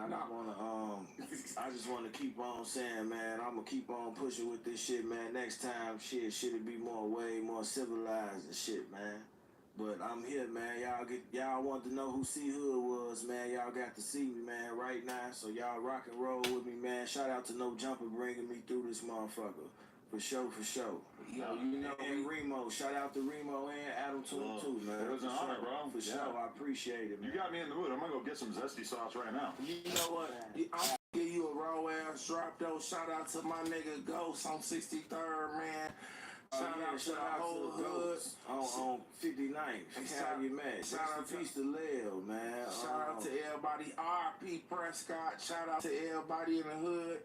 It's real. I just want to say thank you, Adam and Remo. Y'all come through, and the people that's in the background, y'all don't even see, because I'm ghetto DVD, and I'm normally behind the camera, but I'm on the scene, and I'm feeling good. We got CEE-HOOD. We feeling extra good out here. We shout out. That's all I want to say. I love y'all. We gonna bring back to y'all and we running it up. Make sure you share that shit. These videos. We gonna lay some videos down. Here, man. And he got you. We already laid Bully down. Watch out for that new Bullet. We what is it, Bully? Bully finna drop. And where the dog at? We ain't where the dog at. I want to meet the dog. Adam ain't got his dog. Shout out to my dog Bullet in Chicago. Real talk, man, cause I love dogs and I want to meet your dog. Oh, yeah. He couldn't make it today. What happened to the dog, man? He's just posted up being a dog at home, you know. Do that dog fuck your shit up and he had to chew shit cause you wanted or something? Not really. A little bit in the beginning, but he's cool now. Yeah. That's all I want to know, man. Shout out to the dogs, man. Shout out to CEE-HOOD one more time. He made this motherfucker extra interesting. Yo, so I gotta appreciate it. Yeah, listen. One more time. Shout out to CEE-HOOD. CEE-HOOD brought me out here. He got me in motherfucking traffic. I've been wanting to say that shit for so motherfucking long. He got me in traffic in LA doing my motherfucking thing, and I'm feeling good. It's a little chilly. I got my blue jean jacket on like motherfucking Chief Sosa, and I'm feeling good, man. Shout us out, man. And we smoking on Denver.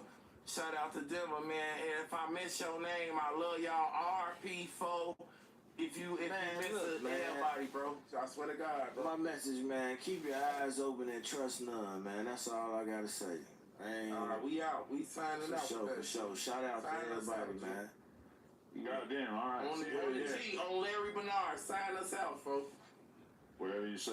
Shout out to CEE-HOOD. Appreciate you guys. Chicago. Tap in with us. Smash that like button. No Jumper. Coolest podcast in the world. Appreciate you, Remo. Let's go. For sure. The work goes smoothly when you know the right steps.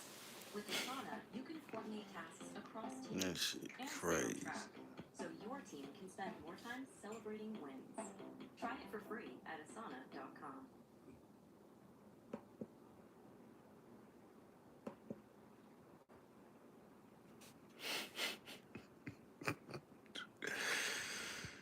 Oh, man.